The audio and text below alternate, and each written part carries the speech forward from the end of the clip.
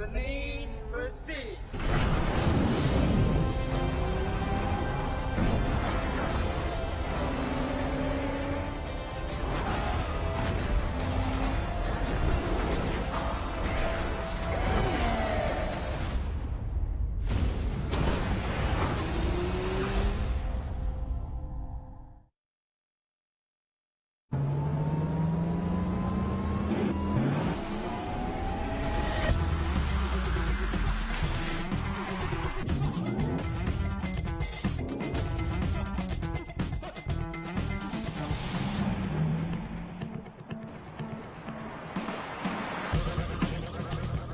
Today, Porsche has given us the amazing opportunity to drive their first all-electric vehicle, the Porsche Taycan.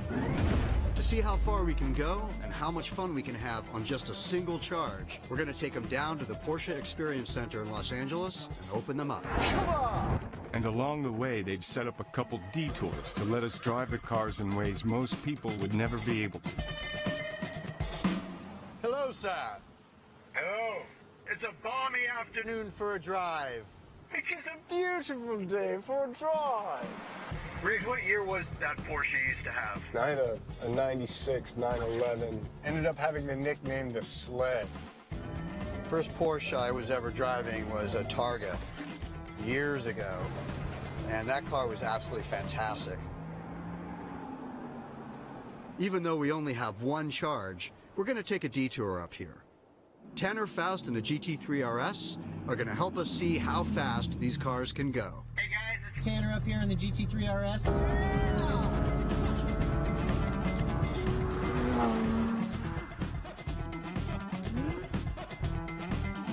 I know the road's closed, but I'm just going to make 100% sure that it's clear.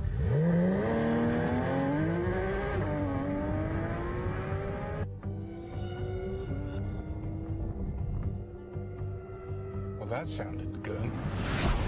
Don't go too fast. Yeah, I'll see you down the road. Yeah, man. Get ready for that Porsche whiplash. After you.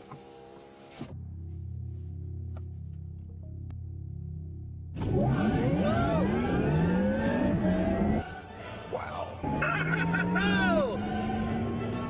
He's there, and then he's over there.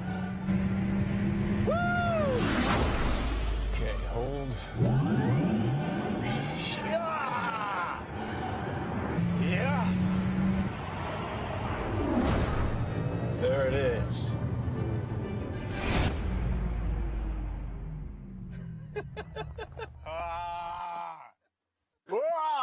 Launch mode, or the two words I have for you. Launch mode! Launch mode! Yeah, I don't think I've ever accelerated in a car like that. And it's electric, which is insane. It could be addictive. All right, All right. let's get moving. Let's get moving.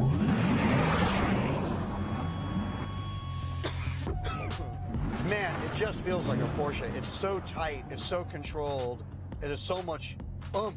I just forget I'm in an electric car. I just feel like I'm in a high-performance Porsche. But that's the thing, too, with Porsche. Yes, it's a sports car, but it's also an everyday car. Go to the store, go for road trips. That's just super fun to drive. I've got 216 miles left, and considering how far we've gone and how fast we've driven, I thought I was going to be at way less mileage by now. We'll see how the car does on this next detour. The only American Porsche factory driver, Patrick Long, is going to show us how to do a hill climb.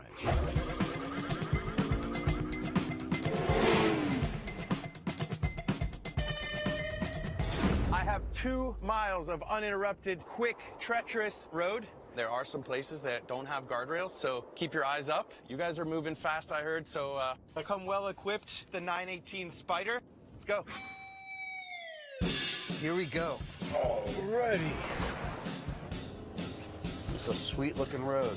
Here they come. Cars are on the move. Cars are on the move. Hill climber. All right. Keep my eyes on those guardrails. That amazing view is so spectacular in these things. Woo! Definitely a few white-knuckle moments here. Sweet. God, it handles good. That's like taking a ride on motorcycles. I mean, honestly, that's like coming up a canyon on a bike. Spider doesn't mess around either, though. Woo! Alex. Yep. Oh my gosh. You know, they're called challenges. They shouldn't be. They should be called adrenaline spikes. So, how much charge do you have left? I've gotten some regeneration on the drive. You have? I'm at 48%. You're at 48. Yeah. Uh-oh. I'm at 43.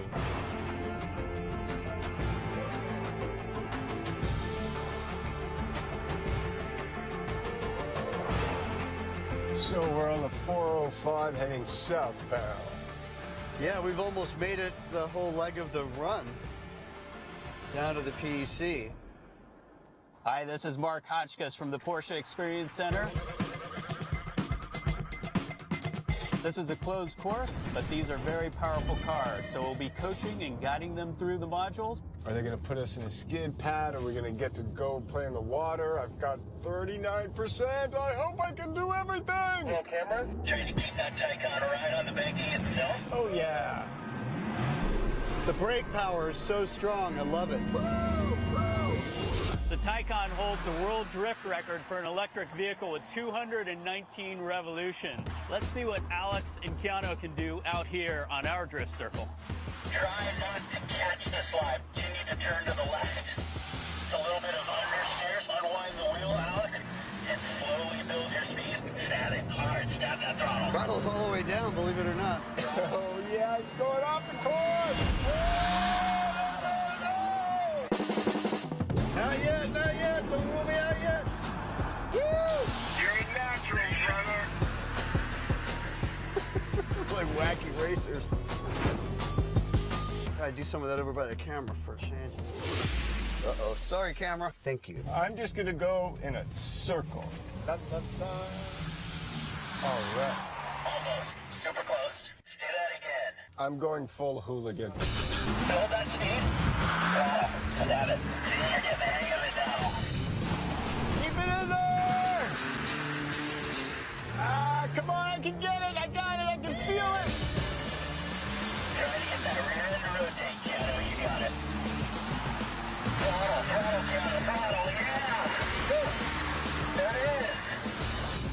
think I'm drifting. Yes! There it is. Beautiful. Awesome. Awesome job. Can we do that again?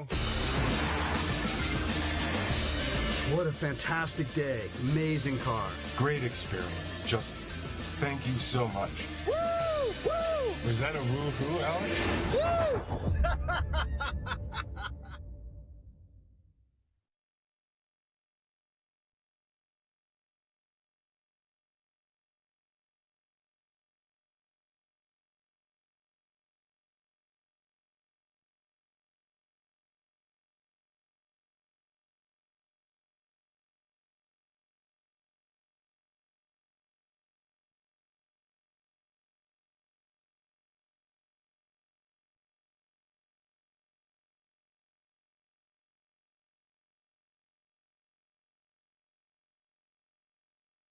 So who belongs in Hagerty Drivers Club? People say we have a one-track mind, but that's not true. That's right, because we drive on a lot of tracks. I've always been a bit sketchy. Ooh, nice lines, Chip. Is it so bad that I want to save money on car stuff and then use that money to buy more car stuff? Hey, cool socks. Thanks. I may be a know-it-all, but I don't actually know it all. That's where these know-it-alls come in. I've been accused of being a car chaser. I can't deny it. Ferrari, pull up the valuation tool. So if you're into epic driving events, If you want members-only offers on things like racing school, tires, or cool car socks, If you're drawn to red-hot talent. Or if you always take your coffee with cars, then you belong with us. Join the fun. What's up, Wayne?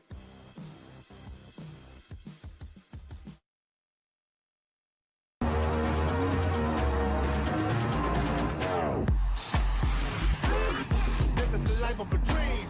All of my colors are vibrant. This is living action scene. Temperature hot when I'm in the zone. Connecting my mind with a cell phone. Get ready for it.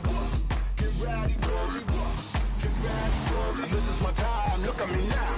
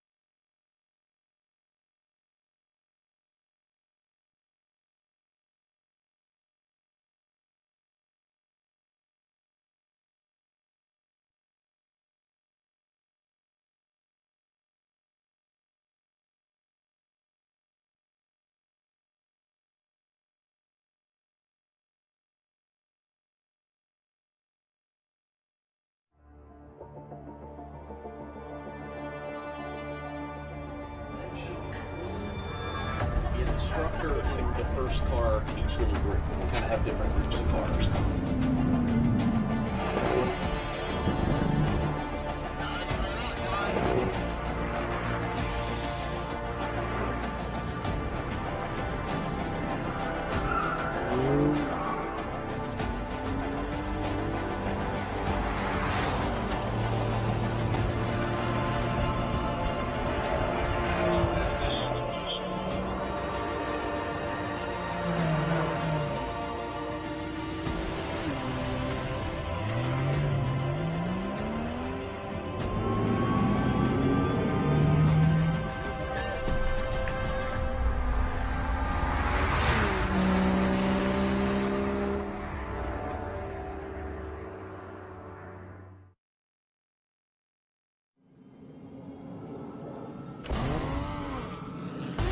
endurance racing, there are two types of cars, these and these. He's in a race, he's in a race, but they're not racing each other. Multiple classes all race at the same time. That's the race engineer, that's the crew. This guy waves flags, and that's the driver. Well, one of them. Every team has at least two, but no more than 5. One seat. No one driver can drive for longer than 3 hours, so they switch mid-race a lot. Some races are 2 hours, some are 4, some are 6, 10, 12, and 24. They race all across the world, like here, here, here, and here. This is France. A lot can go wrong, like that, and yikes, even that. Before they race, they qualify. It determines the order they start in. Then, they race for real. Only 60 kilometers per hour in the pit lane. Any faster, you're penalized.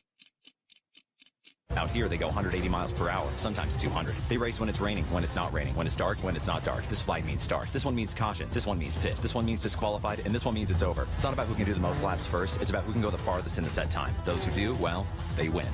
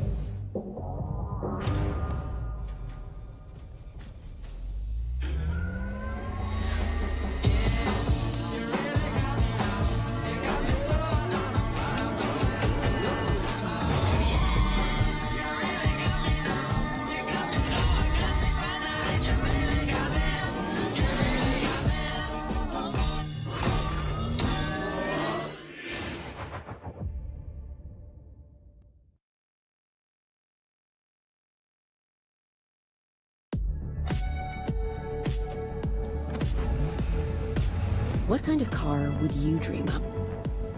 If the road you took to work was known around the world for not having a speed limit. Well, if you were Porsche, that car would move like a force of nature, look like a work of art, and make you wish that road would never end.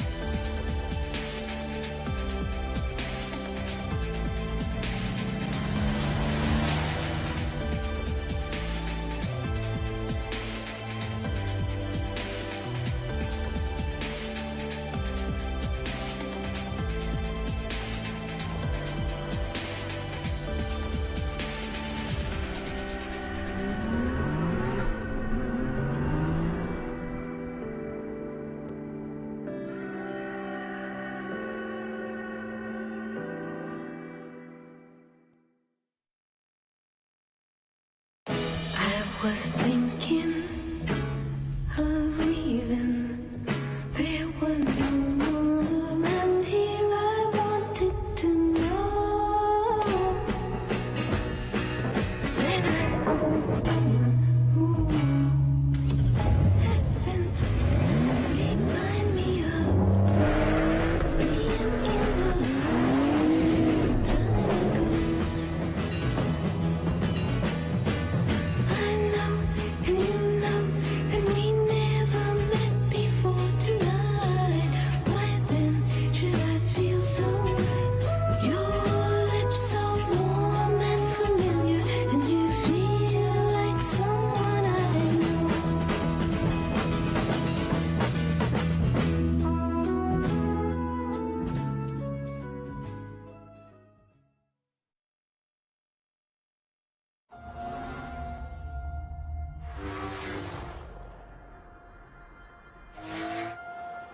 Excuse me.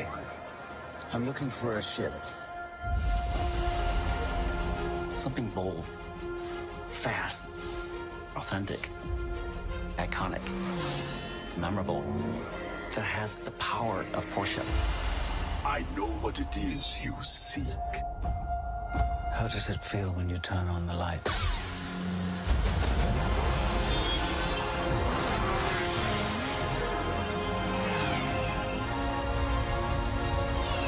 Ooh, a tri-wing. That's a new one. We've now formed a strong alliance between the Star Wars team and the Porsche design team. We call our new spaceship the Tri-Wing S91X, Pegasus Starfighter. Some things can't be forgotten.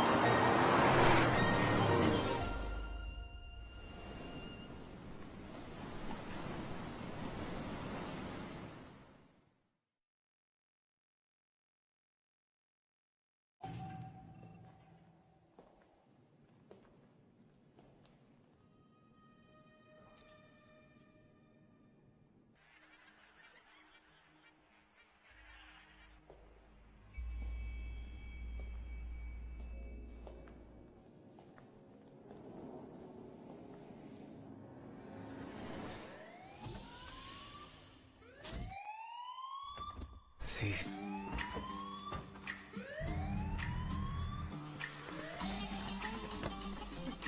I'm sorry, I'm gonna just get into my Spider. I'ma remember that. Wait, which car should I drive? You got this one. My car. My car. My car. Your car.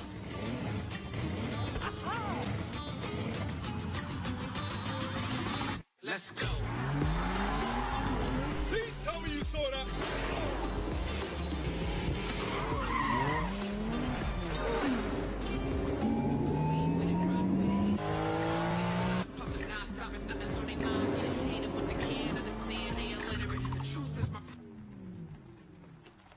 Frisst da kein besseres Hähnchenfleisch.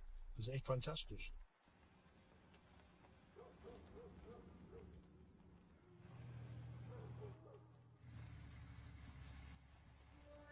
Let's go.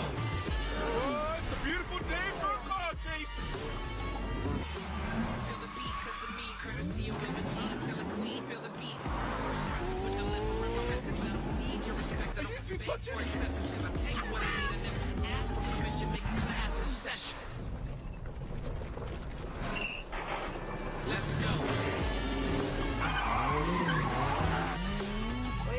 Just a little sightseeing through the forest.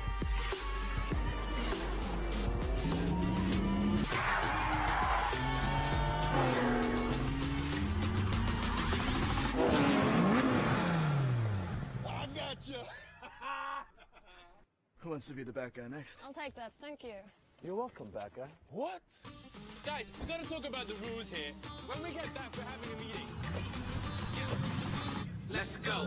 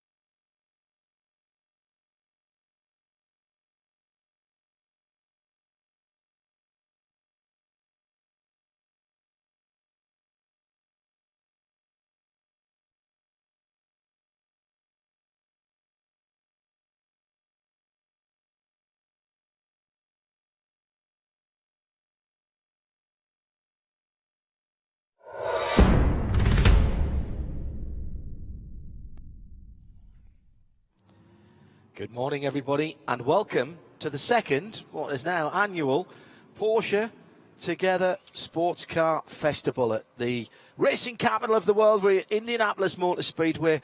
Good morning, or whatever time of day it is for you around the world.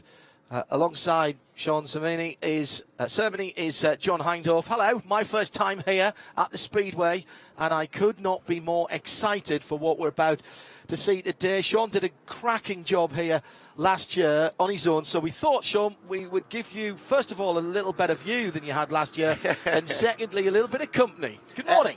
Good morning, John. And, and what a pleasure. Last year, in our inaugural season for our Porsche Together Fest, Sports Car Together Fest, what a weekend it was. And, yes, it is more than exciting to have some assistance here in the booth with John Hindorf. It was a wonderful weekend, long weekend in 2021, but here this year it's going to be just that much better. And we have a lot to offer, John, this weekend as we're just getting ready to go with our first of many sessions. This is practice number 1 for our Porsche Sprint Challenge North America, brought to you by Yokohama Tires. And this is a series, John, as you know, it's still quite new. It's still almost an infant, only its second year around, as we're going to talk more about our other series coming up throughout the weekend. But what some amazing racing we've seen, not just for the Carrera Cup, for our Cayman class that's out here right now, but for our 991s, our 992s. We've had some amazing racing, and in just 2 years of the Sprint Challenge coming to North America, as it's been around the world for quite a few years, it's been very exciting to say the least, John. Let's give everybody listening here at the Speedway and watching further afield an idea of what you're going to see today in terms of the competitive part of not just today but across the weekend. As Sean said, the Porsche Sprint Challenge North America by Yokohama split into 2 classes. There's effectively a Cayman class, which is out there right now, the 718 Caymans, 2 different types of cars. There's the Club Sport and the MR, but they all run together in the same category, so they'll be all scored together. Later on, we will see the 911 class, and again, there's different types of cars there. We have got some 992 GT3 Cup cars in that, and we've got the 991.2, the previous version. They run the same engine. We'll get to that when we get to that. These 2 classes of Sprint Challenge North America by Yokohama, they're not going to mix. They have their own practice and 2 races this weekend, so plenty to go on there. So 4 races for Porsche Sprint Challenge North America, and then we'll have Carrera Cup North America, which we'll tell you about. The Cayman Island series we'll tell you about once we get to it. Nice to see that the Cayman Islands representative brought the weather this week, because it was cracking yesterday and Wednesday when we arrived here at the Speedway. A little overcast today, which I think anybody doing setup work in the cars will probably actually quite enjoy. It was a little warmer yesterday. Absolutely, it was. And you brought up a great point, John, with this series now being split in 2. And in 2021, when we first started off, we would be out here and we would run our Cup cars and our Cayman cars at the same time out here. We're not anymore, and I'll tell you why. And this is great, because our entries have gotten so high, so much interest in this series, that it got to the point where USAC, which is United States Auto Club, that team there had to get together and said, wow, we have so much interest, so people are enjoying this series so much. And as we first started out, Kevin Miller, the president of USAC, CEO, says, hey, we just want to put together a series that's fun, a series that everyone is enjoying. Well, that was right off the bat. It had such a wonderful vibe, starting off in Sebring in our very first race, and a couple of weekends of the racing. Everyone was really enjoying it, and just blew out the amount of entries. It was just a massive amount. So we've been forced to, in a kind way, I say forced to, break them up, and that's why we're running Caymans. There was some own practice in their own race, and then we get into our Cup cars later on in the day as well for their practice number 1.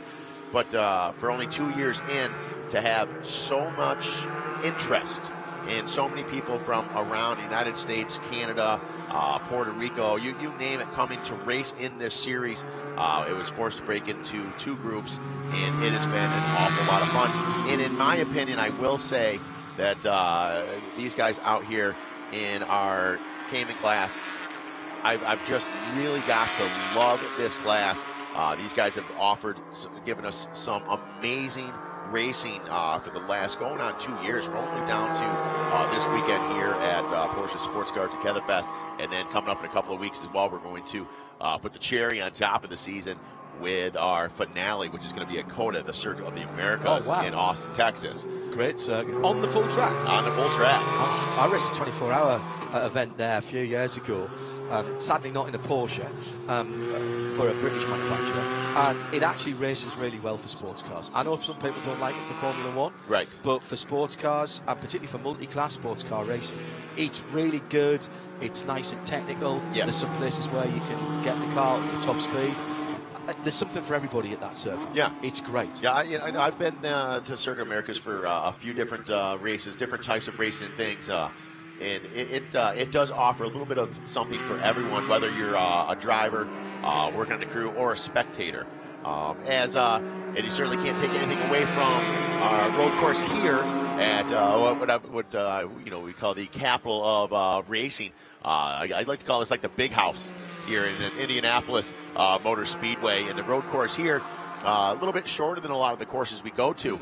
But as last year was my first opportunity to be here, be part of it, and I just thought this just gave us some wonderful racing. Now, and you mentioned that, and this isn't the same configuration of track that we had for Porsche Sports Car Together Fest last year, because we ran the carousel that effectively comes off at 5 and back just after what we're calling 6. So we're on the 2.5 mile, give or take, circuit that you've seen some of the other series run as road circuit, including Xfinity and Cup, including IndyCar here. So it's the chicane through 5 and 6 onto, I'm going to call it the back straight. It's actually the middle straight.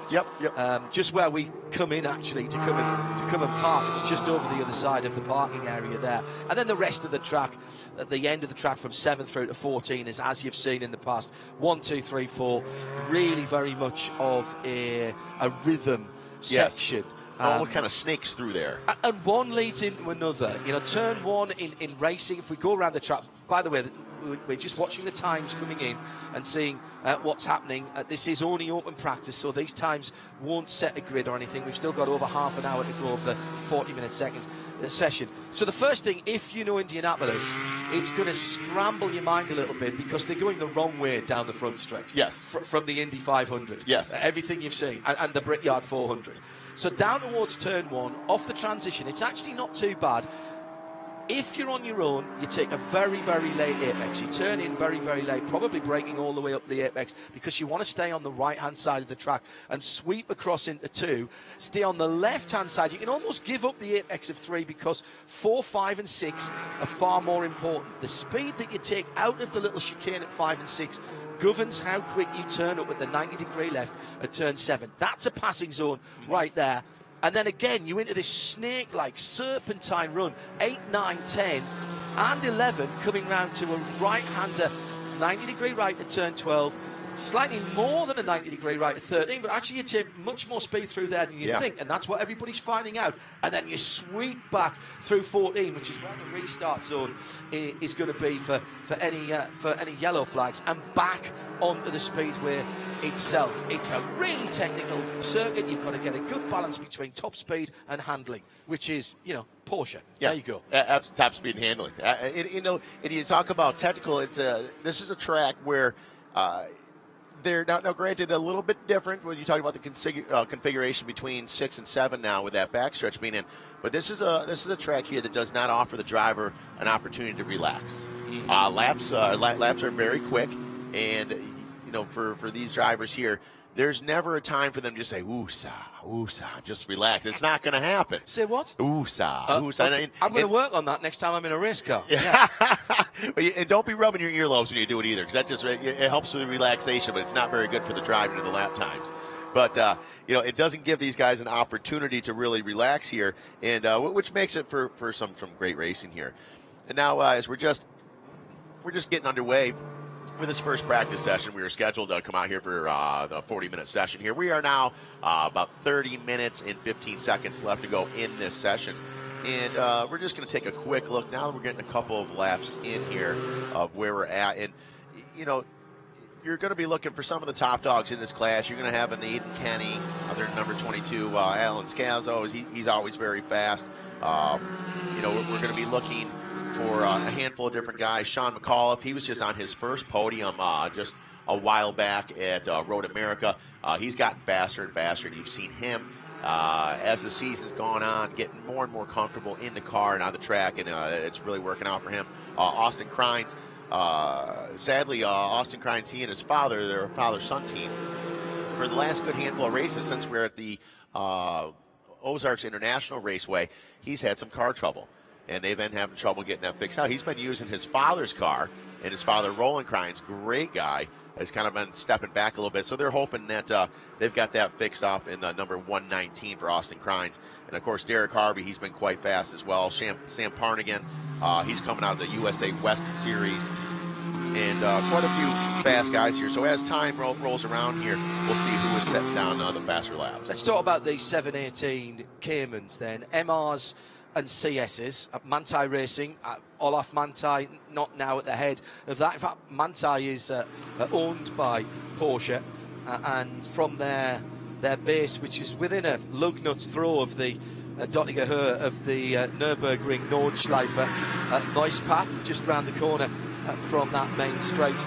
They've done the tuning kit for these GT4 race cars and a Club Sport. They used the 3.8 normally aspirated version of the classic Porsche flat 6 engine. Now, if you remember when the 718 Boxster came out, Boxster and the Cayman, it was meant to go to 4-cylinder, flat 4 only, and there was a bit of an outcry about that, and Porsche always were going to hold on to the flat 6 for the racing versions, and subsequently you now can have a 718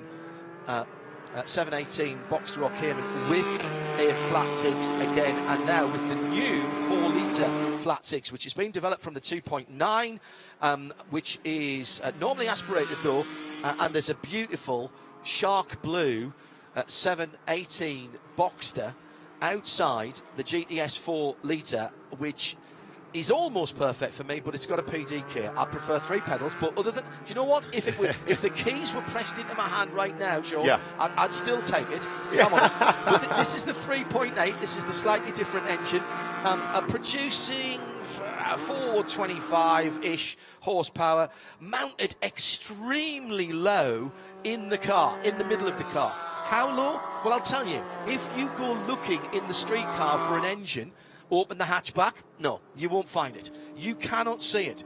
We've got the previous version of the Boxster, which is the 981, and there's a little bit of trunk space in there. You lift that up, is that going to be the engine? No. You crawl underneath, you might see it under the under tray, but I swear there is an engine in there, because I hear it every time we start it up. But that's how low it is, and that's why these cars with a low centre of gravity, great traction at the back end. But this is a mid-engine car. This was Porsche going back to their 914 roots and producing with the Boxster way back in 98, 99, when the new 996 Porsche came out, the first of the water-cooled cars. They used the front end of that to build what was then the 986 Boxster. This is what we've got to now, and this is, for the moment, the ultimate iteration of the 718, and this is what we're racing here today in 2 slightly different guises, but power-wise they're pretty much the same. There's some extra carbon bits on the MRs, but the Club Sports are out there as well, and I can't see around here either or having much of an advantage, to be honest. Yeah, first off, I want to say thank you, John, for that schooling there. You know, if those of you around the track and listening at home, if you didn't learn something from that, I don't know what just happened there, because I'm far more educated now than I was 10 minutes ago, and I very much appreciate that. But that being said, with these cars too, just their corner speed is very impressive in a tight track like this. I think that's huge. There is a big difference in between a facility like this versus, say, like a Road America or something, a massive difference. Yeah. And I think that this Cayman car, for a lot of reasons that you were just discussing, are just a perfect car for a facility like this. The street car now with the 4-litre engine, which you can get with the option of the PDK, which is effectively I'm not going to try and do the German double clutch, basically. Very clever. Porsche had that from years ago, to be quite honest. But you can still get it in a manual as well. And I was fortunate enough to drive the PDK version on the street last December-wise, which probably might not have been the best time in the UK to be driving that car. Amazing. Over 400 horsepower, with all the creature comforts inside. It was a Club Sport edition, so it had the cage in. And it's probably as close to a racing car that you're going to be able to drive on the road. There's very few differences, slightly different in the engine, as I say. These cars have a racing gearbox. It's not the standard Porsche PDK box, because they're getting revved to high levels all the time. But effectively, it's operated the same way. It's a 2-pedal car with the paddles either side, right to change up, left to change down, on the beautiful Porsche Sport steering wheel either side of that. It's a very, very user-friendly car in race and street car trim, and it inspires confidence. Right. And effectively, this is the entry to Porsche Motorsport. So, I over at a couple of years ago up at Thermal in California, I had a little time with the GT4 race car, and for me, who doesn't drive race cars enough, doesn't race cars enough, immediately I felt comfortable. Okay. Immediately I felt I could begin to push. It's got no real vices. Right. It talks to you. Right. It almost tells you well in advance what's going on. My reflexes aren't that of a cat on energy drink, so I need to be talked to gently by a racing car, and that's exactly what these cars do, which is great for people who, for the most part, who'll be racing these, are not pro race drivers. This is not their business. They're coming out here to have some fun, and that's exactly what they're doing here. And this guys, this is, and that's a great thing that you mentioned there, John. And not to change the subject, but in this series, Porsche Sprint Challenge North America and USA West as well, which is a sister series of the North America series. I look at it as a couple different ways here. Competitors in this class or in this series. We have some competitors, some of our younger guys and gals that are coming in, and they have some of them have the ability, the talent. They're using this as a stepping stone to get and use this as part of the Porsche pyramid to move on up into at some point here in time become a professional driver. And that's what they want to do with their life and their career, and they're chasing down that dream. But we also have a massive handful of competitors that use this as fun as a gentleman series, if you will. And there is a difference in between the two. And as the weekend rolls on, we're going to see these competitors out here quite a few times. Oh, Sam Parnagian in the Peels 157 getting side by side there with, I think, the 711. Yes. And I think he may have done a little bit of damage. The car's crabbing a little bit. He'd had the car sideways, Sam, and he goes down the inside of the 711. Yeah, that's left rear suspension damage on the Peels 157 car. And Sam Parnagian in the 157. Yeah, that's a competitor that's very fast. He's mainly a USA West competitor. We're using this weekend as what we would call a flex weekend. So you can come in, and that's where you and I come in. And for those of you who don't know, John and I actually just had a great session in the gym at the hotel before we got here. Speaking of flexing, great session this morning before we got here. And but Sam Parnagian using this flex option to come here and race and have a good time without the USA West. He's a competitor that can win here. And now going out and I hate to point fingers, but that was a kind of a mistake on his own a little bit. I think he came over on that car. He was on a fast one because he he'd come through turn 4 and was really, really quick indeed through 5 and 6. And I think towards the end of the lap there, he saw the opportunity. He was moving the car around. As soon as you see the cars moving around, that's the drivers are feeling comfortable, getting that confidence I was talking about. Yes. But as he came through past the number 711, I'm not going to say it was a low percentage lunge, but I think in first practice he might look back at that later on the YouTube, and I think he's going to have a little word with himself. Yeah, I would have to think he's going to walk around with his head down a little bit after that. Said, oh man, I can't believe, that type of mistake. I guess it happens, right? But maybe that's something you do if you're racing towards for the lead, in one of the race things. But out here for practice number 1, this is a matter of let's go out there, get some seat time. Yes. We have a lot of competitors, especially in this Cayman class, that have never been here before. And this is an opportunity, this session, to just go out there and just get some laps in.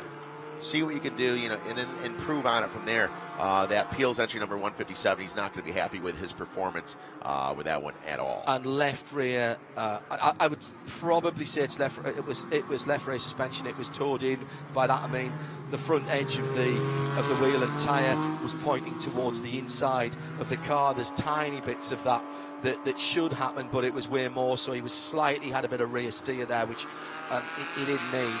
And there'll be a suspension arm that needs replacing on that. I mean, the good news is it's very early in the week. Yes. There's 20 minutes to go in this session, so he's going to miss 20 minutes of his track time. He was putting in good times before that, but that's going to take him out the rest of this session.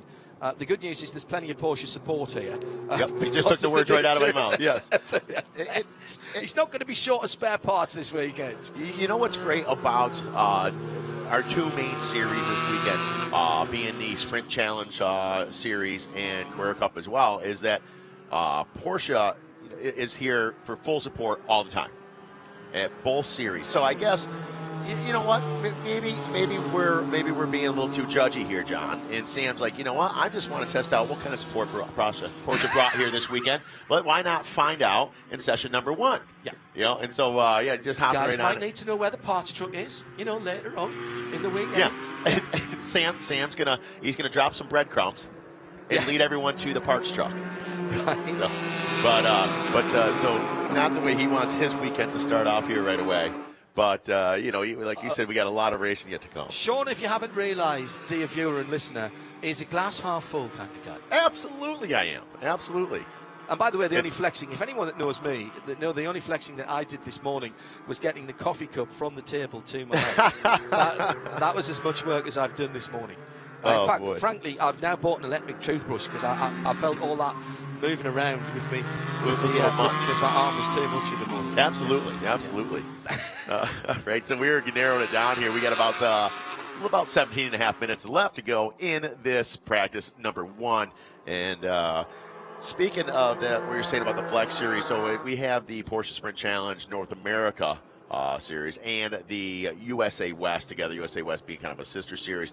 We call it a Flex deal. They have the option to come here and run in this series, run here in Indianapolis here as a USA West competitor. And, of course, a lot of them are jumping on it just for the opportunity to say, hey, man, I was at Indianapolis Motor Speedway. Yeah. That's what it's all about, and not necessarily out here for points as well. And, if you take a look at our Caymans in our USA West, Sam Parnigan not racing all of them so far this year, but a good handful and always having a great showing as he had back-to-back wins in Utah Motorsports Park just a few weeks ago. But in our Cayman class, we're looking at Michael Gawke. He's in the number 9. You see him right there in the back there. And so that being said, we're going to take a minute. We're going to head on down to Brittany Kroll. Brittany, good morning. Hi, guys. I'm down here with Will. He is the team manager of MDK. We have 2 cars racing right now in the practice, getting some lap time. What are we looking to gain in practice? I mean, the drivers have been here before, so they're just looking to get in the car again, shake all the cobwebs out and make sure everything is okay and start our development work. So clean and simple, first practice. Hopefully they're enjoying it, and it's going well so far. Thank you, Will. No problem. So the other car that was involved in that little rub with Sam Parnigan was the 711 Ramses Carso. He's in the pit lane as well at the moment. Well, he's in fact, as I say that, because we can see the pit lane, he's just trundled past us and he's on his way out. So at the moment, I think the only car that's in there is Austin Krantz in the 119 in the pit lane. Everybody else is making the use of the time. That's very upsetting because Austin, that's what you were talking about before, Austin Krantz, having some trouble with the car and doing everything they can to get that dialed in. I just had an opportunity to speak with his father, Roland Krantz, just a little earlier this morning, and the two of them there. In fact, he's just come into the pits as well, I think. So hopefully we'll see, and being I told Roland, and hopefully, no one's listening, friends of Roland right now, but I told Roland that I got a trophy coming for him. I lied. I haven't got it yet, but he's getting the Dad of the Year trophy for stepping out of the car several times and putting his son in. But that being said, I'm hoping that they're going to be able to get that car dialed in, and that there's not going to be any problems there. And but I do know, and I'm putting words in his mouth, if Austin's a competitor that can win this weekend in this class without a doubt, and his dad, he'll let him in. He'll let him get in the dad's car. Now, first person to do the run through at turn 1 was Alain Scalzo in the 26. What do I mean by that? Well, it's a tight corner. You're coming down, you're braking. It's very difficult to get your braking point right there. You're coming from very high speed. If you miss it, it's almost certainly better to try not to try and make it when you realise you can't. You run through, and there's a cut through. You've seen the IndyCars do it in the past, and you rejoin just after turn 2, actually. And Alain has just done that in the number 26 Cayman last time around. He stayed out of the way. He's about to come through turn 13 now and back onto the front straight. So let's see if he's learned anything. Here he comes across the line in front of us now. He's got the right-hand headlight is out, I think, on that car. This is the Novell car, which is blue at the front and white for the rest of it. Down towards the first corner. And as he brakes, does he make the corner? Yes, he does. So he's learned, and that's what practice is for. It's exactly what practice is all about. And doing, as you said, the run-through, not only is it safer, much smarter, especially in a session like this.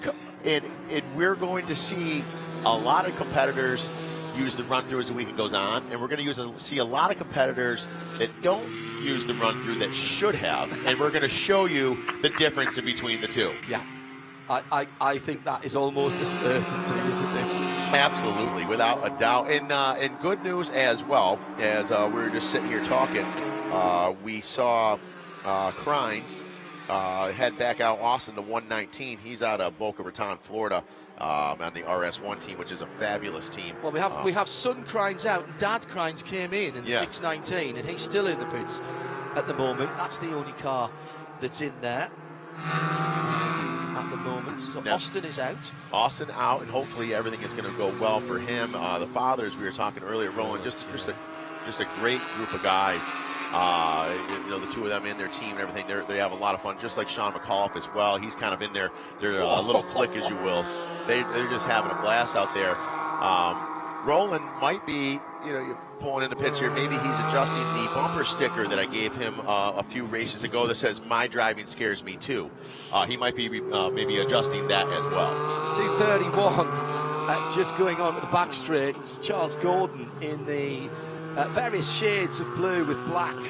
The number 231, it's got the yellow numbers and the yellow mirrors and wing end plates on that. Coming onto the back straight. Remember what I said about taking as much speed as you can. Had a big moment and did, well, we're going to have to call him Fast Hands Gordon now this weekend. My goodness me. He got hold of that Cayman and got it pointing in the right direction very nicely indeed, as he now comes back down to the end of the lap. Now let's see how he goes through that little place in the track this time around. Heads through turn 3 into turn 4, almost a single corner 3 and 4. No, sorry, he's just come to the end of the lap, my apologies. He was just coming through 13 and 14. The start and the end of the track are the wiggly bits, basically. Yes.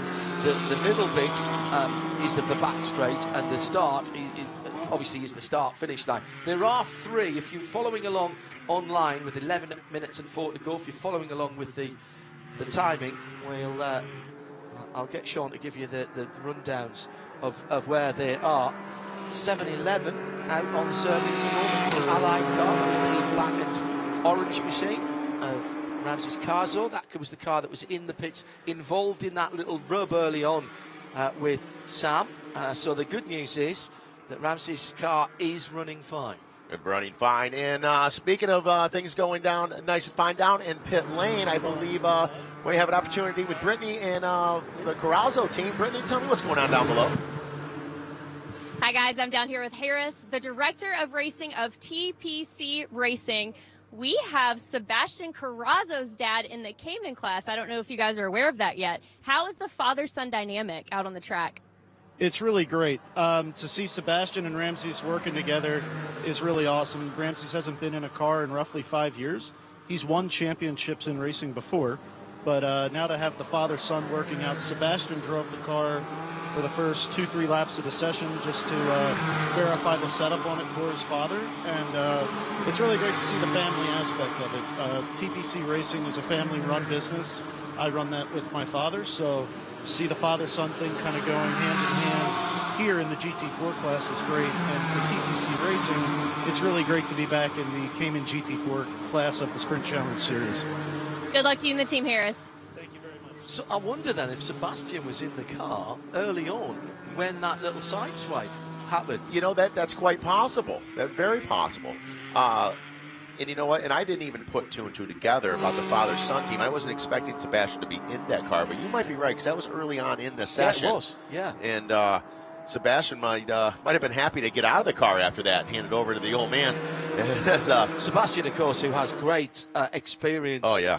In Porsche racing in the 911 GT3 Cup cars. Remember him doing very well indeed in the GT3 Challenge in IMSA a few years ago. Used to run the 27 number green car and always up. Although he was a silver class driver for a long time, won the silver class championship from memory, and he was always up in the top positions, battling with the guys at the front of the field. So plenty of experience there, and a case of son setting the car up for dad. Nice. Yes. And he's currently got a 26-point lead right now in the Sprint Challenge Series above Efren Castro. So running several different series and being not just competitive, but really running up front in all these different series. The Carrazzo name is certainly something to be talked about when it comes to Porsche racing. Yeah, absolutely. Starting to get some times. We've got about 8 minutes to go. And we're looking at times at the moment in the 95, 96 seconds for the 2.5 miles. So you can do the arithmetic on that yourself. It's not applied mathematics. The average lap speed around here is pretty high. There aren't that many slow corners. I would think you don't go down a first here. I think it'll be second. It's as far down that you go through the gearboxes in the 7/18s. The 114 Connor Horstman just starting another lap, and in behind him, that's the sort of pale blue and white car, the 114, and he's got a bit of a gap now as he's just gone through. Mark Smith just goes through with a 35 flat, 1 minute 35 even, which gives him a 3/10 gap. And as everyone coming through now improving their times. And John, I would like to say too is I think now that we're getting to the back half of this session here with only 7 minutes or so to go, we're going to start seeing some real times of these drivers, because as we mentioned earlier on, John and I were talking about how we have some competitors that are, this is what they're planning on doing with their life. Some of these younger guys, and they want to move forward. Then we have a bunch of people drivers that are out here that are gentlemanly drivers. Well, a lot of those gentlemanly drivers will put their driver coach out in session number 1 in the first practice session early on to come back in, give them some feedback, to be like, okay, this is, you got to watch out in this area here. You got to do that, different things like that. So we'll see some pretty fast times early on, and then we'll get the actual drivers into the second half right now. And I think these are kind of the times that we're starting to see come through, be like, okay, this is legit. This is not a driver coach. This is the actual driver of the car. And if you look at it and do the math here, everyone watching at home, and De La Torre, Smith, Kenny, Martin, your top drivers there, that's starting to make sense here. And I will say right now, just by the times, in the 9th position by times in the number 520, now just jumping back to the 10th spot, Tom Kay in the number 520 Community Beer Works entry. He has been getting more and more comfortable. He's got a great driver coach by the name of Eric Filgaris. Oh, yeah, we know Eric. Yeah. I was waiting to say the name because I knew you were going to pop up there. No, that's good. Yeah, Eric Filgaris, a great competitor, great guy. He and his father, Manny, are just wonderful people. And Filgaris has been working quite diligently with Tom Kay and throughout the season, and it's working. He's getting faster and faster. So I'm really happy to see him just outside the top 10 right now. But basically, within reason, the who's who in this class is starting to, as I've said before, as the cream kind of rises to the top as the weekend goes on. Always, and particularly if it's a track that people haven't driven on before. You don't want to go and put it in the wall early on. Hello to everybody around the world, around the US and around IMS, part of the Porsche family or not. You're very welcome. Someone who is part of the Porsche family, at Blur Fiend, who is a Porsche tech, working in a Porsche centre here in the US at the moment, working and doing. Let's see. I always like to see what cars he's. Oh, he hasn't sent me the picture of the car. He's working on a very nice Shark Blue 992 on Wednesday for Midweek Motorsport, which we did here live. BF, nice to know that you're listening in. Also to Carol Brink and Monterey, who's tuned in. It's hashtag Sports Car Together Fest. And that will put you up on our screens in front of you here. You might even get up on the big screens here as well, because we're cycling some of those through. So Sports Car Together Fest is the hashtag, and that will get you to Sean and I here, Sean and me here in the studio. And what a studio it is, by the way. The Yard of Bricks is right in front of us. And here's something I didn't know. I knew about the Yard of Bricks, Sean.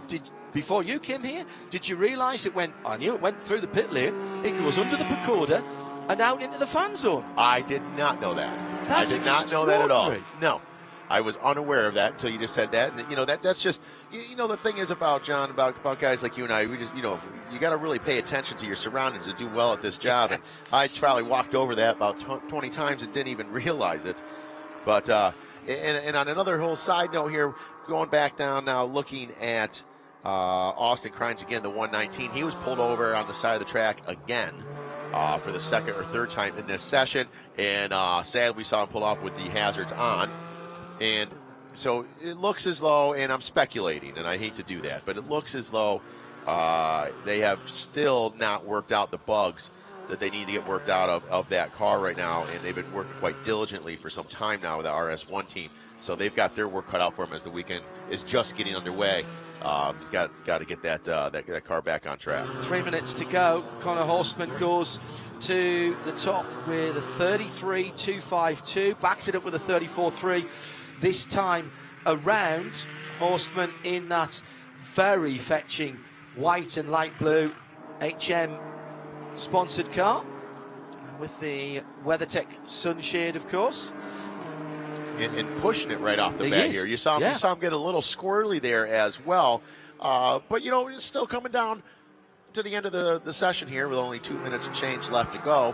Obviously feeling quite comfortable, seeing where he can push it and where he can't.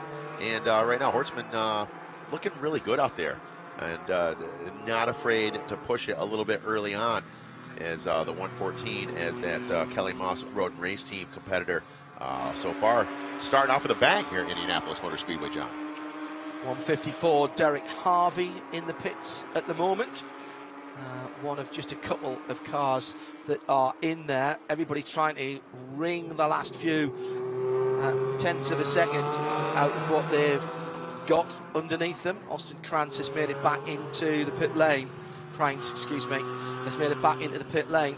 And that car being looked at. Joined as well by the number 29 Cayman in the pit lane at the moment. It is Elias De La Torre. Oh, yes. Fourth. So, right, yeah, yes. I've gone fast enough in this session, lads. I'm coming back in very happy with it. That's what I take from that. All right, only 90 seconds to go, but anytime you get the chance to drive a Porsche race car, you only cut that short if you feel you've done as much as you want, stroke, need to do. And the thing is, smart. And speaking about Elias De La Torre, he's new to racing. He joined us at Road America a few races ago. Not part of the USA West, so the only race he's done with us was Road America. It was his first time in a professional ran series. Right. So he's done PCA events 16, like that yes, 16 years old. Oh, the kids you're kidding me. Kids like me. 16? Yes, and he's fast, and so he went out. Let me tell you a little backstory. So Road America goes out, and I said, whenever we see a new name, I want to go over and meet the person and talk to him. I meet this kid, and talking to him, I said, wow, we haven't even got out on track yet. He just kind of had a little air about him. I'm like, well, good luck to you, little buddy. Yeah. He goes out there fast in practice, fast qualifier, I said, well, we'll see how you do in traffic, kid. I'm thinking that. Then he goes out there and leads the majority of the race, ends up finishing second. And I thought, boy, he's going to be happy about this. He was not happy about that. Because he didn't win. No, he felt it was horrible. Worst day of his life. It's the kid, he can win. And he had some great races that we back on the podium again in race number 2. He's brand new, and anything other than first is no good to him. I am going to go and have a word with you, Zach, and Randy Hembury, because 16-year-olds doing that in this, I'm sure there's a clause in there that says that's not allowed. Right. Get him out of that car, get an old guy in. Yeah, right. I did bring my FIA international license. Never there you come go. to a track without one. You're no in. race kit, but I can always find race kit. I'm just saying. Only kidding. Only kidding for that young man, Elias. He and his father, also Elias Stellatore, the two of them, very serious about what's going on. Mm-hmm. And is this a career thing for Elias Jr., do we reckon? It's a little early to tell. His father said they were just doing, some club race and just some fun stuff. Right. And that his son wanted to go race a bigger series. And his father literally told me, he's like, I figured I'd throw him in the pool and see if he could swim. Yeah. Well, I went back as I walked by his father after qualifying. I didn't stop and talk to him. I walked by. I said, was that a backstroke? Yeah. Yeah. Butterfly, I think. Yeah. It's about to get very expensive for Elias Senior. Yes. I think. Yes. I think he's proved he's worth that. The checkered flag is out. Obviously, the lap that you're on, you're allowed to complete. There's the Flying Lizards 42 going through. Great to see that livery back again. One of my all-time favourites, Paul Bonderson, 6th position last time around, a 35.136. The best we've seen, Connor Horseman's time from earlier, a 1:33.7. So lock that one away somewhere as the first practice session at Porsche Sports Car Together Fest 2022. The open practice for the Sprint Challenge North America by Yokohama has come to an end. One or two little problems. Remember that they get together earlier on with a bit of suspension damage for the 127 car, but that will be getting fixed even as we speak, back of Gasoline Alley at the racing capital of the world here at Indianapolis.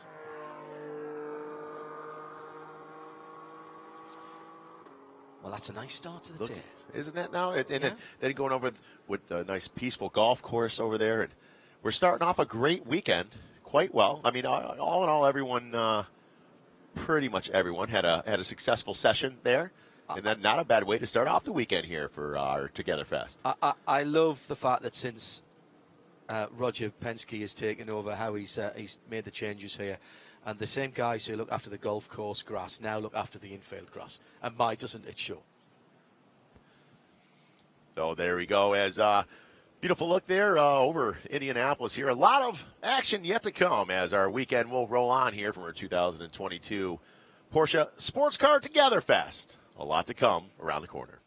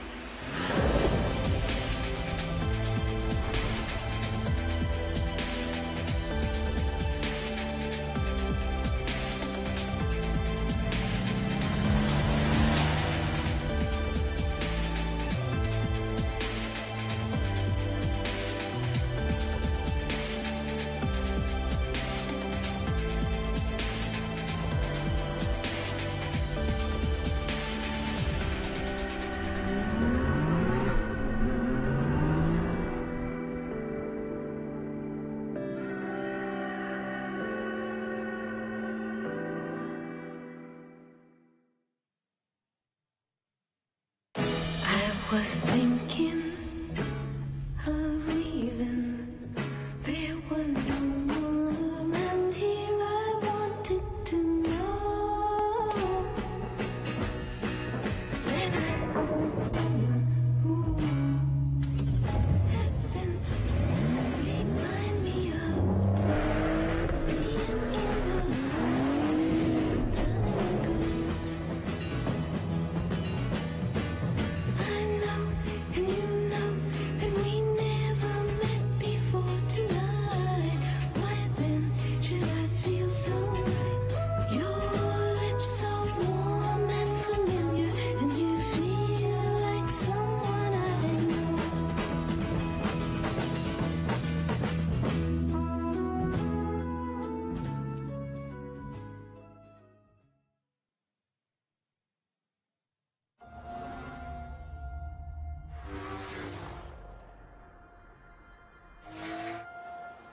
Excuse me.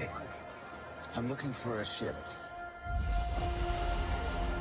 Something bold, fast, authentic, iconic, memorable, that has the power of Porsche. I know what it is you seek. How does it feel when you turn on the light?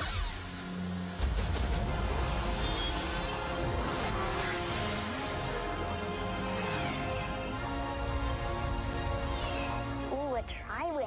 That's a new one.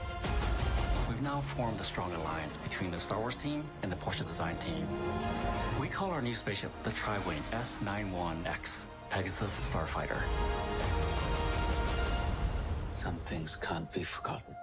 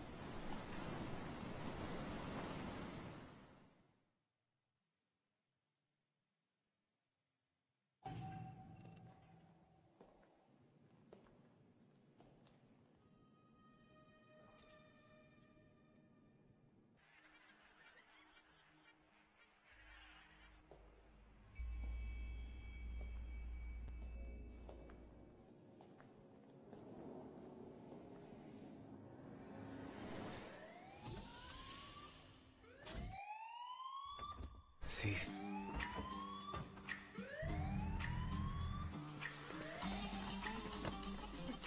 I'm sorry, I'm gonna just get into my spider. I'ma remember that.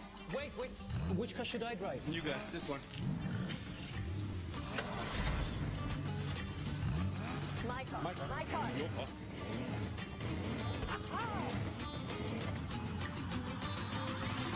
Let's go. Please tell me you saw that.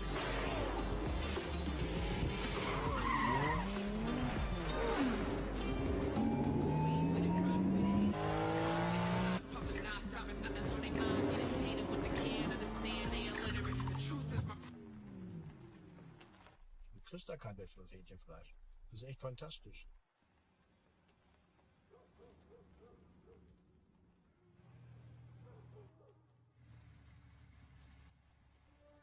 Let's go. Oh, it's a beautiful day for a car chase. Feel the beat, set to me, courtesy of River G. Tell the queen, feel the beat. So impressive with delivering my message. I don't need your respect. I don't want to beg for acceptance. Cause I take what I need and never ask for permission. Make class a session.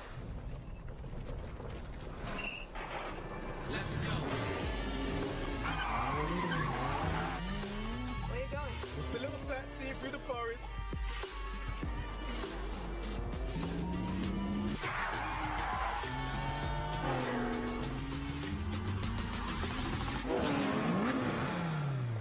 I got you.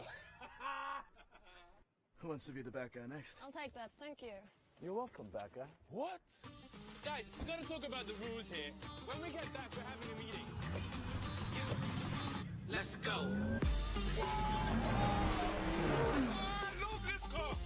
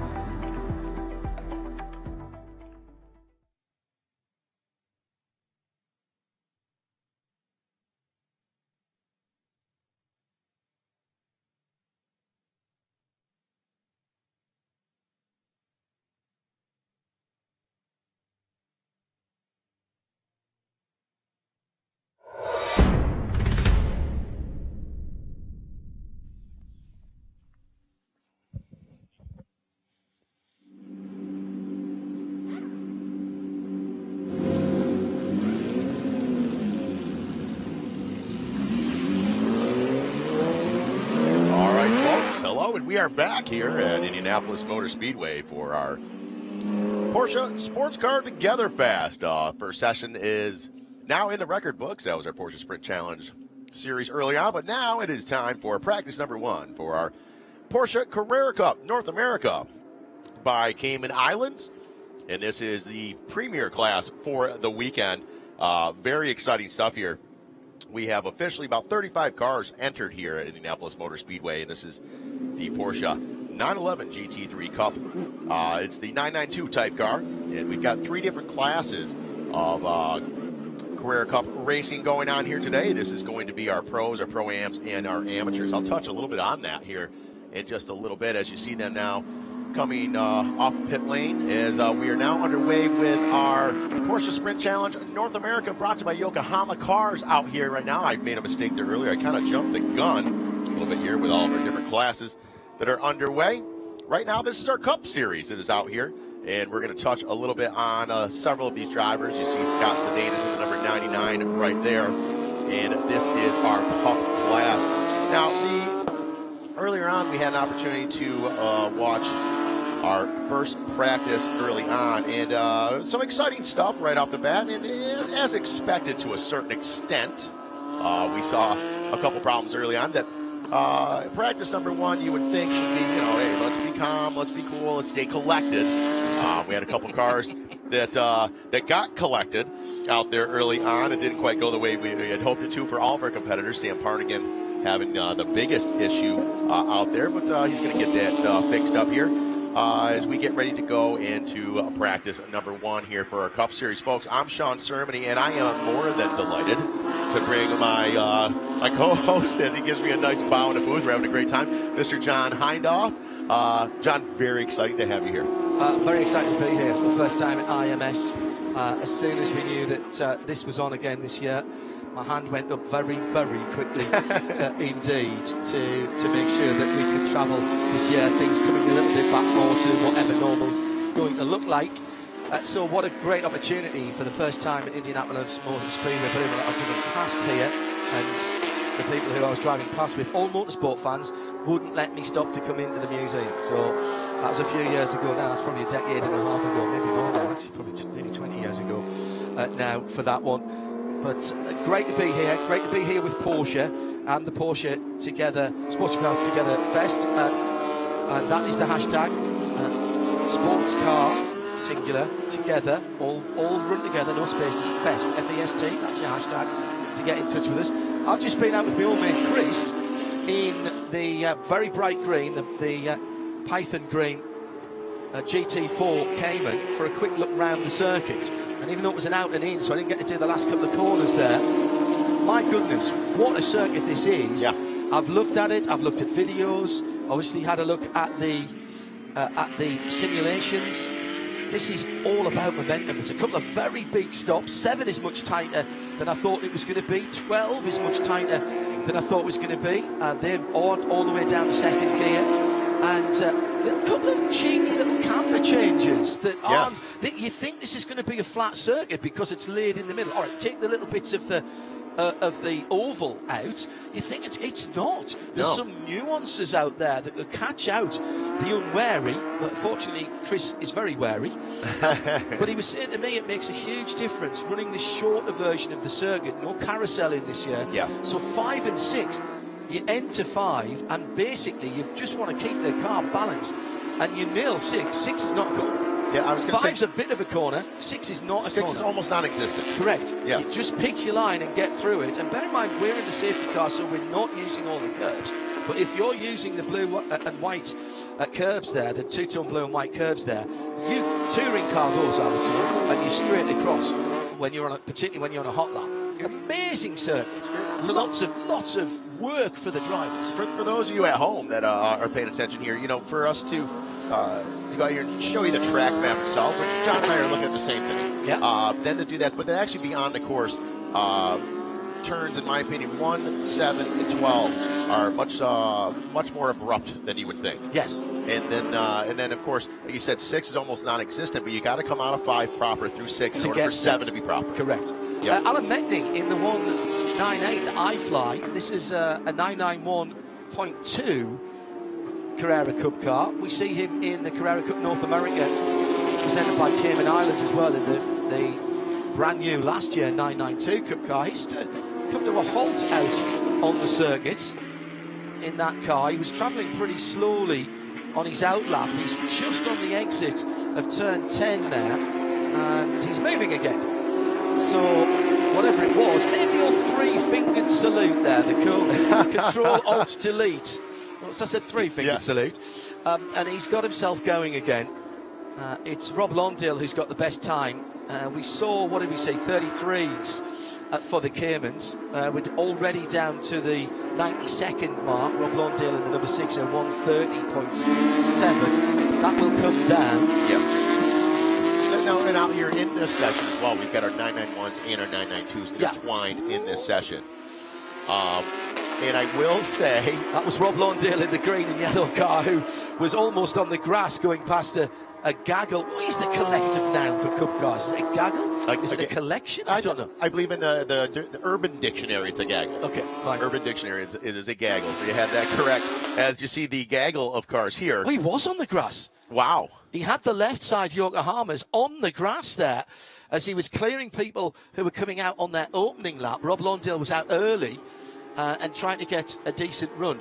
Yes, you were saying, sorry, 991.2s and 992 Carrera Cup cars out here. Same engine, different bodywork, and slightly different inside for the drivers as well. Are you seeing a difference in pace through the season so far?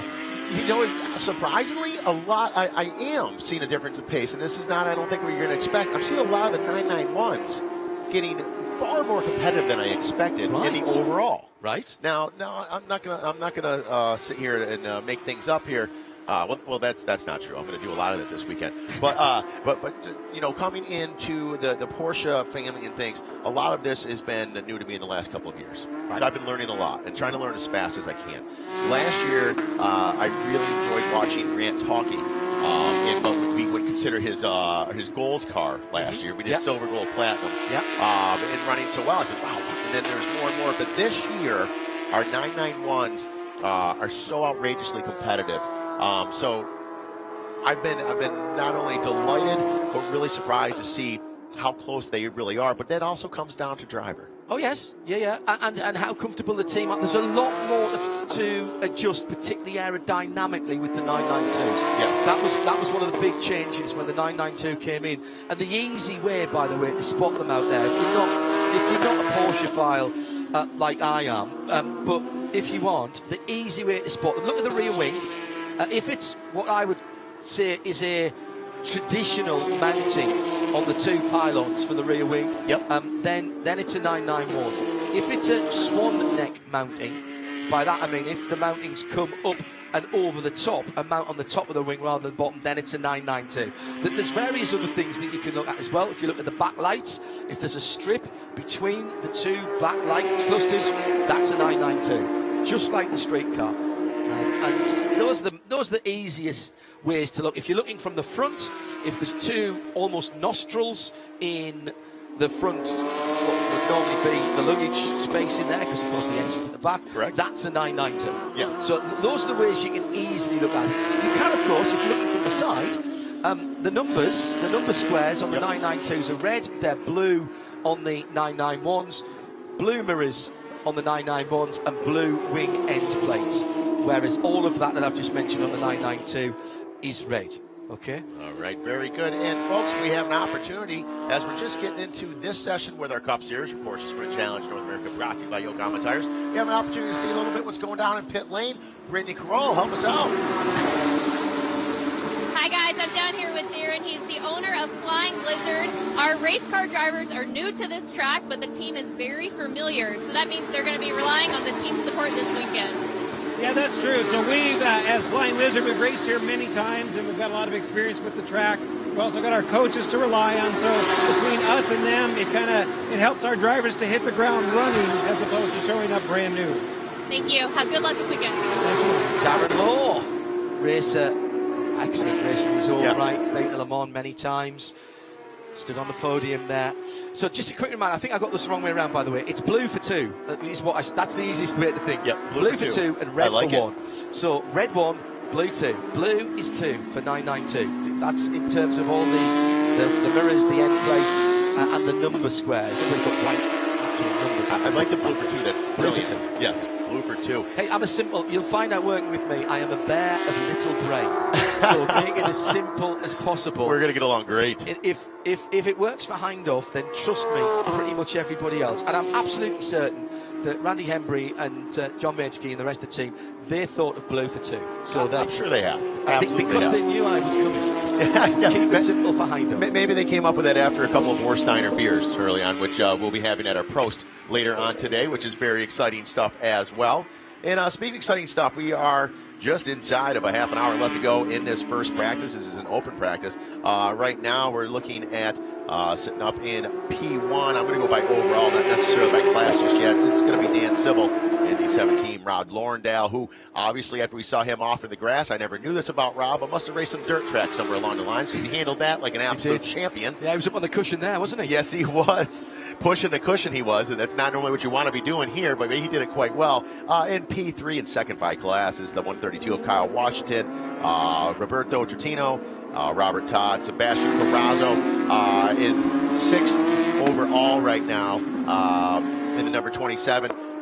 You know what's great about Sebastian I love is that obviously he's someone that can win anytime we get in one of these cars. He can win a race. Yeah. But in these practices, just like you and I were talking earlier, and you had brought up about the first practice, just get out there and get some seat time. He's very, very intelligent. Very, very intelligent. Early on in the weekend, no matter what track we're at, Sebastian Carrazzo is just out there. I'm not saying he's slow, but he's just being methodical about what he's doing, getting around the track. And then when it comes time for things to really pick up the pace, he's there when it's time to be there. And that's very impressive. And I can say the same for a lot of the different competitors, but he's very impressive the way he does it. Alan Metnick did get the 198 white iFly 991 back to the pits. He's leaving. Now, pit lane speed limit, by the way, comes off quite a long way before the end of the pit lane. Yes. So you arrive at turn 1 and have to stay to the right-hand side of the pit blend line. You arrive at very, very rapid pace. We've got 31 of the 35 cars out in the circuit, making that 32 now, as Alan Metnick in that iFly 991 heads out onto the circuit. As the GT Silver, number 17 with the blue and black accents on, just coming into the pit lane. It's a quick entry to pit lane here as well, by the way. Yes, you know, when you're coming off of 12, which is an abrupt turn coming off of a little bit of the banker in there, second gear, then into 13, and that's where you're pulling into pit lane right there. You're moving along pretty good when you pull in there, and you're going to driver right, pulling into pit lane there. Not that we see pit stops in any of these races, but there is a lot of time to be made up at pit in and pit out, because the pylons aren't where you think they're going to be. The pit in pylon, when you've got to hit the pit lane speed limit, that's well in. Yeah. Through the pit lane itself, and the pit out, as I say, you're up to, I think we were up to 3rd, almost 4th gear before we got to the braking point in the pit exit road of turn 1. Right. So you're hauling down there. And when you're blending the traffic, you're way to the inside. Yeah. When you're blending into turn 1 there and trying to blend with traffic best you can, it's tricky, to say the least. Now, as John had mentioned as well, when we get into race time, 9 times out of 10, if you see a car that has to pull into pits, their day is kind of over. Yeah, correct. You know, sadly. But the thing is, what's wonderful about this series, it's the Porsche Sprint Challenge, North America. And that's just what it is. You think 35 minutes plus a lap. A lot of people that maybe don't follow a lot of racing think, well, that's quite a bit of time. It's not sports car racing, especially with, and you have such an experience with all the endurance racing and things like this. 35 plus 1 lap, I mean, that is a sprint in this form of racing. It is. And the same in Carrera Cup North America. What we're looking at here is about a stint length in an endurance race. Probably a little bit more than that, but not much. So the elements of managing the Yokohama tyre, you're full of racing fuel at the start. You've got to have a chat with your team. Are we setting the car up for when it's heavy? Do we need to make time when it's heavy? Do we set it up as we've burned off the racing fuel towards the end? What are we doing with tyre pressures? What are we doing with the chassis setup of the car? Where is my car going to be at its best? because you can't have everything. No, you cannot. In racing, you cannot have everything. If you want to make your car fast on the straight line, then you trim it all out, then you're going to lose a wee bit of time in the medium and fast corners. If you want to make the car good when it's heavy, when it's full of fuel, then it's not maybe going to be working its tyres as well at the end of the race. Or do you want to try and preserve your Yokohama tyres to that last 5 minutes plus one lap of the 35 plus one? Right. Is that when you're going to make your move? Right. Well, that means you've got to be there and be tricky through the middle part of the race and making sure that you've preserved your car. So yes, we're sprint racing, but there is still elements of endurance thinking going into this, and that's why I love this so much. These are really, these are built as race cars, we should say that as well. Yeah, none of these cars. started life as a street car. They all went through Weissach, which is Porsche Motorsport in Germany, just outside of Stuttgart, and they've all come out of Porsche competition, Porsche racing, as racing cars. This is not a car that has had all the nice bits taken out of and a cage flashed into it. No. These were built as race cars. Right, absolutely. And race cars, they are just very, very impressive. And you'll see at a circuit like this, it's going to offer a little bit for everyone. It's a very quick circuit. Lap times are under a minute and a half as our lap times are getting better and better. We're looking at in the 127s right now with the number 17, Dan Civil. So, these cars in this course together, in this many cars out there at a time, lap traffic's going to be an issue. Hopefully, we don't get into any cautions when we get into race time. But, so there's a lot of different variables. And then that's another thing as I'm thinking about, as you're saying, John, the car, you set it up to be perform better early, perform better late. Then you're taking a gamble. Is there going to be a caution? Is there going to be a problem? Does that throw your whole strategy out the window? Absolutely. And that's why it's never over till it's over. Coming down in turn number one, Marco Cerrone in the Mark Motors number 184. That's we can't miss this one. It is highlighter yellow and silver. He's just coming up on some traffic, which is going to slightly slow him down. And it has done in the middle of that. That looks like the number 84 car, the shades of blue car. Yes, it is. So now he's on the back straight. What does he do? Does he drop back, or does he carry on and try and get through them? 7:22, 81 in there. Well, he's picked his way through. Cerrone in that bright highlighted yellow car. Little by little bit. Like we said, you got to be smart about it in these sessions here. As he's out there, he's getting through there quite well. Apologies, that's Mark Borden in the four-line car, and just coming up on the back of them at the moment also is the bright orange number 30. That's the orange car with the... That's going to be Stephen Ayers out of Johnston, Colorado, in the Black Sheep Racing Team. Black Sheep Racing Team, they are a team that is concentrated also on the USA West. I'm going to call the leader of the pack, the leader of the Black Sheep pack, being Laura Eli. And just meeting Laura this year in the USA West Series, they've opted to use the Flex Series and come here because they wanted. Laura said straight up to me a couple weeks ago, we want to race in Indianapolis. Yes, my apologies. It wasn't the 30, it was the 10. It was Frank Vitello behind the wheel of that car. Just coming across to the braking area down towards the start of the lap. I've got a real issue now, and you'll have this in reverse when we get the Carrera Cup cars. I see colour schemes, and sometimes I even see numbers that immediately flick to somebody in the championship I'm used to. Right. Yeah, exactly. So it's really interesting.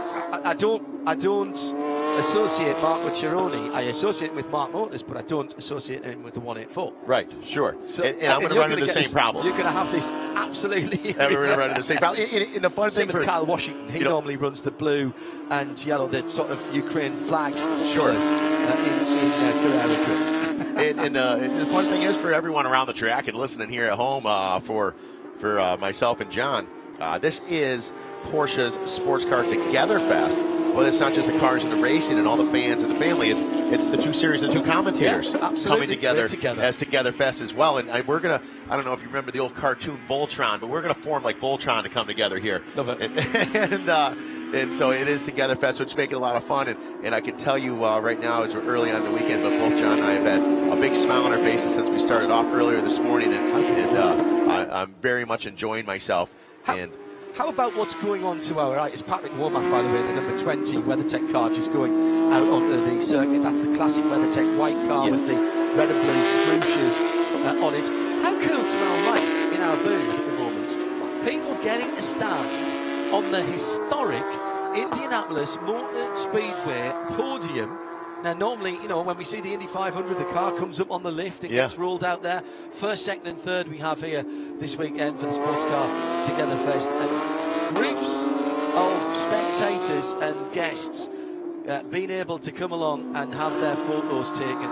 It's pretty special. That's pretty special. Anytime you get to stand on a podium, even if you haven't competed, but if you've competed, great. Even if you haven't competed, there's not very many people can say that they've done that. That's magnificent. Whether you've ever been in a race of any motorsports form whatsoever or not, when you stand on a podium of somewhere, especially a place like Indianapolis Motor Speedway, there's a special feel to it. There's a vibe to it, and you pick up on it. Sean, arrive and drive karting, mate. A 10-lap sprint and arrive and drive karting. If you're on the podium, I've still got all of my old little karting trophies going back down through. I don't see why you wouldn't. Absolutely. They're up in the studio, you know, prized possessions. Absolutely. Yeah. And if you manage to stand on a podium, you know, if you have done any racing and you know exactly what I'm talking about, no matter whether it's overall or a class podium, you stand on a podium at a circuit like Indianapolis. I was fortunate enough to stand on the podium at COTA for the 24-hour race. A Formula 1 podium. Yeah, Me, how cool is a that? A guy from Sunderland. You know, I'm just a petrol head from Sunderland. One day somebody's going to find that out. I know that. And these guys, you're not going to be able to tear these guys away. They're going to be here at 5 o'clock tonight. Right. On the right-hand side of us at the moment. Just having a blast with it. So here we are. We are 18 minutes, 15 seconds left to go in practice number 1 here for our Cup Series. This is our 991s and 992s for our Porsche Sprint Challenge North America, brought to you by Yokohama Tires. The number 17 sitting up on top so far by the times. Now, granted, we have never handed out any trophies for practice. We're not going to do so today. But you do want to go out there and get down some good lap times to leave the session feeling comfortable. Right, now, you've got 11 minutes, I reckon. Just check your watch, 11 minutes to get yourself to the Porsche Club America tent, which is just behind the pagoda in the fan area, to buy yourself a raffle ticket for a garage tour and hot pit entry. You don't have to be a PCA member to win. So get yourself over there. If you wander around in the fan zone at the moment, get yourself over to the PCA tent. They're a lovely set of people. Porsche clubs all over the world. But I'm a member of the Porsche Club in Great Britain. They are like-minded people. There's no hierarchy. I do believe, I mean, in conversation the other night, I was just saying, I don't think that any other manufacturer could do an event like this, because if you love Porsches, you love all Porsches. There really is a Porsche for everybody. And your opportunity, if you're here at IMS this morning for a garage tour and hot pit access, get yourself to the PCA tent right now. Say hello, introduce yourself. You don't have to be a PCA member. You don't have to even be a Porsche owner. PCA. If you want to find out more, get down, talk to those people. They'll give you friendly help and advice and sell you a raffle ticket. You might be in the hot pit in the garages later on today. And I tell you, as far as friendly help and advice, if you're a driver out here, you'd love to be on the ACI team and get some great advice from them guys. As we've got Brittany Kroll down there with a member of the ACI team. Brittany? Hi, guys. I'm down here with Sterling, part of the pit crew, maintenance technician. So tell us a little bit about the new setup you have in your vehicles for this weekend. Yes, ma'am. So, being that we got some real tight corners and some big braking zones, we changed the rear sway bar setup, make it a little bit loose in the rear so we can get the car rotated around and get it pointed at that apex so we can get the long straight exit that we're looking for here this weekend. So, thank you. Good luck this weekend. All right, well, that's a different strategy to look at it there. Very much so. Yeah, absolutely. With it being loosening up the rear end a little bit to get the car to come back around, and so that's a different way to look at it. Let me get your opinion on that. I'd love to hear it. Track screen at the moment, and I don't mean in colour. If you're new to motor racing, when you hear a driver or an engineer say the track screen, it means it's early in the week. We haven't got the rubber down yet. Probably still a little bit dusty. Look, there's a lot of racing here at IMS, but it hasn't been used for a wee while, and the track has to evolve during the weekend. We've got 2 different manufacturers of tyres here this weekend as well, of course. But I can tell you from experience that they actually work pretty well together. And it's not as if laying one down over the other is going to cause problems, which isn't always the case. Yes. I'll tell you that. There are some manufacturers that, not on purpose, they don't play well together on the same weekend. Yes, exactly right. Yes. Exactly right. And you've got to think about that when you're looking at your times and what have you just gone out? Was it the same series that you went out behind last time? And if it's, a second practice session and you were out on your own, maybe you're the first out in the morning and then you come back later on in the day and there's been other stuff there, you'd expect to be quicker, but sometimes you're not. Yeah. And your team's got to be saying to you, hey John, don't worry, you're going to be about 3/4 of a second slower. Don't try and overdrive the car.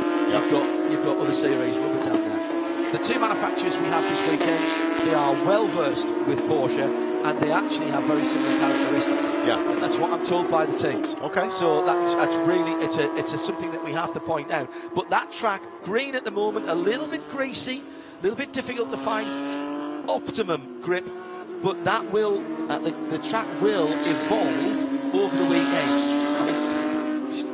It is not beyond the bounds of possibility if it stays dry all weekend that we will see some extremely fast laps on Sunday afternoon, Sunday lunchtime. That depends how hot it gets, because also that is going to affect how the tyres work. Tyres from any manufacturer work in 2 ways.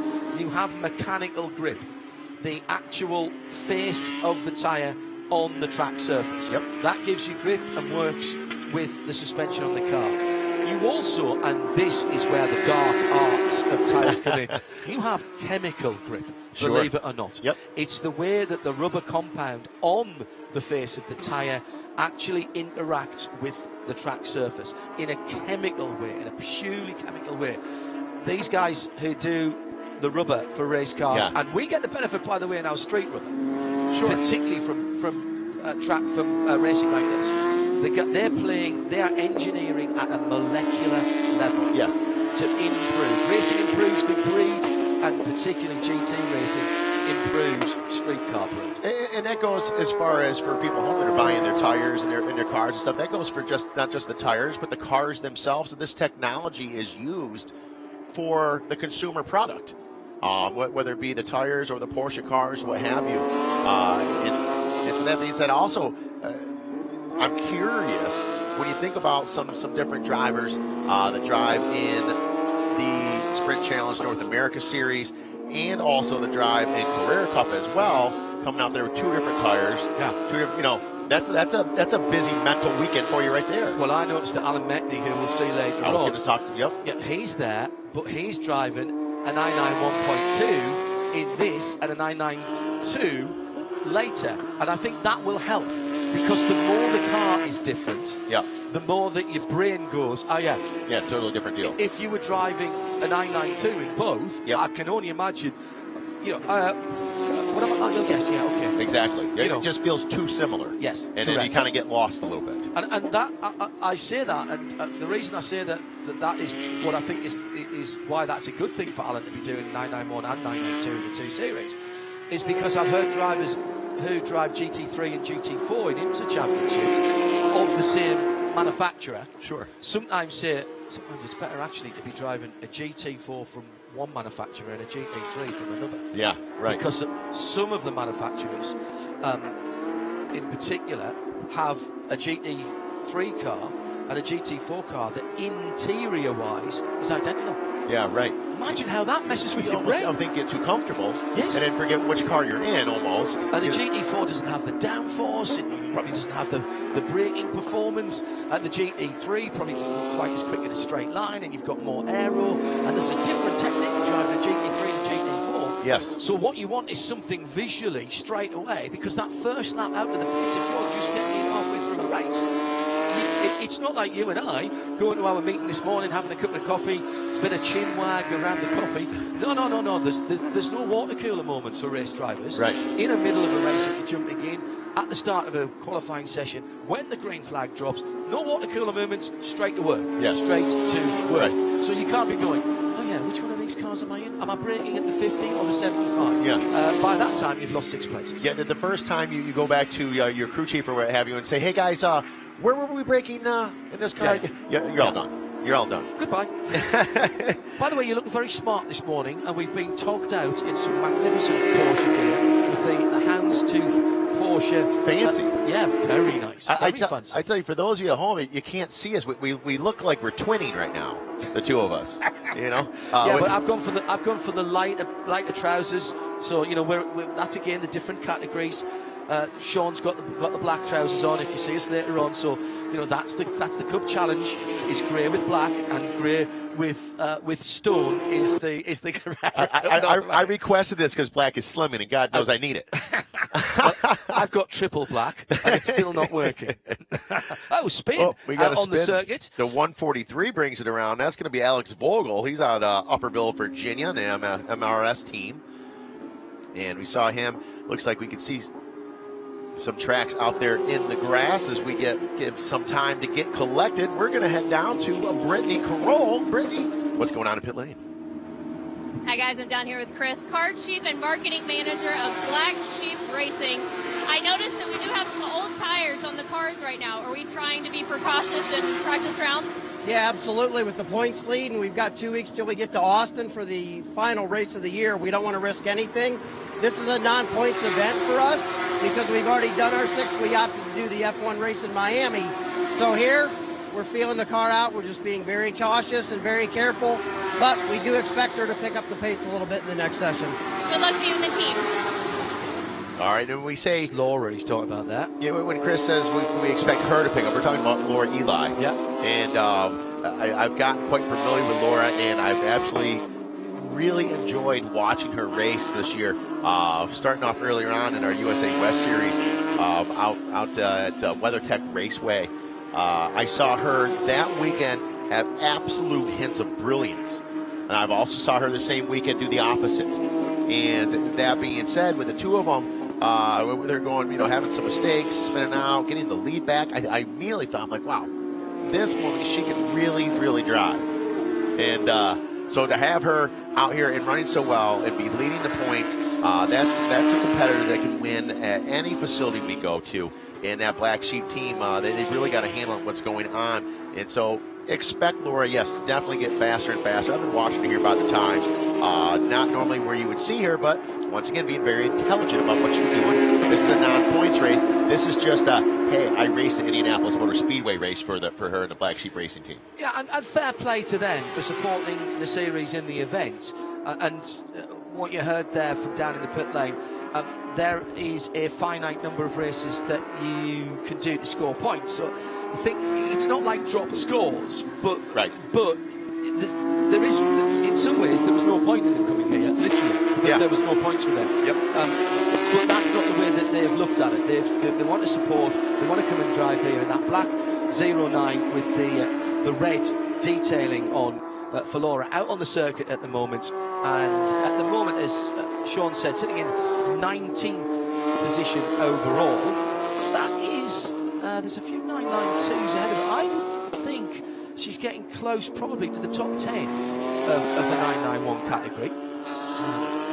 And the Black Sheep on the front is actually orange. I think she's up there by class, up there around 13 to 14. But this is within reason on purpose. Yes. Like they said, Laura, if Laura wants to break herself into the top 10, she's going to do it.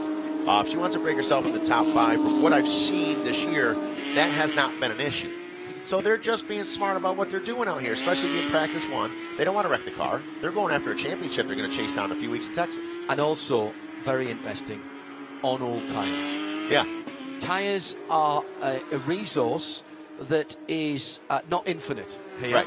There is an amount of tyres that you get to use for the weekend, new tyres that you get to use for the weekend. Now, you want to pull those out in qualifying, certainly. It's the usual script that we've seen in the past where it's a single qualifying session. Yes. Your first, as we have another off, I'll come back to that in a second. Is that the 42? That's the 042 right there. That's going to be Raymond DeValdi out of Fort Worth, on the top racing team. He's had a couple of spins there on the infield. It looks like did he do that on purpose? That came out perfect. That just to spoil the lovely stripes on Mr. Penske's grass. 1, 2, 3 got rotations. about a full 720 out of that. Yeah, nice. Now, I think Roger charges $5 per degree. That's going to be a pretty expensive spin there out there in the grass. He's moving again, anyway. Let me just go back to the tyre strategy again.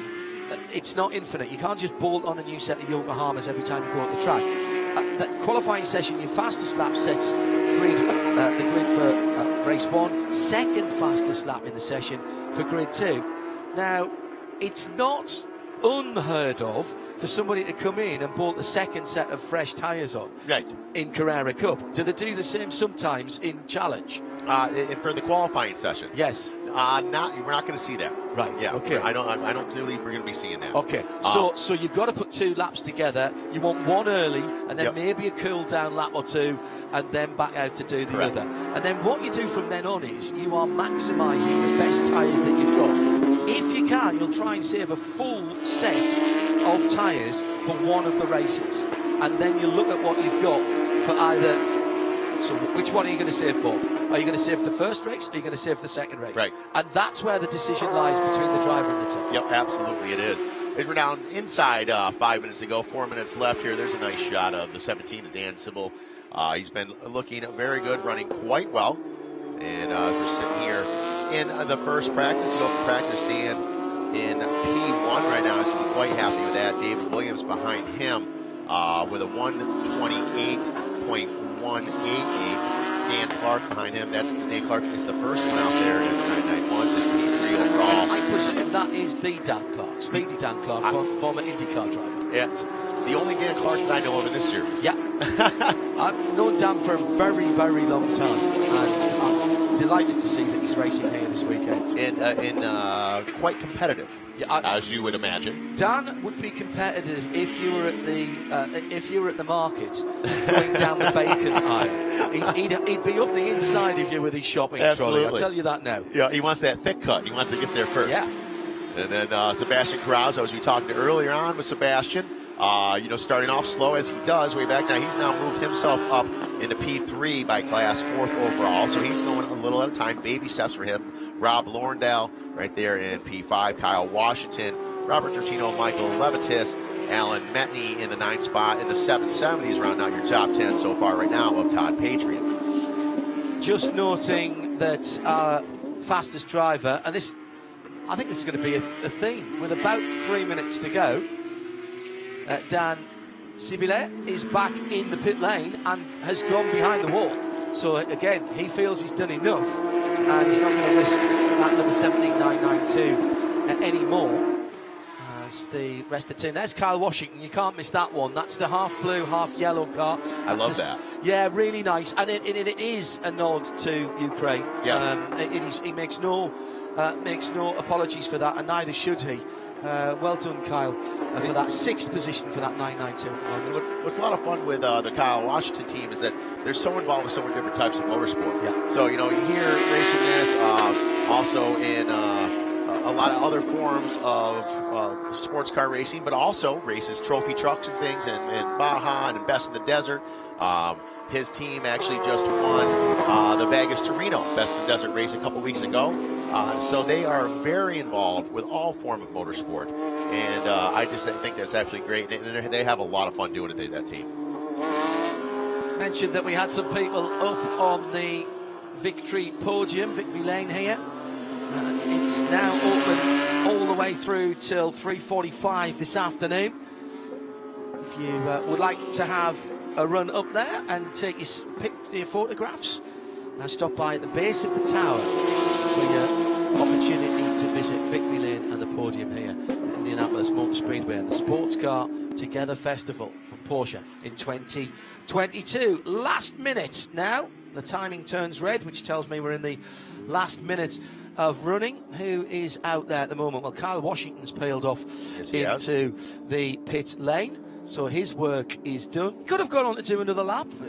He would have got through before the checkered flag had come out. But I think the majority of our drivers who are coming through now. Well, let's see if they peel off. Next to come through will be the 143. Alex Vogel's just coming through to pit entry now. And let's see if he peels in. No, he doesn't, so he's going to come to the line in the 992. This is the GT Silver car with the black and orange detailing on it. Will he get the checkered flag here? Yes, we've just. Oh no, he might just get through before the check. No, checker was out. We've got a red flag. That's why. My apologies. He squeezed it out. We got the red flag out. A red flag right is now. out. Okay, that's why everybody was coming into the pit lane. So that is, well, I'm afraid. Well, I missed it, Alex. So. There we go. It looks like it might be coming out of somewhere between 10 and 12, upwards around 11, it looks like. I think that is the white and blue of the number 78 car. I think that's Roberto Totino. Oh, no, it's not. It's 52. The 52 right there. 52. So it's Robert Todd. It's a 992. At least I got that bit right. White and blue. And that's what's brought the red flag out.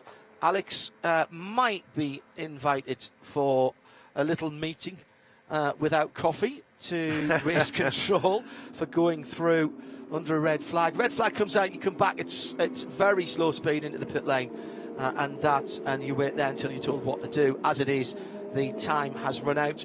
So it is the 17, Dan Sime, who has taken the top time in 992. Speedy Dan Clark in the 641 is the best of the 991. And open practice, the first open practice for the Porsche Sprint Challenge North America by Yokohama for the 911s, both 991 and 992, is in the books. But there's plenty more to come today.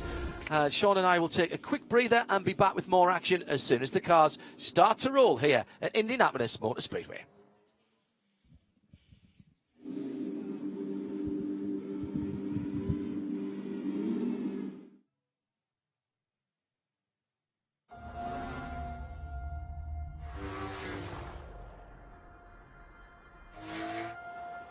Excuse me. I'm looking for a ship. Something bold, fast, authentic, iconic, memorable, that has the power of Porsche. I know what it is you seek. How does it feel when you turn on the light?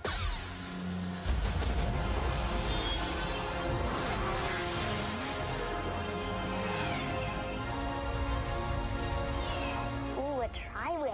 That's a new one. We've now formed a strong alliance between the Star Wars team and the Porsche design team.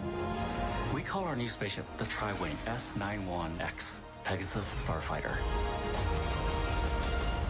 Some things can't be forgotten.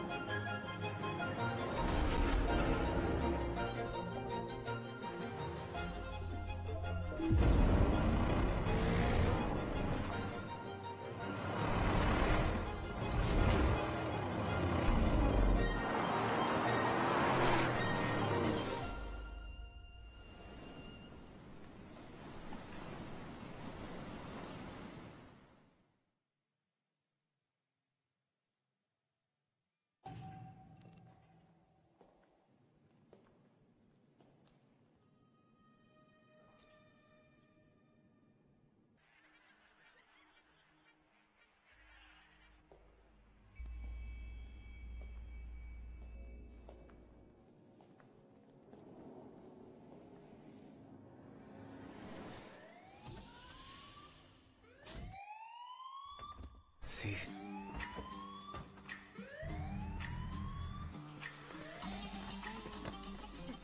I'm sorry, I'm gonna just get into my spider. I'ma remember that. Wait. Which car should I drive? You got this one. My car. My car. My car. Your car.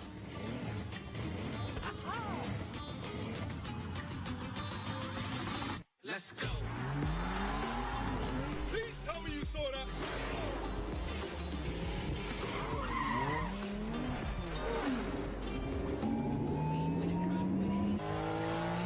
Puppets not stopping nothing, so they mind getting hated what they can't understand. They illiterate. The truth is my. Du frisst da kein besseres Hähnchenfleisch. Das ist echt fantastisch.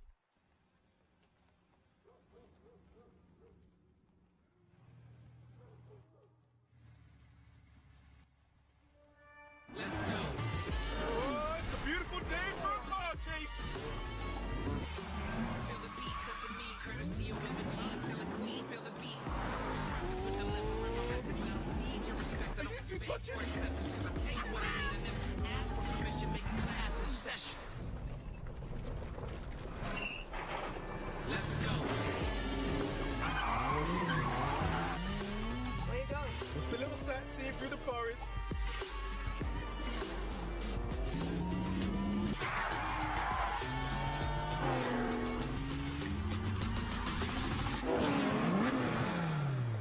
I got you. Who wants to be the bad guy next? I'll take that, thank you. You're welcome, bad guy. What? Guys, we gotta talk about the rules here. When we get back, we're having a meeting. Let's go.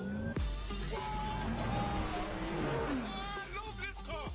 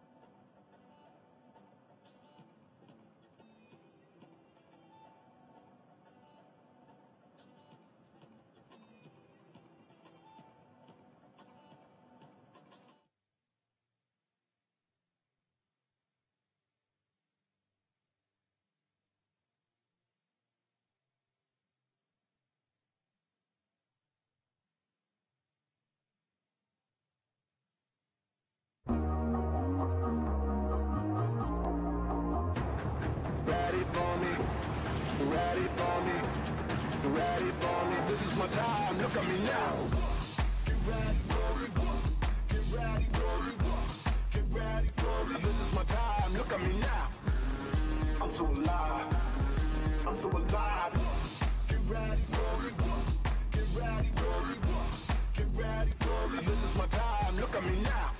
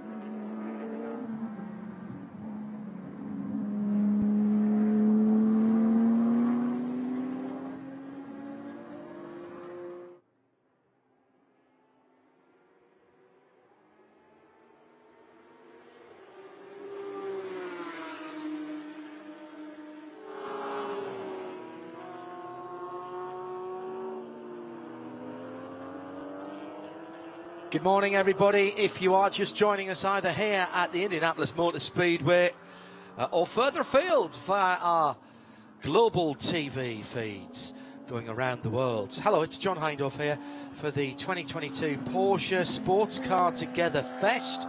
We're on day 1 of 3, and if you're here at this circuit on the grounds of the Speedway, well, not everyone can get in the historic victory lane here at Indianapolis Motor Speedway after a race, but you can see what the champions see and take home a treasured memory.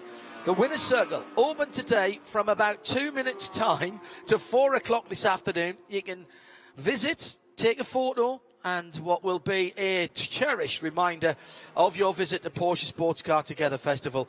Maybe just a moment to savour the view that your motor racing heroes have seen in their racing careers. All you have to do is go to the base of the tower for your opportunity to visit Victory Lane, and we've got some people up there already enjoying it. I suspect there will be many selfies taken there this weekend, all the way from now till 4 o'clock this afternoon. And for some details of what else is going on off track, here's Brittany in the fan zone. Hi guys, I'm standing in front of the East Chalet. It's the Esports Arena. Doors open at 11:30. Make sure you're here by 12 to catch the Esports Challenge US semi-finals. We'll see you guys here.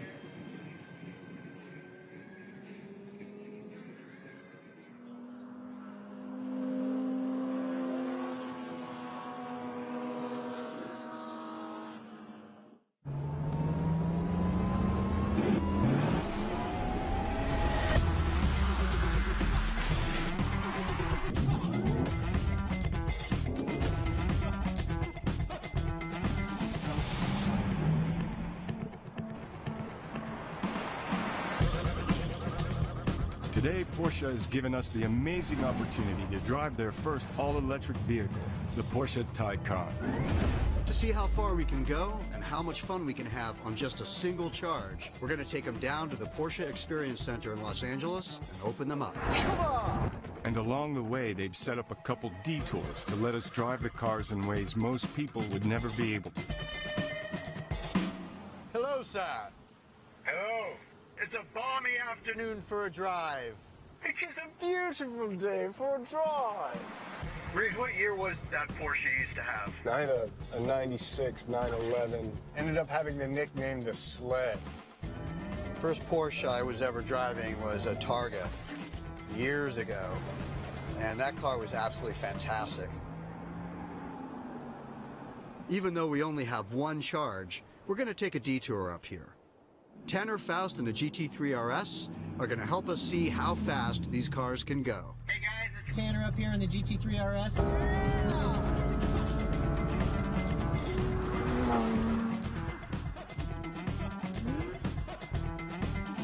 I know the road's closed, but I'm just going to make 100% sure that it's clear.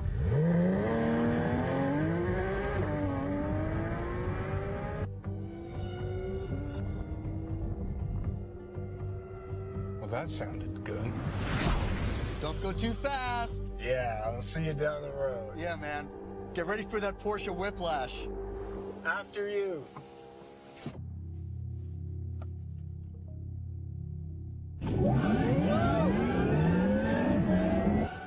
Wow.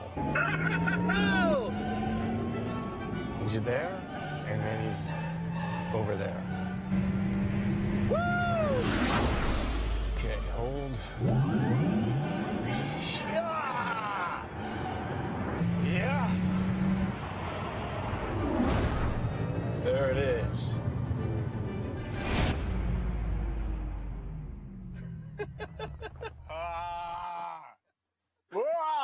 Launch mode are the two words I have for you. Launch mode! Launch mode! Yeah, I don't think I've ever accelerated in a car like that. And it's electric, which is insane. It could be addictive. All right. All right. Let's get moving. Let's get moving.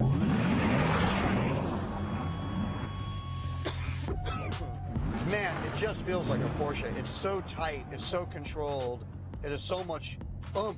I just forget I'm in an electric car. I just feel like I'm in a high-performance Porsche. But that's the thing too with Porsche. Yes, it's a sports car, but it's also an everyday car. Go to the store, go for road trips. That's just super fun to drive. I've got 216 miles left, and considering how far we've gone and how fast we've driven, I thought I was going to be at way less mileage by now. We'll see how the car does on this next detour. The only American Porsche factory driver, Patrick Long, is going to show us how to do a hill climb.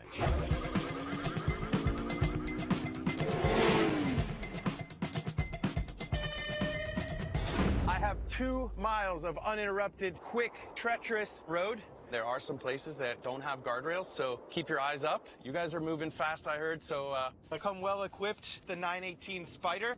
Let's go. Here we go. Alrighty. It's a sweet-looking road. Here they come. Cars are on the move. Cars are on the move. Hill climber. All right. Keep my eyes on those guardrails. You got an amazing view. It's so spectacular in these things. Woo! Definitely a few white knuckle moments here. Sweet. God, the handle's good. That's like taking a ride on motorcycles. I mean, honestly, that's like coming up the canyon on a bike. Spider doesn't mess around either, though. Woo! Alex. Yep. Oh my gosh. You know, they're called challenges. They shouldn't be. They should be called adrenaline spikes. So, how much charge do you have left? I've gotten some regeneration on the drive. You have? I'm at 48%. You're at 48. Yeah. Uh-oh. I'm at 43.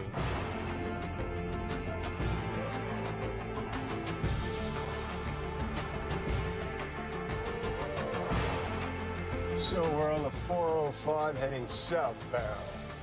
Yeah, we've almost made it the whole leg of the run down to the PEC. Hi, this is Mark Hotchkiss from the Porsche Experience Center. This is a closed course, but these are very powerful cars, so we'll be coaching and guiding them through the modules. Are they going to put us in a skid pad? Are we going to get to go play in the water? I've got 39%. I hope I can do everything. Hello, camera. Trying to keep that Taycan right on the banking itself. Oh, yeah. The brake power is so strong. I love it. The Taycan holds the world drift record for an electric vehicle with 219 revolutions. Let's see what Alex and Keanu can do out here on our drift circle. Try not to catch the slide. You need to turn to the left. It's a little bit of understeer. Unwind the wheel, Alex, and slowly build your speed. Stab it hard. Stab that throttle. Throttle's all the way down, believe it or not. Oh, yeah, it's going off the course. Not yet, not yet. Don't rule me out yet. Woo! You're a natural, brother. It's like wacky racers. Try to do some of that over by the camera for a change. Uh-oh. Sorry, camera. Thank you. I'm just going to go in a circle. Da, da, da. All right. Almost. Super close. Do that again. I'm going full hooligan. Hold that speed. I got it. See, you're getting the hang of it now. Keep it in there! Ah, come on, I can get it! I got it! I can feel it! Try to get that rear end to rotate. Keanu, you got it. Throttle, Keanu, yeah! Woo. There it is. I think I'm drifting. Yes! There it is. Beautiful. Awesome. Off we go. Can we do that again? What a fantastic day. Amazing car. Great experience. Just thank you so much. Woo! Woo! Was that a woo-hoo, Alex? Woo!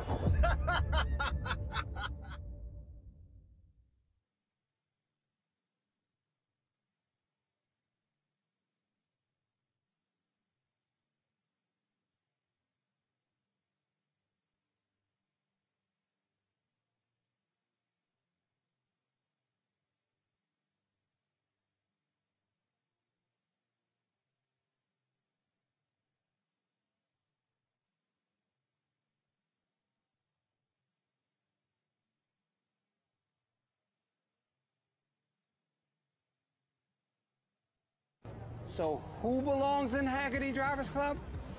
People say we have a one-track mind, but that's not true. That's right, because we drive on a lot of tracks. I've always been a bit sketchy.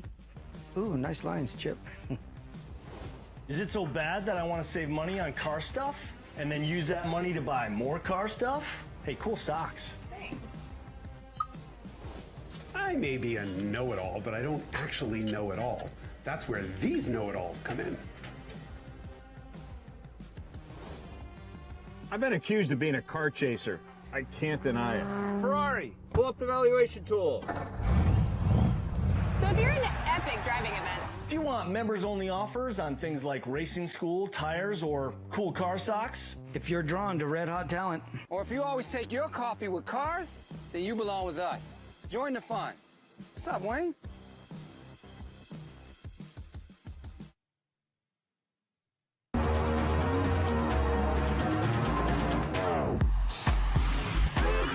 This is the life of a dream. All of my colors are vibrant. This is living action scene.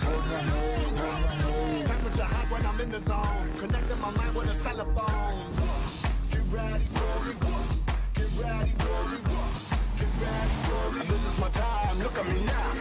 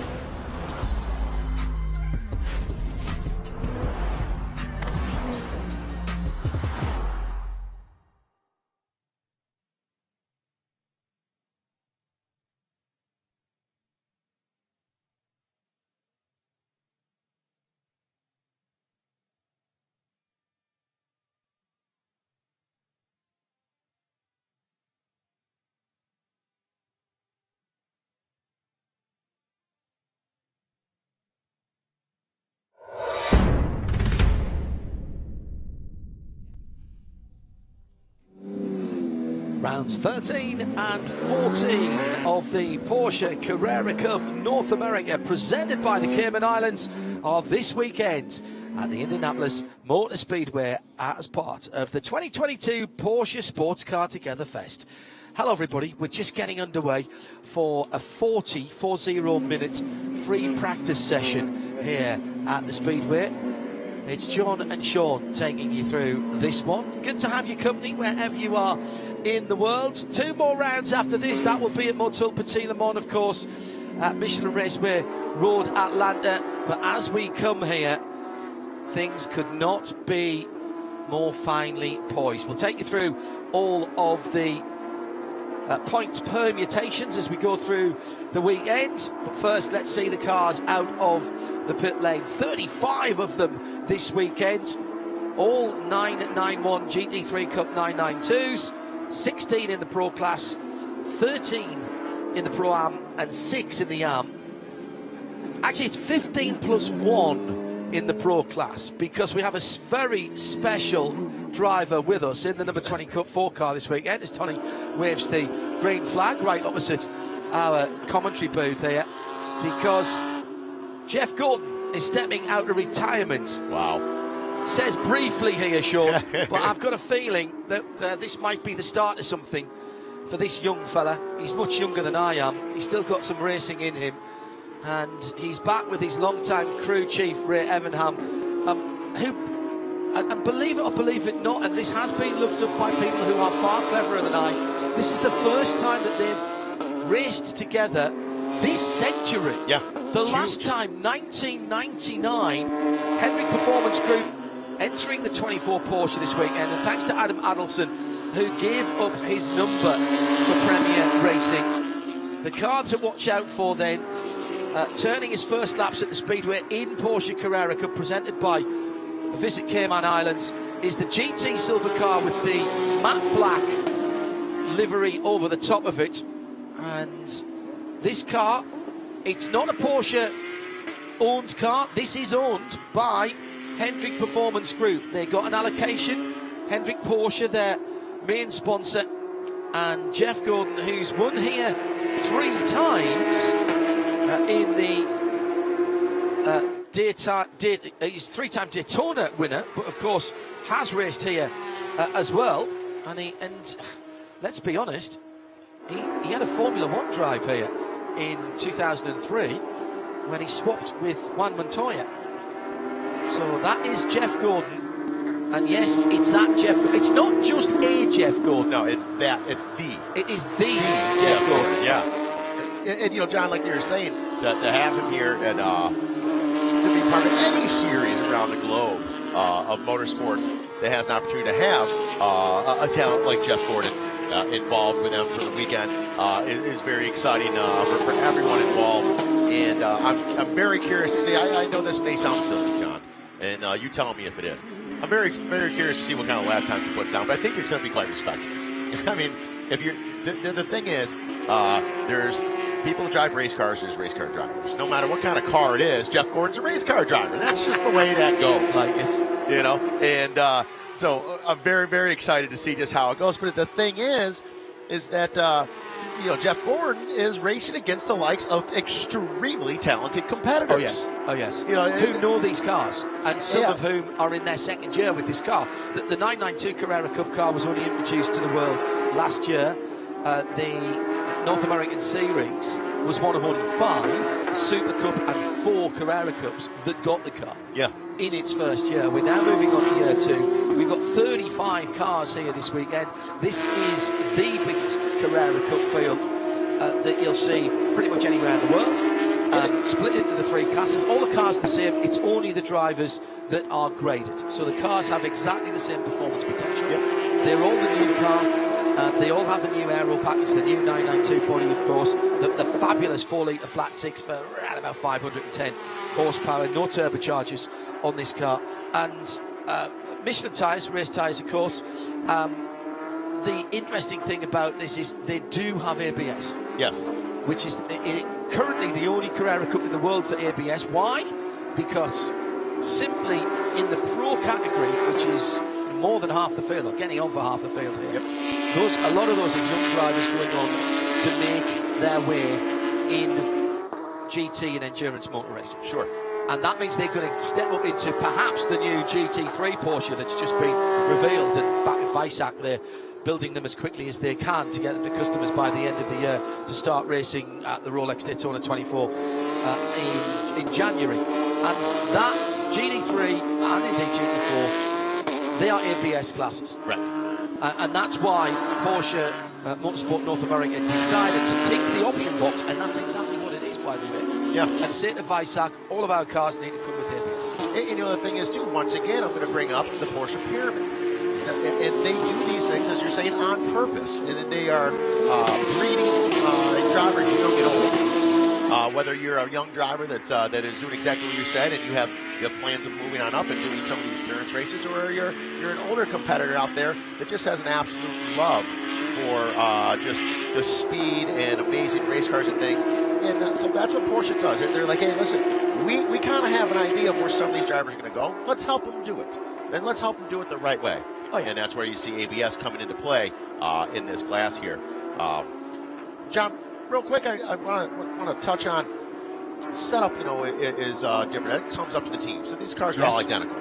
But the setup comes up with the team, the driver, and then, of course, the driving is done by the driver. Yes. In your opinion. And now this is brand new. We don't know. We're only a lap or two into this right now. The Hendrick Performance Group with Jeff Gordon. Yeah. And I kind of know the part of this, but how much experience do they have setting up a race car for a track like this and this type of race car compared to, you know, say Kelly Moss rode a race or Mark Kwame's new team or something like this? You know, and I would have to think that's a factor that would come into play. I'd love to hear your opinion on it. Well, let me put it this way. Ray Evenham has never stopped being at racetracks. Right. And Ray will tell you he's a smashing character and very approachable. He'll tell you never stop learning. Yeah. So I had a little bit of an inkling that something was going to happen when I saw Ray in the paddock at Road America for the last 2 rounds of this championship. Yep. And he was talking to me. And this is a friendly paddock. Yeah. So whatever gaps in the knowledge there might have been with Porsche, he was filling them in. Right, sure. At that point. Sure. And he was getting bits of information. They are a particular car to set up. There's not a huge amount to do with Cup cars, although the new 992 has more, particularly in the aero setup on the rear wing. There's far more to play with there. And it's a much more aerodynamically efficient car than the car it replaces, the new body shell, of course. And because there's more aero at the back, it's cleaner at the front, because then you don't have to balance it out so much. New interior, drivers moved to the middle of the car a little bit. Lots of stuff that we saw in the Le Mans car, actually. The RSR 19 has transferred across, including that swan neck mount for the rear wing, which cleans up the air off the rear screen. Sure. and onto the aerofoil. Hendrick Performance Group are quick learners. Yeah, absolutely. So they'll have been looking at everybody's setup here. They'll be looking and look. Jeff's not in the championship. He's not even scoring points this week. Right. So there's no reason if any of them go to Kelly Moss Road and Race, MDK, 311R Racing, tap them on the shoulder and go, right guys, give us a decent starting setup. Yeah. There's no reason for them not to do that. Right, sure. And these cars come with an owner's manual. Right. And they start on the key, and Porsche Motorsport from Weissach and Porsche Motorsport North America, based over at the Experience Centre at LA, Porsche Experience Centre LA, have data. And that's the joy of this championship. Right. So right. they weren't starting from zero. Right, of course. But they'll still get it this weekend. Oh, absolutely, they will. Absolutely. If Jeff can get halfway up the whole field in this session, by the end of the session, I would say that would be job done. Yep. And then it will be a question of building up. Now, the guy's a legend. Absolutely. But he's been out of a race car in a competitive situation for 10 years. Right. And there'll be a bit of rust to knock off there. And God, here's me talking like that about Jeff Gordon. Please don't think I'm decrying what he's done. Not at all. Right. But if you haven't been in a racing car for 10 weeks... That's huge. And that is something that's going to build. Now, that is Trent Nestep Parker Thompson just running long at turn 1 and checking out the run through. Taking the smart line. Yeah, that was smart run. That's the Porsche top-up, the Porsche in the Shell top-up colours, the number 9 car. So let's just watch. Yeah. He's at the moment in 14th position, which is 11th in the Pro class. If that's where he's going to be during the race, and I said on Midweek Motorsport on Wednesday, which we did live from this very booth, I said, I think if he's battling with the front of the Pro-Am field, so the Alan Metneys, the Efren Castros, Kurt Swearingen, those kind of guys, if he's battling there, and they'll be in maybe just outside the top 10, early teams, if he's battling with those guys in race 1 and 2, I think he'd be having a great time. Yeah, I couldn't agree more. If we got a wonderful shot right now of the number 65 right there, that is Efren Castro, as John had just mentioned, cutting in, went in through a 5 and 6, got a little kind of wonky coming out of there. We're back on another lap right now as he drops in right there behind the 9 car. And Efren Castro running several different series here for 2022. He's getting his money's worth, isn't he, this weekend? Yes, he is. Getting his track time. And he has done quite well earlier on, as we saw with Sprint Challenge, and he has been doing quite well here at Carrera Cup by Cayman Islands as well. So as you said before, for Jeff Gordon or any competitor to be running upwards around where Efren Castro is, I think you should be quite proud of those efforts, especially starting off early on here. So ended up facing the wrong direction in the flower bed at the fountain earlier on in the season at Long Beach, and that cost him some championship points. But he's our defending champion from last year. He is 27 points off the lead this year, despite that issue. Alan Metney in the 99 car leads. Marco Cironi, though, is the man with the big more at the moment. Came out of the Road America meeting with 2 W's in the column, and so he's closed up into 3rd place. And he won at Laguna Seca as well, did Marco, and he's doing double duty as well this weekend. So again, the more track time the better, I think, on a circuit like this. That's in Pro-Am. At the front of the field in the Pro class, Kai van Berlo, the young Dutchman currently based in Florida. He's the man to chase at the moment, but he didn't have a great weekend last time out. Parker Thompson in that Shell top-up car is only 50 points behind. Which is not a massive jump. Parker Thompson definitely keeping him honest in the championship. 16 points, sorry. He got 50 points last time around with 2 wins, Definitely keeping Kai van Berlo honest going into our rounds 12, 13 here, but I'm sorry, 14 here, and of course, next for the next rounds as well. So they are starting to tighten up this championship a little bit with Trent Eastep as well in P3 by points. Riley Dickinson, TJ Fisher. We've seen him get a lot of seat time in several different series as well. TJ Fisher running quite well. So, and the thing is here at this road course, what I have learned is it's almost anyone's game. It's a tricky track. It's not a simple one to get around. Not a real long one. No, but not real hard one to memorize, but not simple to get around and stay consistent. There's some similarities between the first 6 corners and probably the last 6 or 7 corners. So 1 to 6, sure.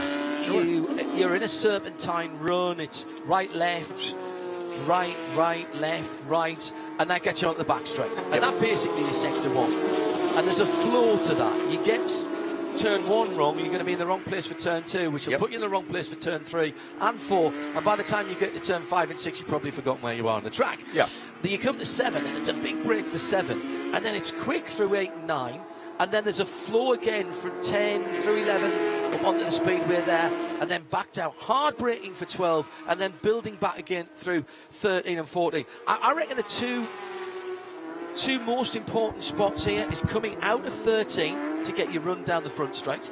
Because 14 is pretty much flat, or certainly building to flat. Yes. And then 4 to get yourself right for 5 and 6. 5's you're balancing the car through there, but 6 isn't a corner in the 6 you're hoping to stay flat right. Correct. You should be on the power as you're going towards the apex of 5, the little left-right flick there, 5 and 6, and you should be nailed hard on the right hand pedal as you're going through there. And to me, that's the places where you'll make or lose the most time. There are we will be watching for track limits at the exit of 6, because there is time to be made there. There absolutely is. And for those of you around the facility here, and of course listening worldwide, with the facility, this track, this course, 14-turn course, it is a 2.439 mile course. It's broken down into 3 sectors. The beginning of each sector is where you really concentrate. As soon as you get to start the beginning of a new sector, you're either going in through 1 through 6, and then there's a break. And then you start another sector, and it's 7, 8, 9, 10. Kind of a bit of a break. Get in the third sector. It's coming 12, 13, a bit of a break. So every time you start a new sector, you got to be really up on what you're doing. And then it's almost like, hey, good job. Here's a small reward at the end of the sector to catch your breath. Now, here we go again. And you will see that. The drivers will see that on the dashboard. You are allowed pits to car radio, so your team can be telling you. So if you're on a hot lap for a qualifying to come later on in the weekend, then that's a really good point. I hadn't thought about that, Sean. That's a really, really good point that you've made there, that you've got those little breather, like where Matt Holcomb is in the Mystery Machine car at the moment, going down the back straight. Now you'll notice on that multicoloured car with a big dog on the front, that car has a blue tinge to the 4 white marker lights in the headlights. That signifies he's a Pro-Am car. It's also got blue mirrors and blue wing end plates, and that tells you it's a Pro-Am car. The Am cars, they've got a yellowy or orange tinge to the headlights and to the wing end plates, whereas the Pro cars they've got a silver end plate and wing mirror colour and just plain white headlights. So there are several ways to tell the different classes, but it's the drivers who are graded. I'll make this point again.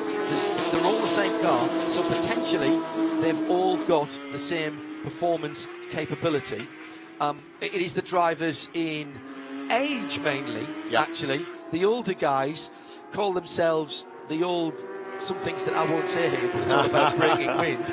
And they proudly say that they are the older drivers here. The Pro-Ams are a little bit younger, and then you've got the Pro drivers at the front of the field.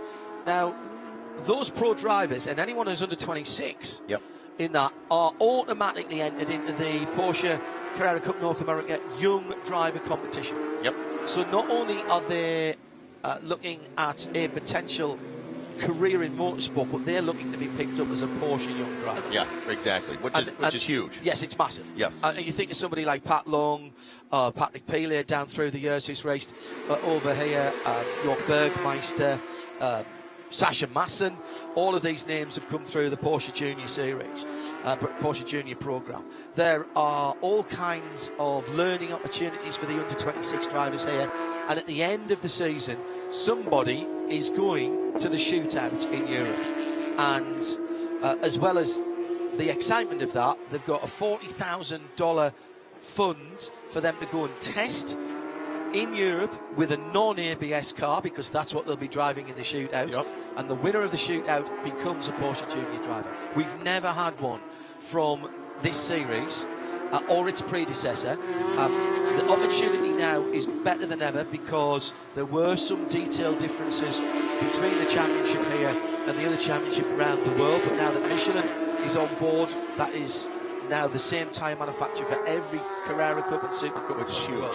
And that is a big difference. That's a massive difference. Learning the non-ABS car, look, a good driver is going to do that in a couple of days, hence the $40,000 budget. Tag Heuer have thrown in a whole lot of beautiful and exclusive commemorative watches for not just first, but second and third in each of the categories at the end of the year. Certainly. Plus the driver who gets the most pole positions. So you could end up with 2 Tag Heuer watches, depending on where you are. Sure. And I'm a big fan of Tag Heuer, I really am.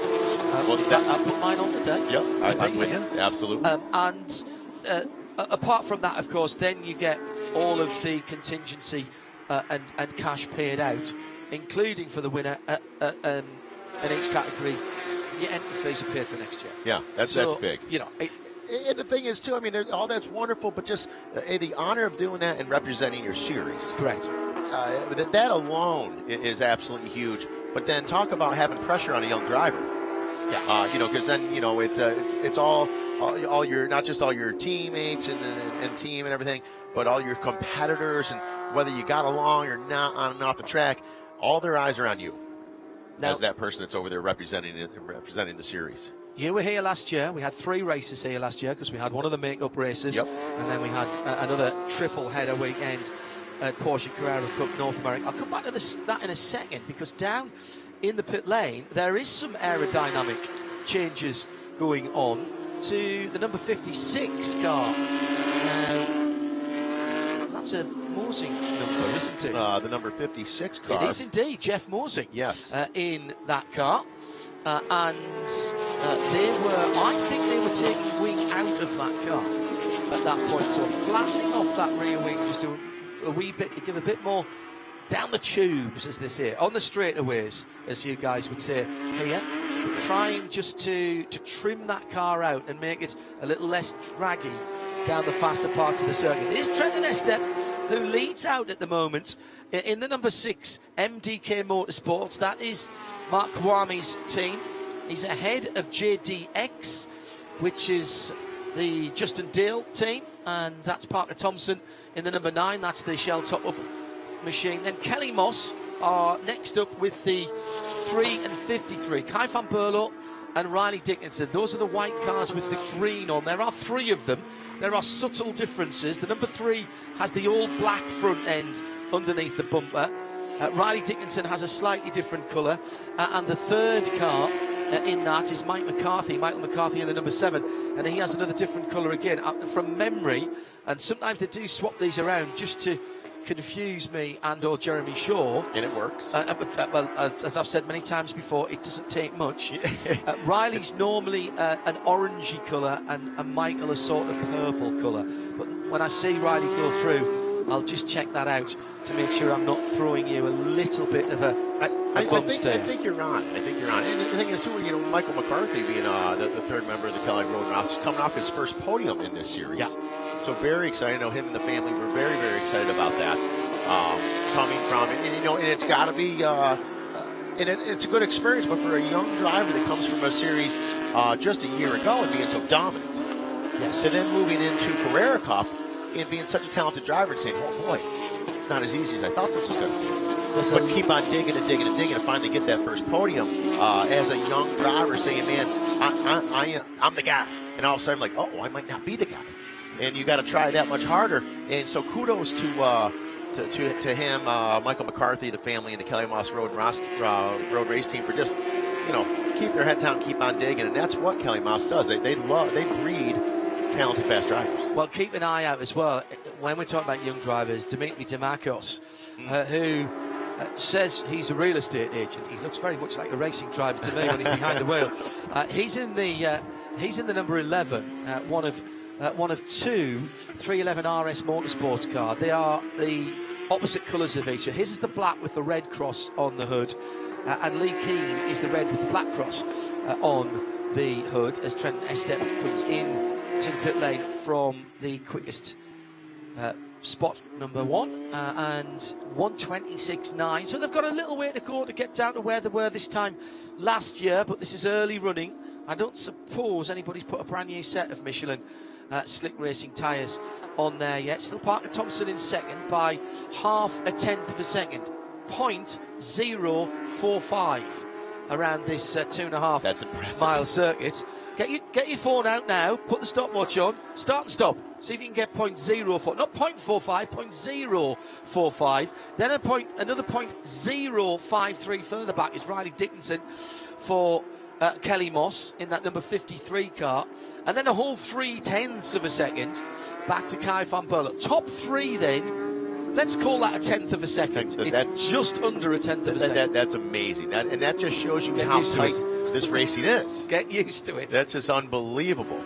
We've got a really good crop. Yes, Riley has got the bright orange flashes on the front and rear valances of the car again this weekend. Thank you, Kelly Moss, for keeping that consistent. That is helpful.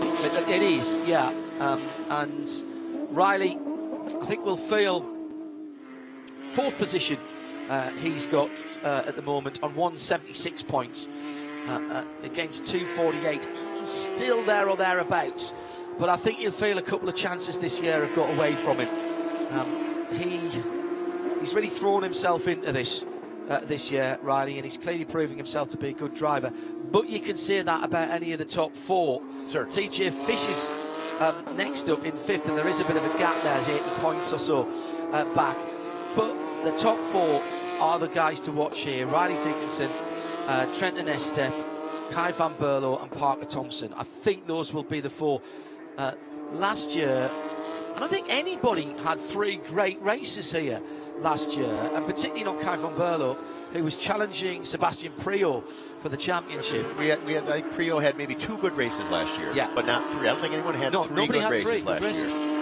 And then we step into our Pro-Am classes. You see Swearington. Now, under the numbers that you just said, so they're so tight. So to say, Swearington has a bit more of a lead in the Pro-Am class, sitting at 6th overall versus 11th overall, being Cerrone, but we're still a very, very small gap in between those competitors there by 10ths of seconds. And Swearington, and then down to Efren Castro and Alan Matney right there. They're a little bit farther off the pace. But it's just amazing just how tight they keep together. That's half a second, by the way. Yeah. That's what it's a 27 flat against a 27.5 for 1st and 2nd between Kurt Swearingen and Marco Cerrone. Efren Castro. Alan Metney, he been a long time competitor in this and the previous version of the season. Lost out to Efren Castro at the very last round at Road Atlanta last year. It's even closer in the AM category in terms of the points. And welcome back Joe Lombardo, by the way, who had a win here in that triple header last year. Picks and chooses his races now, just Joe, but likes this circuit and proving quick. He's the best of the AMs from Mark Kwame in second. Mark didn't go north of the border on the IndyCar support to Toronto. Yep. Toronto, as I've been told I have to call it by the natives. Toronto. And that allowed Bill Smith to take the lead in the championship, and John Getz to move up into championship contention. However, Bill then at home, in a bizarre set of circumstances, which I won't bore you with, he hurt his foot and had to miss Road America. His doctor said, no, you can't get in a race car. So he's been resting up. So he's now lost the lead back to Mark. And he's actually dropped behind John Getz now in second for John, third for Bill Smith in the bright coloured, bright yellow coloured number 42 car. That's the Kung Fu Lounge car. So that is still very much up for grabs as well. Now let's keep an eye on our big name. Jeff Gordon is in 15th position in class, 26th overall. He's just come out the pits. So this is what I'm talking about. They'll be playing with tyre pressures. Yep. They'll be asking Jeff, what is he feeling? How's the front end of the car feeling? How's the back end of the car feeling? I don't think you're going to see that car do more than a handful of laps at a time. That would make sense. Yeah, without making the proper adjustments and things. It's not going to help a team at all, especially a new team, and for lack of better terms, I'm going to say a new driver to this series, to go out there and just run a whole practice session and never make any changes or try anything.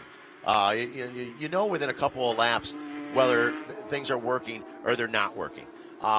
So either way, there's no sense of going down and just burning down the car when you're not going to be happy with it. So with Hendrick Performance and Jeff Gordon together, I think they're going to be smart about it. I think it's going to be a handful of laps. Hey, Jeff, let's bring it back in. Let's try this. A handful of laps. Let's try that. But you're not going to just see him go out there and just put down a ton of laps. You see right there, Kyle Washington.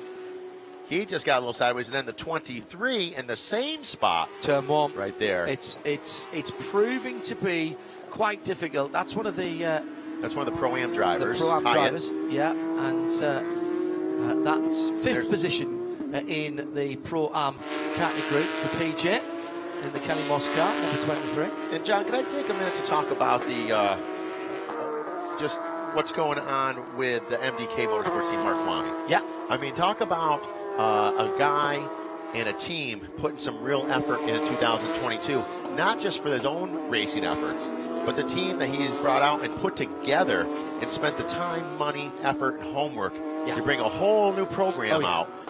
Really, really wonderful stuff, and really adding to the enjoyment and the excitement of what Porsche racing's all about. And boy, Mark Kwame, they came out of the box swinging. Well, and he's a guy who's a perfect illustration of what can happen.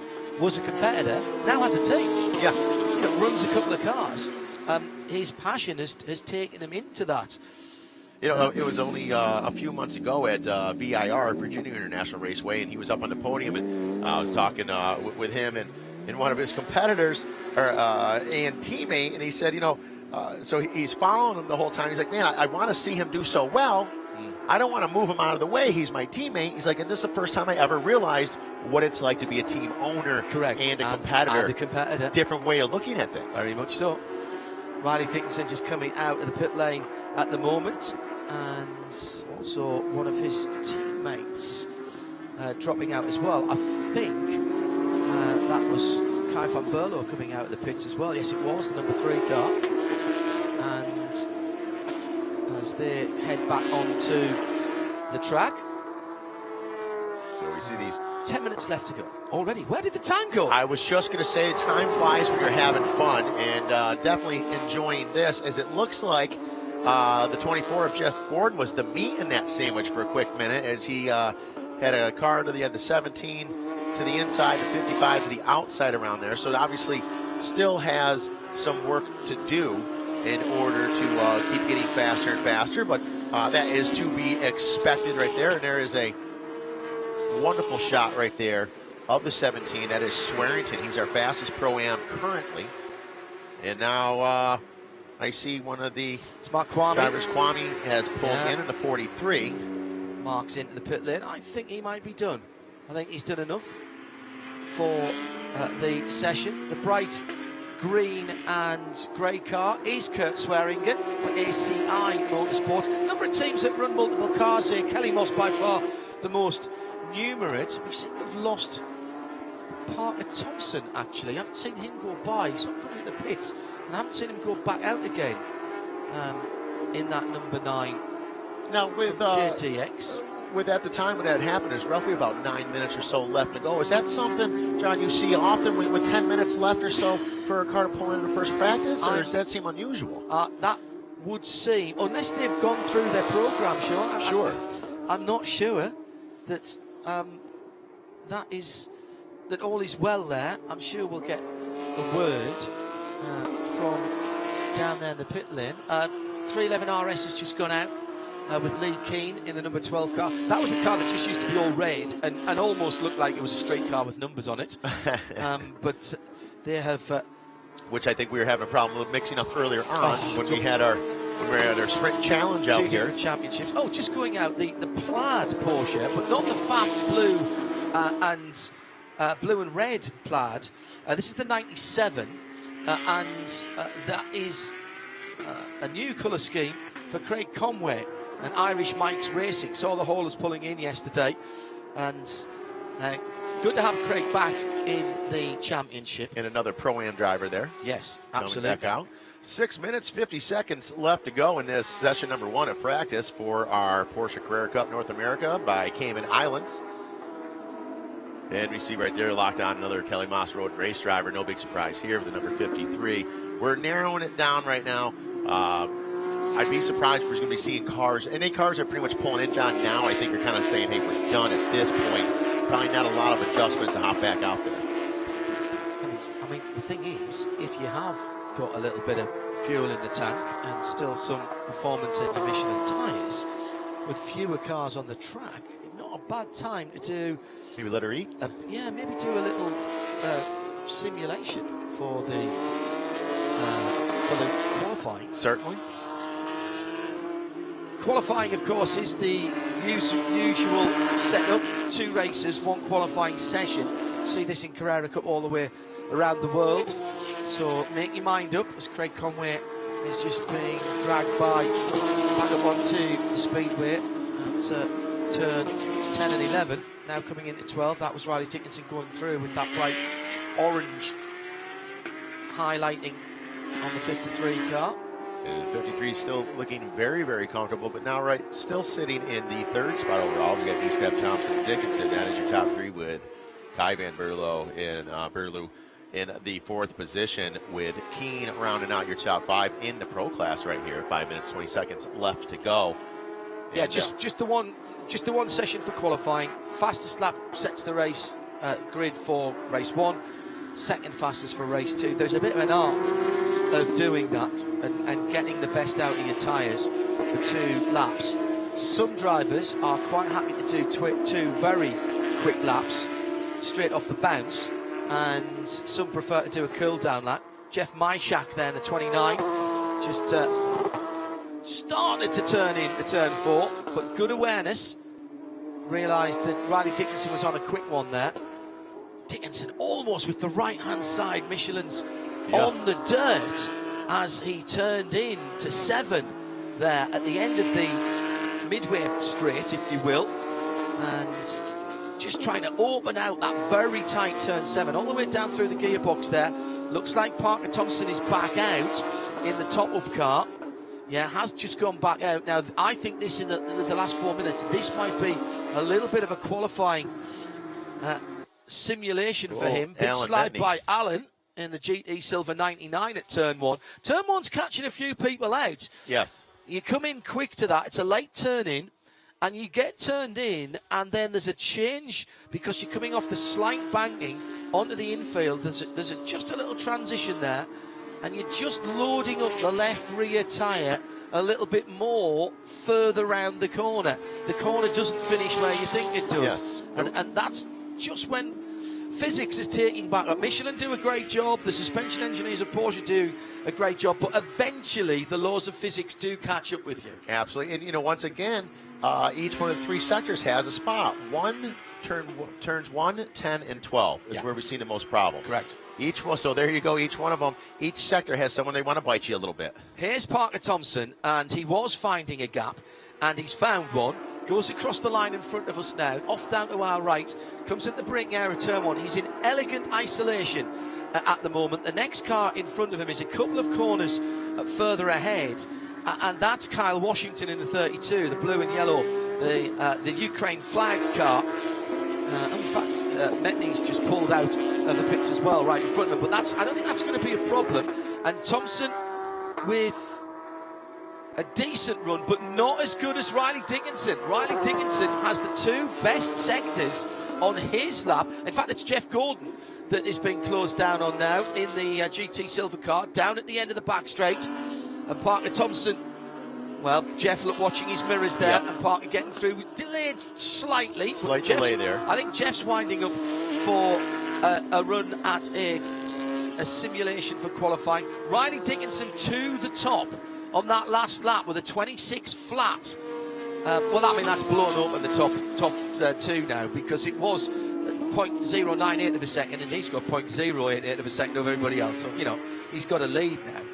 Still less than a tenth, though, isn't it? Yeah. So Parker Thompson, I think he's going to slow down and try and go again here, Sean. And he's going to have time to do that here. He certainly will. Well, let me ask you this, John. Having the honor of being part of Porsche Carrera Cup North America for the first time in qualifying when the time comes. Lap 1 is for race 1. Correct. The second fast lap, race 2. In race 1, if you have a faster lap, do you use that for race 2? Yes, you do. And I'm pleased you brought that up, because it does sometimes happen. If somebody makes a bit of a Horlicks, that's a very English thing, messes up their second lap, or maybe gets laps disallowed for track limits. Yes. Or just gets the timing wrong, or maybe there's a red flag. Sure. So it can happen. I don't think we're going to get it this weekend, but also if there's inclement weather. So if you qualify and part of the qualifying session is wet or totally wet, and then it's dry for race 1, that can completely reset the route for race 2. Field. Yeah, absolutely. And then what you sometimes see, and this is really heads up from the teams and the drivers, and I've done race series, I did a pickup truck series in the UK where this happened, is you don't want to be in a pack at that point. You want to drop back. If you're battling for 3rd, 4th, 5th and 6th and you're 6th, and you've got 3 seconds behind you, you drop back a second. Yeah. You still get the draft down the long straightaways, but you're not being held up in the corners. Yep. So basically you have to think of 2 or 3 laps of that race as a qualifying session. Yeah, all of a sudden you're like, hey, let's better my qualifying, and let's do it right now. Let's do it right now. Yeah, that makes total sense. While I've got the opportunity, before I've got to battle to try and get at the end of the race and try and get some positions. Here comes Parker Thompson across the line, doesn't improve, goes through down towards turn 1. Kyle Washington ahead, gets a couple of flashes of the LED headlights on the 992 Carrera Cup car. So at the moment, it's Dickinson for Kelly Moss, from MDK Motorsports, Trenton Estep, then Parker Thompson for JDX. 3 of the big teams there. Checkered flag is out, and it will be the number 77 Apex Racing car that goes through first of all. And Travis Wiley, that's the top racing run Apex Capital car that saw the checkered flag first. Then Kai van Berlo for Kelly Moss. And Bill Smith's had a spin. Bill Smith off in the grass a little bit there on the, just as the checkered flag flies here. Hadn't taken the checkered flag. Adam Adelson, who we have to get used to being in the 120 for Premier Racing today. Massive Jeff Gordon fan, and was happy to give up his number, his normal number 24, to the great man. I suspect that race car might have a Jeff Gordon signature on it at some stage over this weekend. You know, and I was thinking about that too after the fact, because, you know, Jeff's such a good guy. Yeah. Somewhere along the line, if it hasn't happened yet, Jeff's going to make his way over to the 120 pit. Yeah. Over to Allison's pit. Say, hey, man, thank you. Yeah. Awesome. Hey, good luck this weekend. And a Sharpie might come out. Yeah. In that conversation, it might be on that 120 car. I could see that maybe underneath the hood, or maybe somewhere on the interior. Yeah. And then you know, at some stage, that's going to end up in the wall of Adam Adelson's den, isn't it? Absolutely. Or on the garage wall.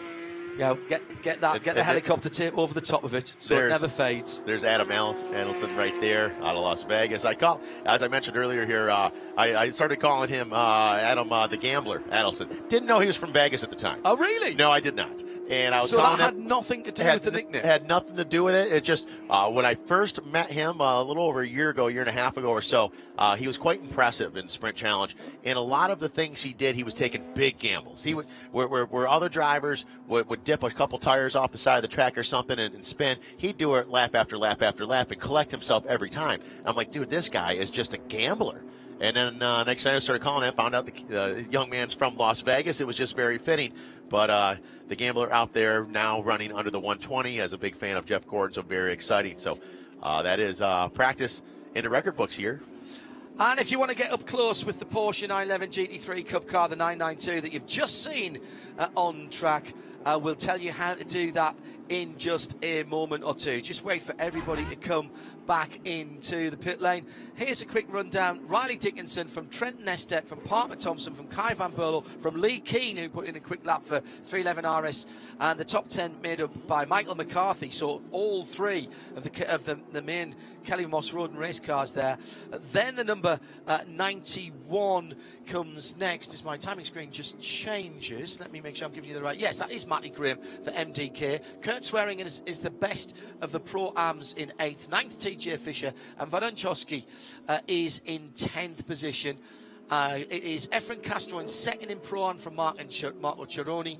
And in Am, Mark Kwame, who finished the session with about 10 minutes to go, actually, from Joe Lombardi. Welcome back, Joe. Another one of the Kelly Moss Road and race cars. And in 3rd, John Getz for Wright Motorsports. That's the Porsche Carrera Cup North America presented by Visit Cayman Islands. Free practice 1 in the books.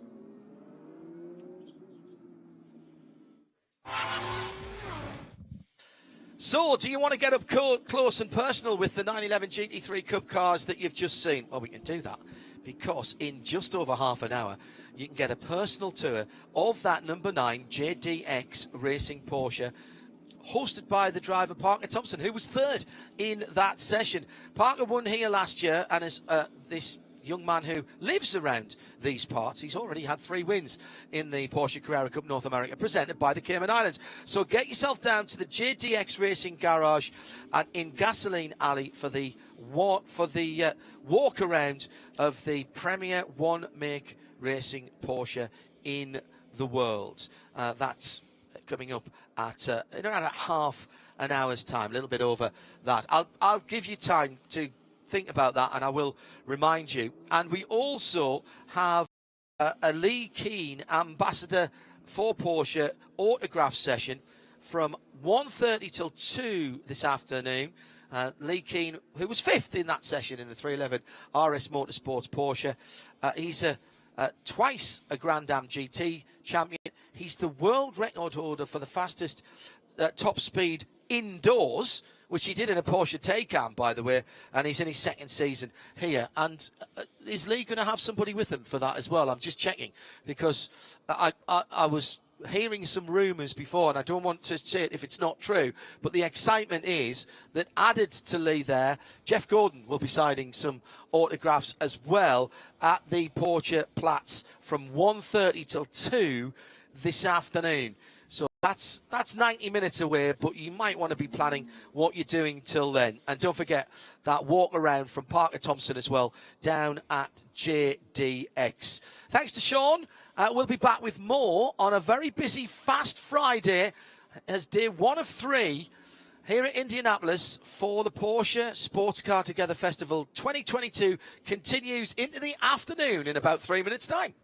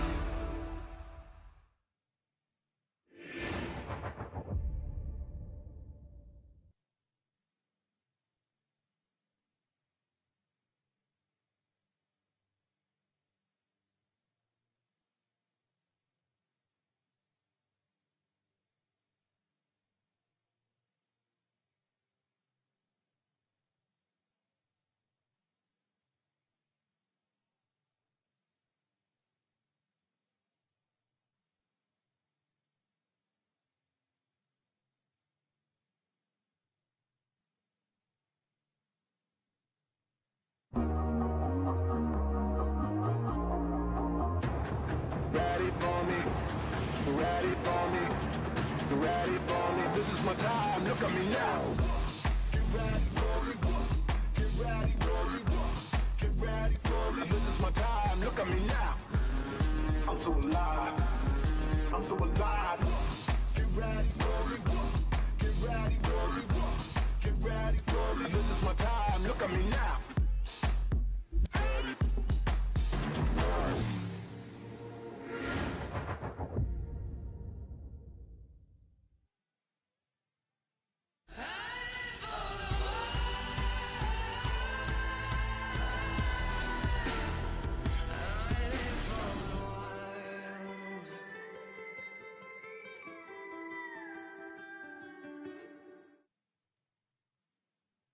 In a Porsche, the ignition switch is on the left. Porsche engineers placed it there years ago to gain a split-second advantage in endurance racing. It remains on the left to this very day.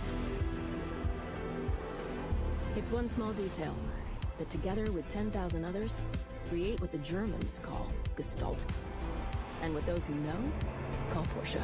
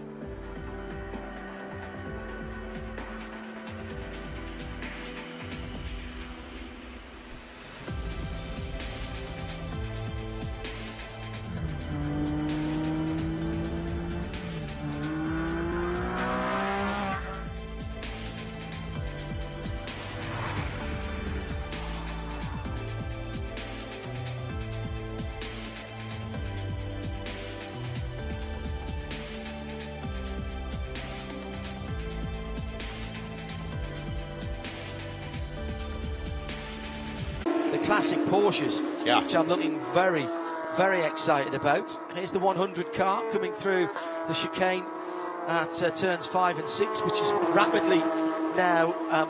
There is a bit of a line in the what was grass, but fast quickly becoming dirt. Yes. That is beginning to develop there. I don't think Mr. Penske's going to be pleased about that. Who was that in the 100 car? He's not, and I'm telling you, we've got to look and see what happens here with Chris Balamo in the 68, because coming right there out of 6, the whole car was well to the inside of that curbing when he did that. I saw it.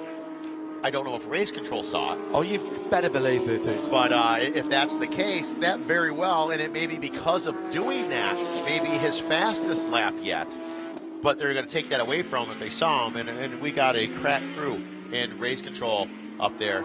And they've got more things to look at than we have. Oh, we've got a steaming left front on the 339. That's Reinhold Kran, who's gone off in the REML sponsored car. This is the tangerine and grey machine. It's another victim for turn 1. Yes. Spinning off to driver's right. And a lot of heat coming off the left front brake rotor, the brake disc. We've been seeing an awful lot of that. Once again, as we mentioned before, more in 1 than anywhere else, but 1 to 10 and 12, we've been seeing a lot of those incidents happening. 10 a little farther off. And you know, the difference is, you know, turning into 1, the track's kind of falling away from you. Yes. A little bit. Yes. 10, the track's almost coming to you because you're going up the bank a little bit. So when we've been seeing those mistakes coming out of 10, it's happening a little farther down. They're like, I got it, I don't got it. You know, and we've been seeing a lot of that. We have been there. Yes. Whether in virtual reality or in real life, we've all been there. You think you're a driving god and you've saved it. Yes. And right at the very last, just when you're about to breathe out, it snaps round on you and you're facing in the wrong direction. When you don't got it, otherwise known, I think the technical term is ran out of talent. Yes, correct. Yes, and God knows I've been there before. I've worn those pants.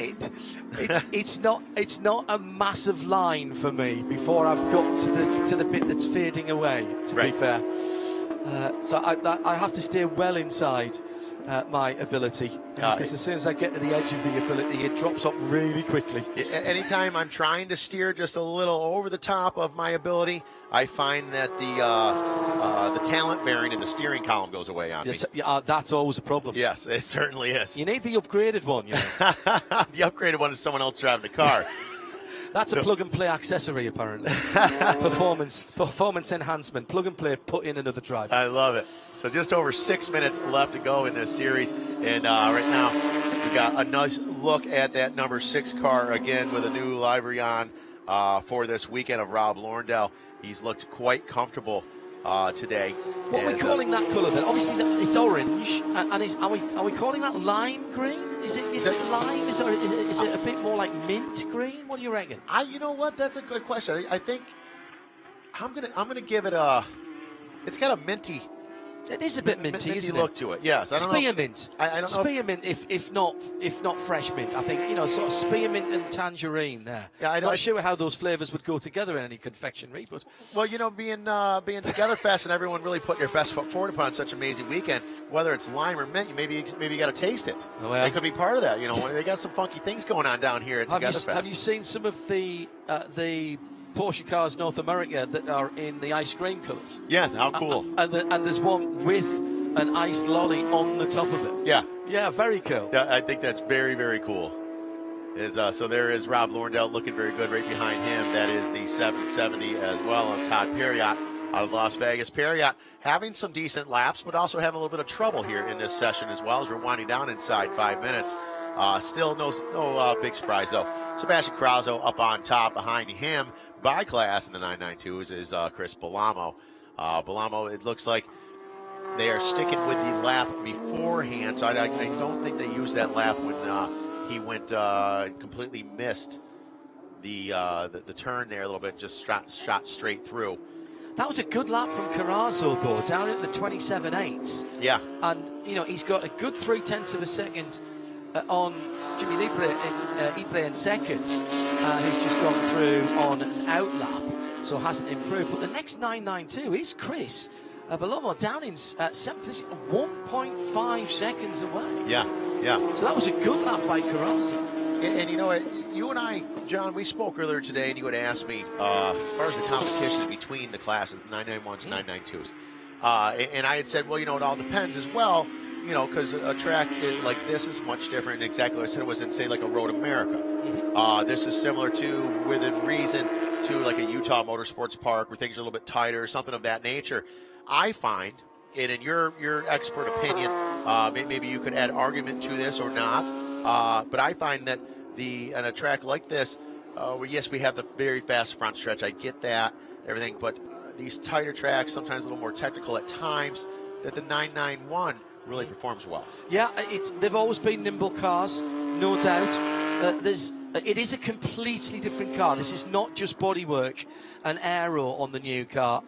They've only been 7 iterations up to now of the Porsche 911 since it was launched in 1963. So every time it's a little bit of a development. The biggest thing on the 992 is that every one of them is effectively a wide-bodied car. There's no narrow-bodied car now, as there used to be all the way up to 991.2.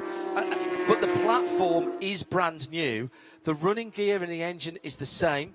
Still double wishbone front suspension on these race cars, but it's the aero that's different, and the adjustability of the aero is what the teams have been telling me that run these cars for the first time last year. They've got much more to play with. Now that's good in one way, because it means you can tune the car to a particular circuit, but it does mean that if you go the wrong way, you can sort of discipline down your own blood hole if you're not careful, and get yourself into a bit of a spiral.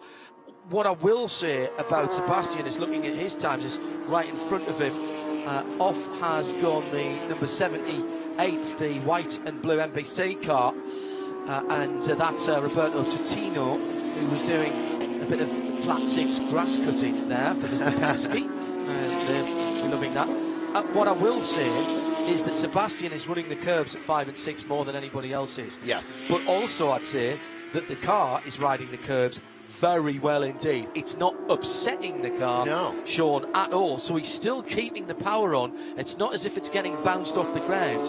And those Yokohama tyres, good as they are, they can't give you forward progress if they're not touching the track. Exactly. But they are. He's driving through 5 and 6. Yeah, you know, and there's been certain tracks where you see where you know, you have a driver like Sebastian that is cutting the curbs a bit like that, and you can tell it's very violent.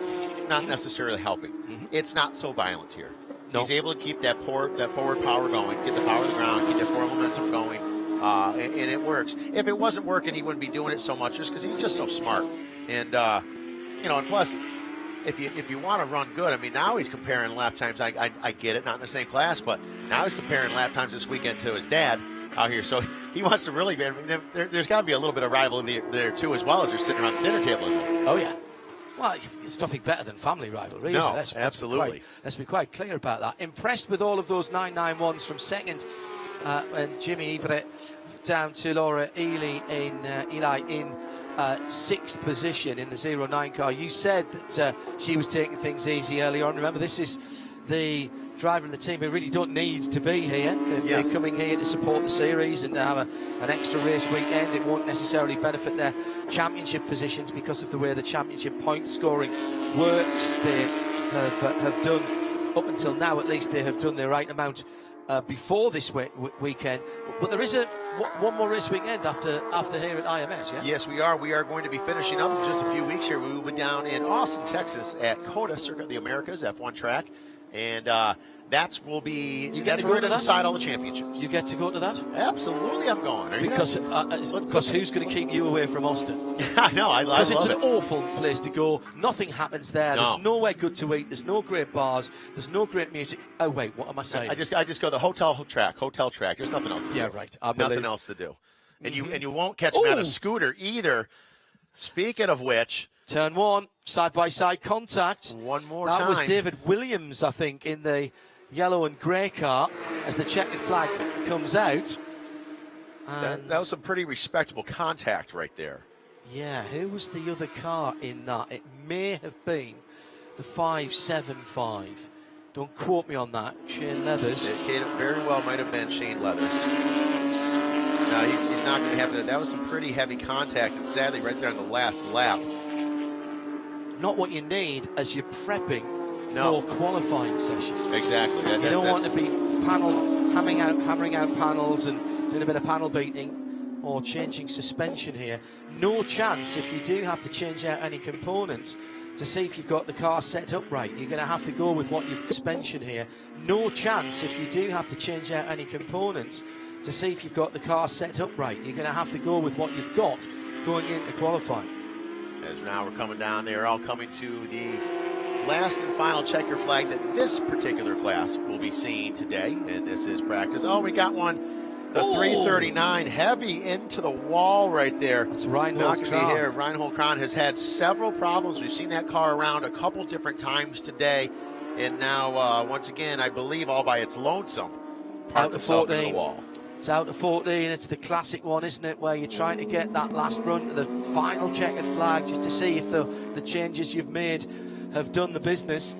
And Reinhold just losing it. It's the right rear that's gone in to the outside wall, which is the left-hand side, which means even without seeing that, if you're hearing me describing that, he's gone in backwards. Yes. So he's lost that in the middle of 14, and the back end coming around. Now the worry with that always is drive shafts and gearbox. If you've had any kind of contact that is more than a little tap, any substantial contact, drive shafts and gearbox at the back of the Porsche 911. And that's a section of the track where they're going quite fast. That's a flat-footed area coming out of 14 right there. Totally. And so it may not have looked too violent, but it was pretty tough. Good news for him is that is an area of the track that has the safer barrier on the wall. So that will have absorbed and dissipated some of the energy as he went in there. And in fact, the bodywork didn't look too bad.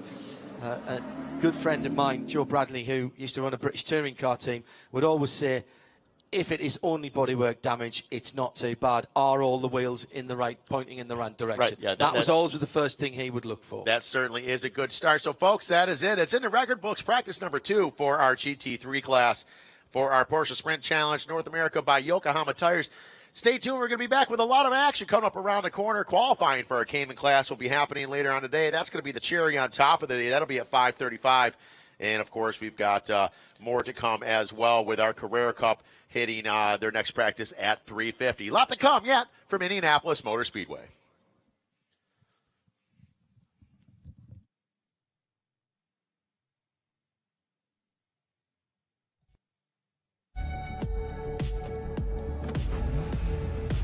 What kind of car would you dream up?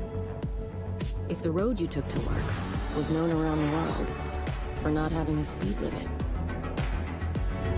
Well, if you were Porsche, that car would move like a force of nature, look like a work of art, and make you wish that road would never end.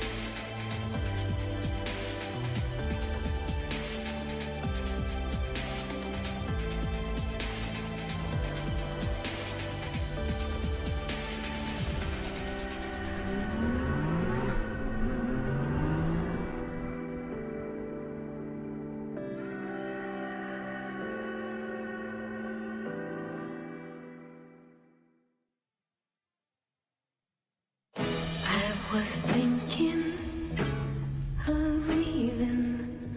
There was no one around here I wanted to know.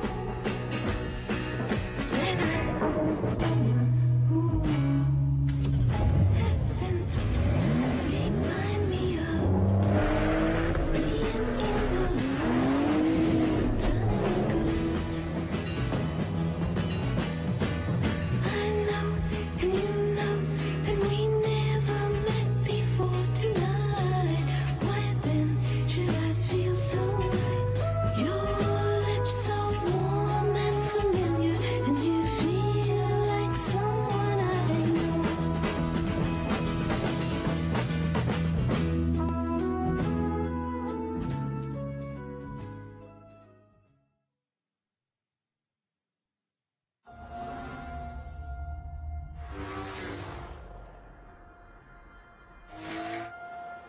Excuse me. I'm looking for a ship. Something bold, fast, authentic, iconic, memorable, that has the power of Porsche. I know what it is you seek. How does it feel when you turn on the light?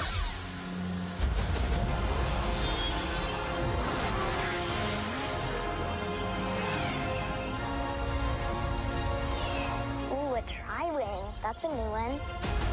We've now formed a strong alliance between the Star Wars team and the Porsche design team. We call our new spaceship the Tri-Wing S91X Pegasus Starfighter. Some things can't be forgotten.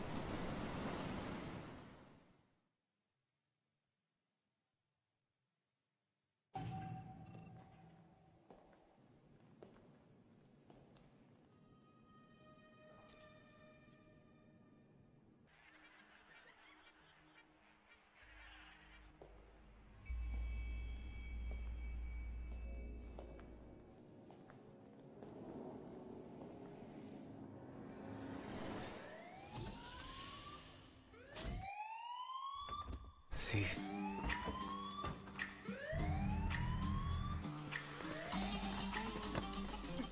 I'm sorry, I'm gonna just get into my Spider. I'ma remember that. Wait. Which car should I drive? You go, this one. My car. My car. My car. Your car.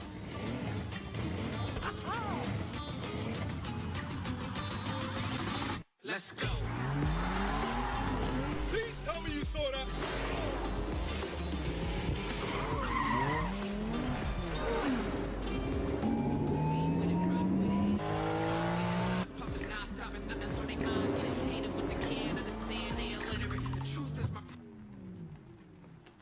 Je frisst daar kein besseres Hähnchenfleisch. Das ist echt fantastisch.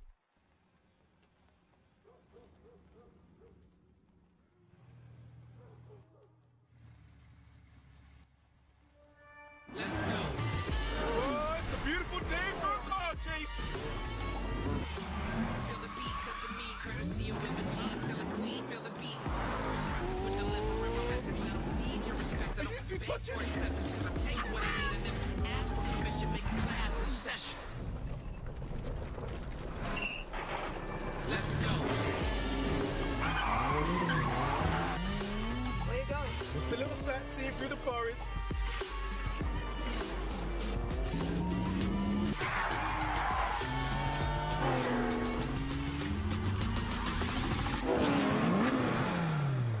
I gotcha. Who wants to be the bad guy next? I'll take that, thank you. You're welcome, Becca. What? Guys, we gotta talk about the rules here. When we get back, we're having a meeting. Let's go. I love this car.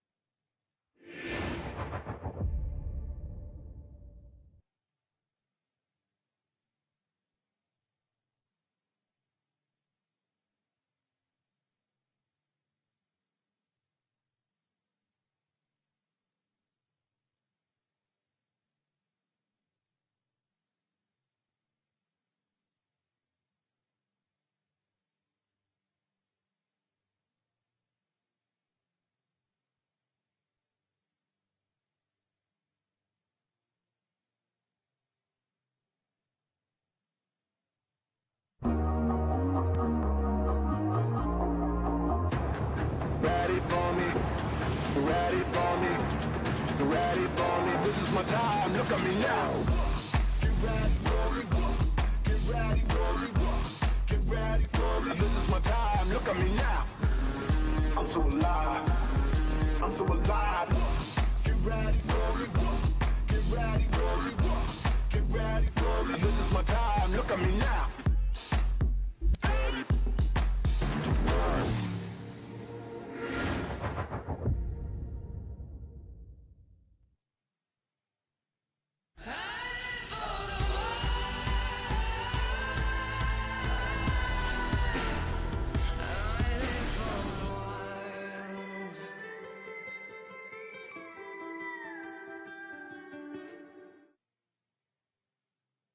In a Porsche, the ignition switch is on the left. Porsche engineers placed it there years ago to gain a split-second advantage in endurance racing. It remains on the left to this very day. It's one small detail that, together with 10,000 others, create what the Germans call Gestalt, and what those who know call Porsche.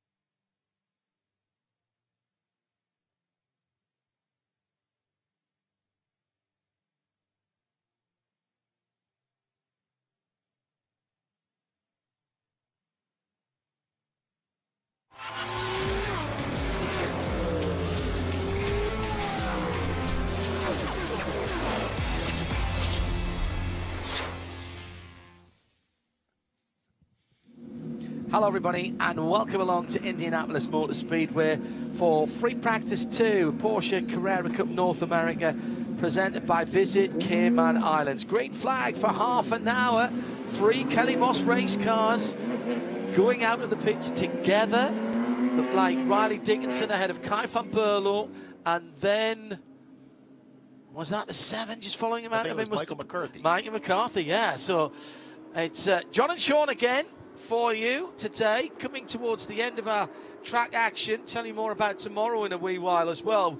We've got some qualifying to come later on. But for now, settle back, whether you're here at the circuit or further afield, and enjoy this session. Watch out for a bit of drafting going on here with these 3 Kelly Moss road and race cars. Just be a little bit of a simulation for their qualifying session. They've pulled away immediately. This is very interesting. Here at the track, good opportunity to get the team shot. I wonder if their photographers out there, that's why they're doing this. And by the way, there's 10 minutes left of the ice cream drop in the fan zone here, if there's any left. John, I gotta go. Okay. I only got 10 minutes. I'm gonna have to go. Go. It's fine. It's just remember your co-workers. That's all I'm going to say there. So if you're here, 10 minutes left of the ice cream drop this afternoon. And it's been a real festival atmosphere. What else would you expect? Hashtag Sports Car Together Fest. what is it, just coming up to 9 o'clock in the UK, 10 o'clock in Europe. Still got plenty going on here this afternoon and into the evening, and a full day tomorrow from 8 o'clock. 8 o'clock right on to the end of the day. And John, the other thing is that I love about the Together Fest, it's just, that's exactly what it is. All of us from drivers, from series to you and I, to the teams, everyone coming together. And it is our family of Porsche. The one time a year we all get to be together. And, and our family is a very, very much extended family with all the friends and everything and all the fans. It's a fairly relaxed atmosphere. The racing is taken very seriously, of course it is. And there's no compromise on safety in competition either, of course. But really nice atmosphere. Just been chatting to a few Porsche owners here in the Pagoda, which has been turned, effectively the Pagoda has been turned into a multi-layered hospitality area. Yeah, and depending really on which floor you go to, there are different offerings for you, whether it's the Tag Heuer spot up right at the top.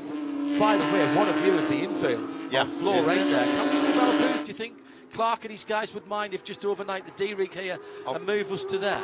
Clark's listening. I see him right. He's nodding his head. Yes, no problem. Yeah, Yes, he just wants hardly an ice any cream. work at all. Yeah, not a problem at all. Yeah, you know who is working hard? All three classes out here, John. True enough. Which, you know, for those of you just tuning in for the first time, out here with this amazing class of Porsche Carrera Cup North America by Cayman Islands.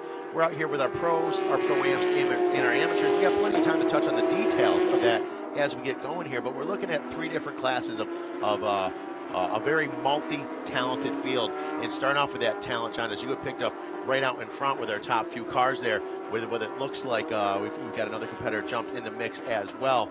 But very fast, very talented drivers all the way through the field here.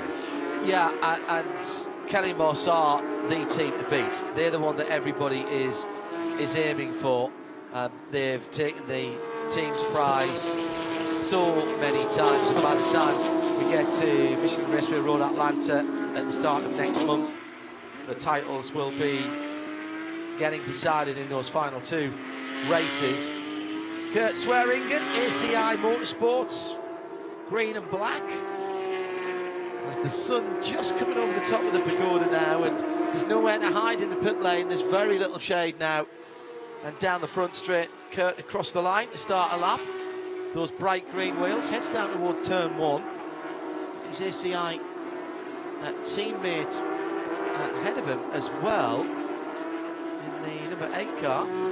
It's the Michael McCann car, isn't it? So that would be McCann Racing, actually. We're sitting here in the number 8. Yeah, there's going to be McCann in the front in the pro class in the number 8 car. As right now we're sitting at Dickinson, Van Berlin, McCarthy, Fisher. That's your top 4 right there in your pro class. Smith, he sneaks right in there as well. Bill Smith up to 5th, yes, in the ARM. Now, Bill's had a funny old season because I think he's having one of his better seasons in the bright orange Kung Fu Lounge, easy for me to say, car. He races with Top Racing. He is loving life at the moment. Went up to Toronto for the 2 races with IndyCar, and Mark Kwame, not Mark Kwame, didn't go up there. Didn't go up there. No, Mark Kwame No, it was Mark not up there. Kwame. Yes, that's right. He didn't go up there, and well, he sent his team car actually. His team were there, and Bill Smith took the championship lead at that point. I think Bill managed to crock himself at home and do a bit of damage to his foot. And his doctor said, "Nah, Bill, you shouldn't be racing. Give it some time." So he had to sit out, and he must have been really, really fractious about that. Yeah, absolutely. He had been very upset. So he took the championship lead and then lost it again. John Getz came up to 2nd position. Mark Kwame back to the lead. But that AM category, there's nothing in it, to be honest. Grady Willingham in 4th place is back just a little bit. But my goodness, it's all close. It's all very close. And that's the thing, you know, we're talking about our pros, our pro-ams, and our AMs, but even in our AM class, you know, with guys like Bill Smith and Mark Kwame, these aren't slouches. Oh. These are very, very capable race car drivers. And So, you know, all the way through the field, whether you're a Dickinson or a Van Berlew, all the way back from our pros, all the way back to our amateurs, it's a very, very deep field of competitors. And these are guys that have won a lot of races in their time and still continue to do so. It's starting to look a little more competitive in terms of people fighting for track position than it did in our first practice session. This is the second opportunity for these drivers to go out. Huge field, by the way. Only 3 cars in the pits, so 32 of the 35 cars are out. Hutton McKenna isn't out. Justin Oakes isn't out. Adam Adelson actually has just left. I just saw him. He hasn't actually tripped the pit out yet, but I just saw him moving in the 120. That car would normally be the 24 car, but he graciously, along with his team, decided that, well, since Jeff Gordon's here this weekend, running a Hendrick Performance Group Porsche, that it might be a nice thing to present Mr. Gordon with the number 24, with which he has a bit of history. Absolutely. And you know, John, before we get further into this session and the times we start getting down to the nitty-gritty, you had the opportunity to just do a press conference with Mr. Jeff Gordon and Ray Abraham. I'm jealous, not gonna lie. Tell me a little bit about how that went, how was that received, and how serious is Jeff taking this? Well, let's remind ourselves first of all that this is Porsche. This is a Porsche Together, that's Porsche Sports Car Together Fest. Now, Porsche Carrera Cup North America is a pretty high-profile series. It runs with IMSA. Effectively, you know, there's 2 race series here this weekend. This is not a huge racing meeting, and that's no disrespect at all. It's a huge Porsche meeting. Yes. But the amount of press that was there, first of all, not just from the specialists, but from local network affiliates, local radio stations. Certainly. Of course, we had some sports car and endurance press there as well. But a very good turnout of people wanting to talk to Jeff and Ray, who haven't raced together for, well, not this decade, 1999. So we've been coming on for 23 years since those guys were together. And Ray Evernham saying, do you know, when he asked me, I said yes straight away, and I said to him, what have you enjoyed? He said, I enjoyed the challenge of a new car that we literally know nothing about. He said, it's just nice to hear his voice back on the radio. I had some of my best times in racing, listening to and talking to this guy, and just having that again. He said, pretty cool. It just feels good. Now, you see, I like that. That's emotion, isn't it? Yeah, yeah. These guys have won everything that they've been. Look at what they've done. They've been the fastest, they've been the best of the best.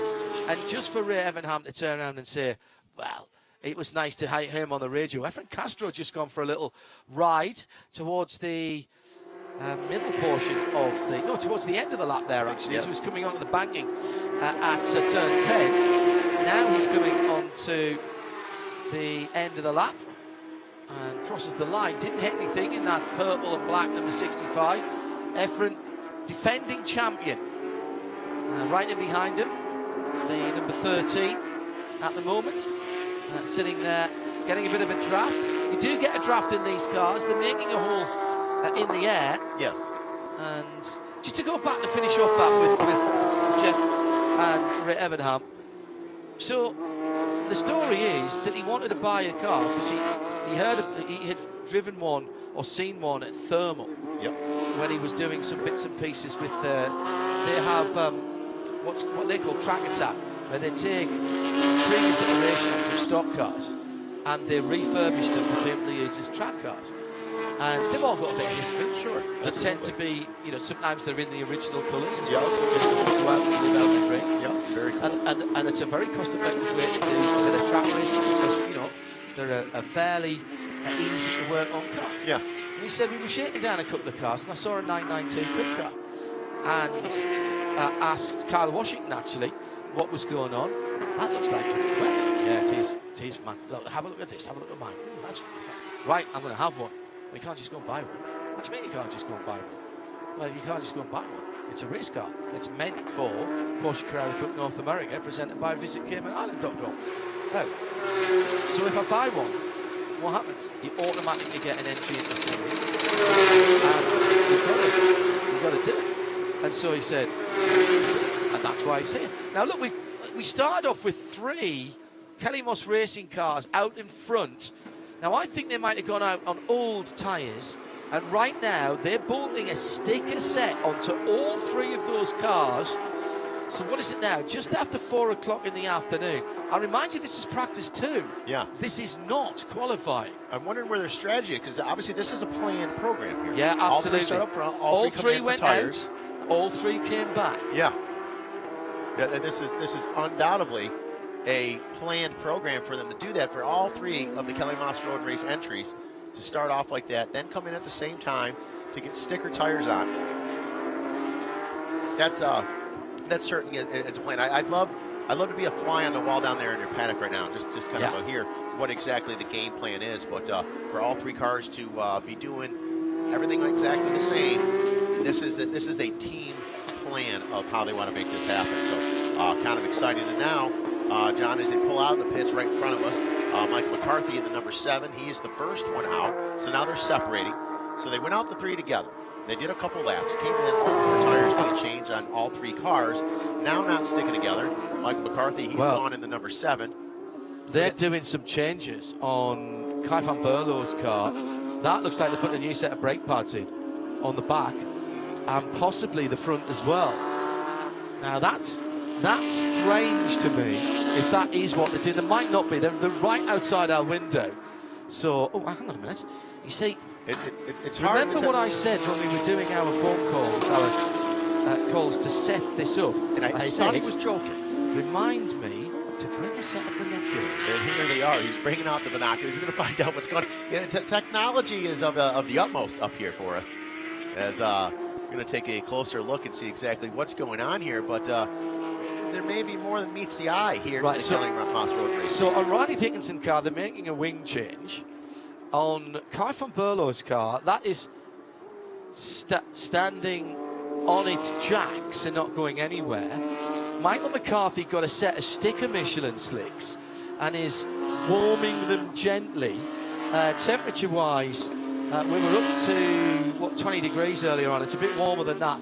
I would think track temperature is even higher than that at the moment, because we've had quite a bit of direct sunshine. A little bit of cloud this morning that burned off, then a lot of sunshine in the middle of the day. We've just got a tiny high layer of cloud at the moment, but you can see that the shadows are being cast. So Michael is taking things easy in that number 7 car and bringing it around nice and slowly.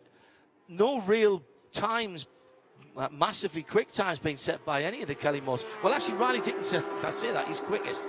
So that was on the old tyres. Now here's Michael coming down the front straight and heading towards the turn 1 and 2. Very just relaxed. Drop away there. Very relaxed. Yeah, this is another prep lap. That's not a fast lap. Riley Dickinson with their new Michelins as well, but that was definitely a wing change. They're just going to check the torque on the front wheels and the rear wheels. Oh no, they're doing tyre pressures as well. So they're maybe just bleeding a little bit of air out of that. It's quite busy in the pit lane. It really is. And if we're taking a look here, we are tomorrow. The green flag for Carrera Cup is going to be flying at 3:15. We're not far off of maybe track temps and things of that nature for tomorrow for race 1. For race 1, yeah. So they may have, as we saw earlier on, maybe they're concentrating a little bit more in the last practice, and some of this as well for qualifying, which is going to happen tomorrow morning. But maybe this is more prep for race time, possibly. And I, once again, I'm speculating a bit. But as far as the weather goes, the weather's supposed to be rather similar today as it's going to be tomorrow. So this may very well be part of the deal. Here's Lee Keane coming out in the red car. Now Kai van Berlo and Riley Dickinson come out. Now you'll notice they're immediately into the acceleration lane, the fast lane of the pit lane, and they go in between the two bibendum that's there. And there's some yellow and blue chevrons to push people through there. That's not just to keep things neat and tidy for the run out of the pit lane. There's actually RFID readers within those pylons there, So you and I have been around long enough, Sean, and remember the old days when you used to go at the end of the pit lane and there'd be a pit lane official there, and they'd mark the set of tyres with effectively a rubberized Sharpie. Right. You know, number 54, set 2. Yes. Yep. You know, Q1, whatever. Those days are gone. Yeah. The technology, which came amazingly from truck tyres.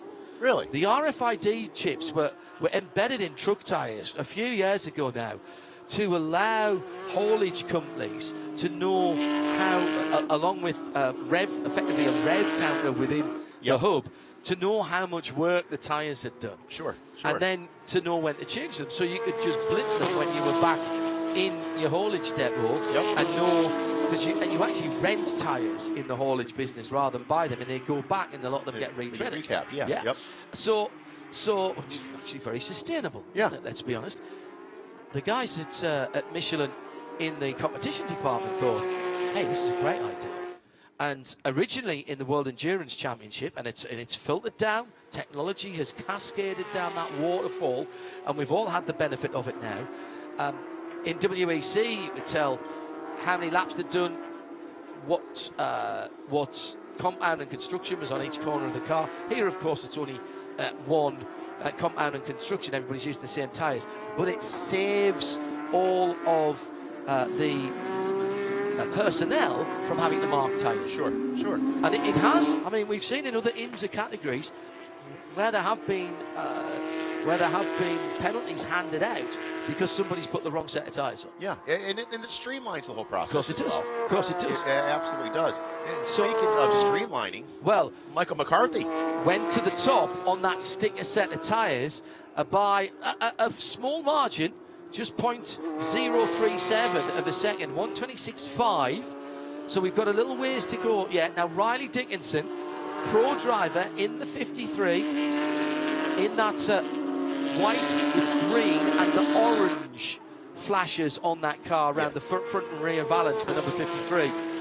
So up to 120, 130 miles an hour, coming to turn 12, 135, all the way down to second gear, and then accelerating again, building up as he comes through towards the end of the lap. You want a nice clean run onto the start-finish straight.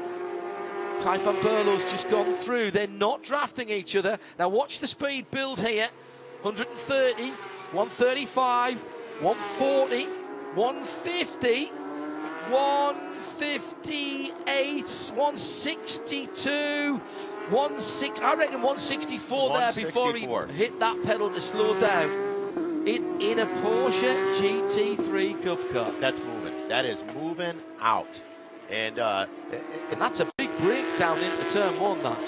When you talk about the speed differences from dropping down in the second gear in areas like 12, then down into 13, same as like in 2 and 7, then all the way up to 146 miles an hour, but yet only being, thousands of seconds off on lap after lap after lap. It just shows you how competitive these drivers and these teams are in these race-built, purpose-built Porsches. Really, really impressive how close the competitiveness is in this series, John. So that is effectively, it's under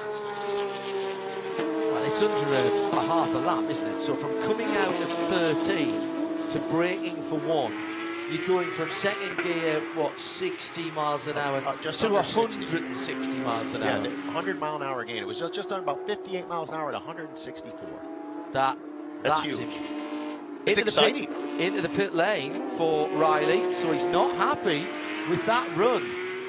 Maybe just scrubbing in a set of tyres, maybe realised from the delta on his dashboard, and the dashboards have been upgraded on these cars, as have the steering wheels. That was part of the upgrade from 991.2 to 992. If you're not familiar with Porsche, I suspect that a lot of you here will be, so I apologise for telling you what you already know, but people perhaps watching on our global TV field, on the word TV field, don't know. The Porsche that we are seeing here, they are all 911s. That is the model number of the car, and it's always said like that: 911, 968, 917, 956. Those are the model numbers. When you come to the type, because 911s have been around since 1963, So, for example, this is a Type 992. The previous was 991. And Porsche tend to do a midlife refresh, so then you'll get a 991.1 or 0.1, as often they say, or 0.2. Yes. And you always say it that way around. So the model number is 911, 956, 914 for the old mid-engine cars. They always say it like that. The type number, you say it as the number, so 992. And that's what the Germans tell me. Yeah. And Frank Stefan Walliser used to be head of motorsport, he's now group head of 911, who has a very nice 993 black on black convertible, which I love it. He found over here and has done a lot of work on back in Germany. He told me that, and if that's good enough for him and for the Porsche historians, then it's good enough for me. Now, John, we've seen a changing of the guards up on top of the fastest lap so far. Now with the number 12 coming in, that is Keane coming in the pro class. Lee Keane coming in with a time of 1:26.179. And you know why that is? Because he did the autograph session, and all the guys sitting out on the Porsche Club of America were down there. I saw the lines. It was long for him and Jeff Gordon, and Lee was getting just as many questions as Jeff was, and quite clearly all the PCA members were telling him exactly where he needed to be on the track. And there you go. And there you go. And that's why you love having those groups along with us, right? It's group mentality. It's collective wisdom. I love is it. what we call it. I love it. I'm only joking. Lee's a very, very quick driver. Holds the Guinness World Record for the fastest man inside. He did that indoors in a big exhibition centre in a Porsche Taycan. And what was that record inside? Do you know, I knew you were going to ask that. Because I don't know the answer. I'm not being tricky. No, I know. It was something ridiculous. I saw the video for it. And see, getting the speed out of those cars is not the hard thing. It's getting them stopped. Because when you're indoors, there's no runoff. Sure. You are literally... running into a wall, and it was a ridiculous speed when you consider what it was. Now this goes back to 2021, so 102.5 miles an hour in the New Orleans Convention Center. Really? And that had stood since 2013.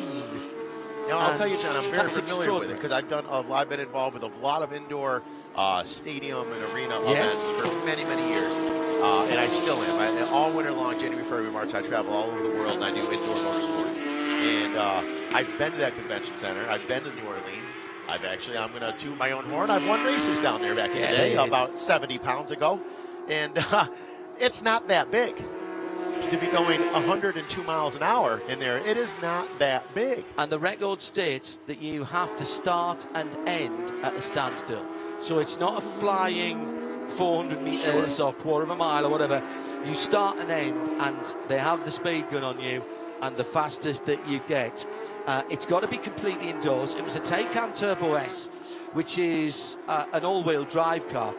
And in BHP, that is around about 750 horsepower when you turn everything up to Sport Plus. And there's even more to it because that's also a concrete floor. With a finish to it. Polished concrete floor, which they weren't allowed to do anything with. Yeah, I wouldn't think they would because down there at New Orleans, especially years ago like that, and a lot of these arenas and stadiums and convention centers are all attached to one another like this. Just like they are at a raceway like this, they want to take care of their facility. Now, bear in mind the previous record, which was held by Mikko Hervonen, who's a rally driver, a Finnish guy, driving at Helsinki back in 2013 with a speed car XTRM, which was basically built to do this. Was 87 miles an hour. Wow, so you blew it away. And it had remained unbroken since 2013. That tells you how hard it is. Yeah. So when you're doing 100 miles an hour, and you're on slick polish. I bet you've done indoor karting on that slick concrete. I have. It's a hoot. Yeah. You're never pointing straight. But getting the power to the ground in a car is difficult. How do you get the power to the ground in a car like that and then get it stopped? Getting stopped is what would worry me. Yeah. A lot of people understand. Now, I know this is a straight line there racing. A lot of people don't understand racing, braking is a lot of what wins racing. Oh, yes. So now he's got to go from a dead stop start to a dead stop finish with a polished concrete floor at 102 miles an hour. As a convention center, yeah, it's big. As an area to do that type of thing, it's not very big at all. And I'm picturing in my head now, as soon as you said that, I'm like, wow, I've been there a lot. I've spent a lot of my life in that building. And it's not that big. In its whole area, I mean, it's huge because it's got a lot of halls. Sure. I think it's 1 million square feet and more, apparently. But one hall stands still. So obviously you have to back the car till it's pretty right much to the wall. one wall. Yeah. And then foot down. And here's the spooky thing.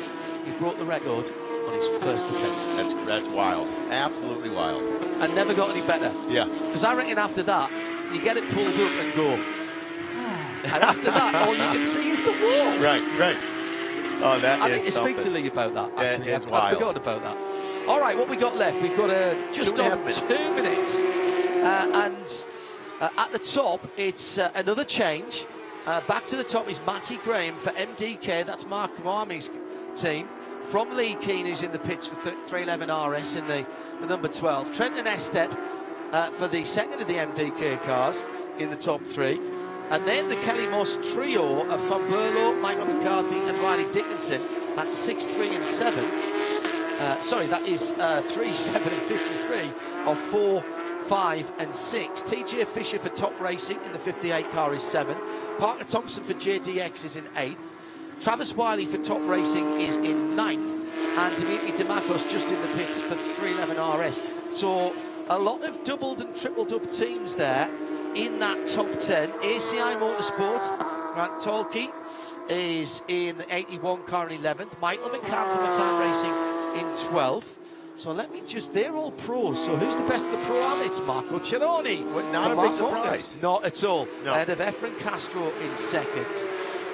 Jeff Mosing's a little bit further down. It's PJ Hyatt in third place for Kelly Moss. And in Am, as we're coming towards the checkered flag, Mark Kwame is leading from Joe Lombardo and Bill Smith.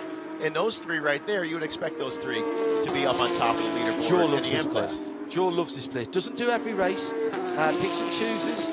He'd probably be at Road Atlanta, Michelin Racing at Road Atlanta, because he likes to race there as well. Doesn't do the full season, but when he comes out, he enjoys himself, and he's normally pretty competitive.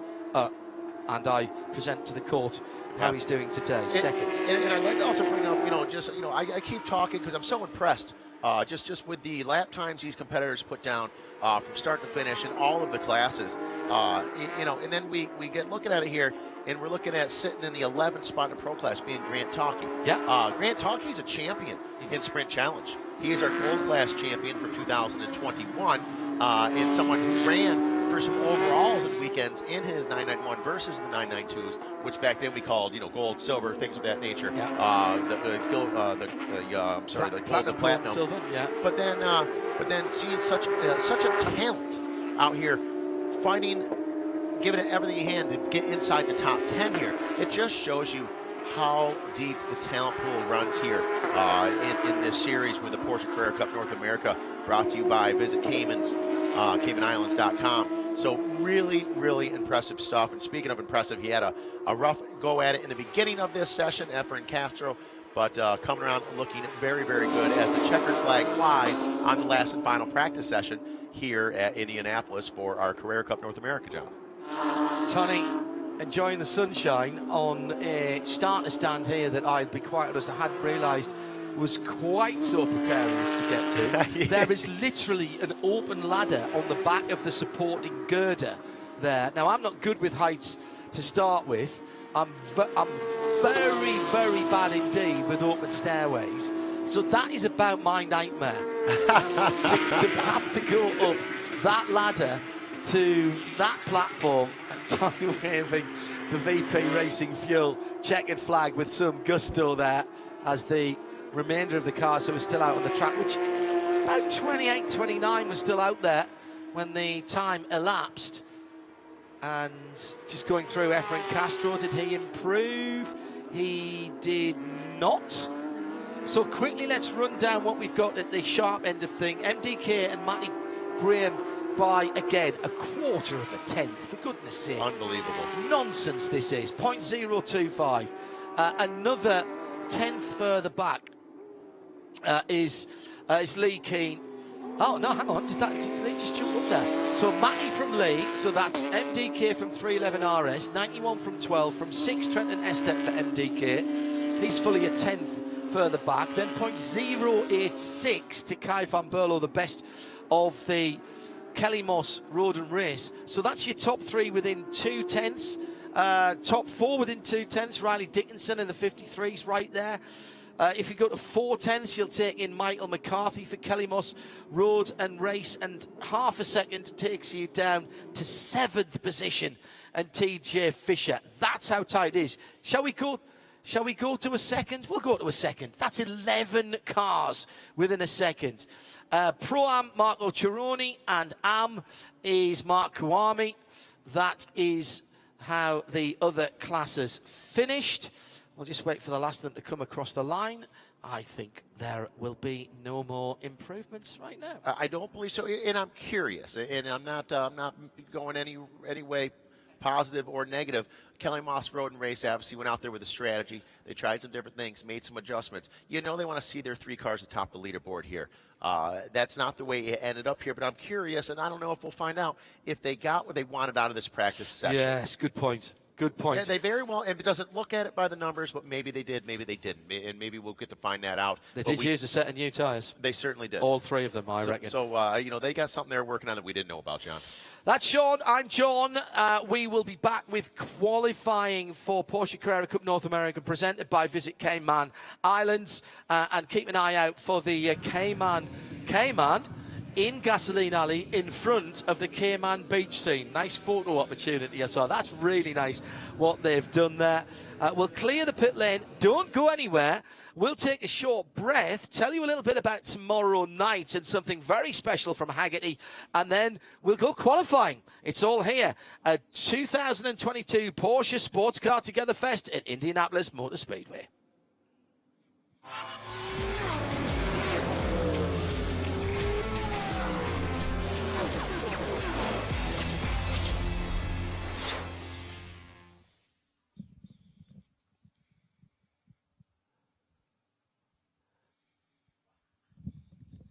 Well, if you've enjoyed your time...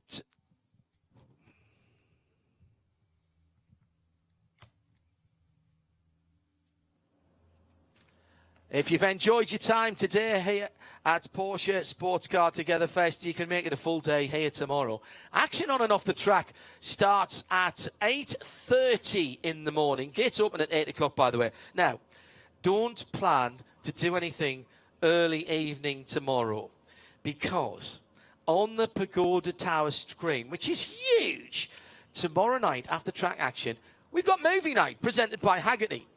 Now, this is no old late-night movie that's been dug up and dusted off. No, this is Top Gun Maverick on the big screen, outdoors tomorrow night. All part of your Saturday admission. I've not seen it yet, so I'm going to be on one of the bean bags. I'll be there. The show starts at 5:30, 5:30 tomorrow. You can enjoy a full day of Porsche and one of the big newest blockbusters in the fan zone. Tell your friends that there's a full day of action tomorrow. Porsche Sports Car Together Fest. Gates open at 8 and Top Gun Maverick wrapping up the day at 5:30 p.m. Saturday, I feel the need for speed.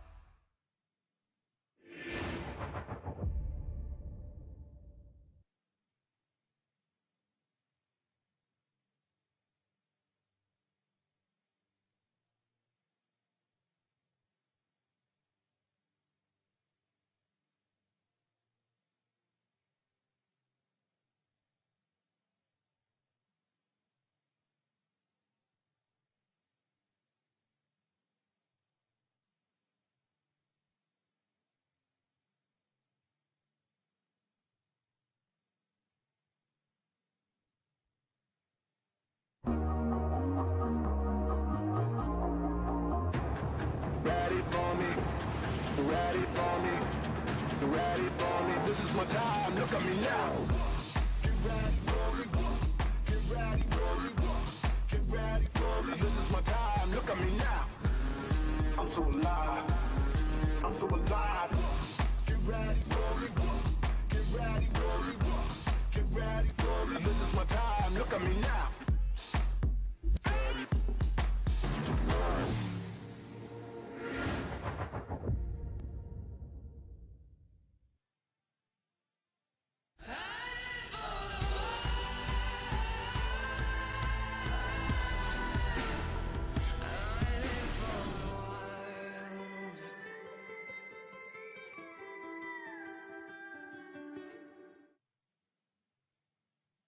In a Porsche, the ignition switch is on the left. Porsche engineers placed it there years ago to gain a split-second advantage in endurance racing. It remains on the left to this very day. It's one small detail that together with 10,000 others create what the Germans call Gestalt, and what those who know call Porsche.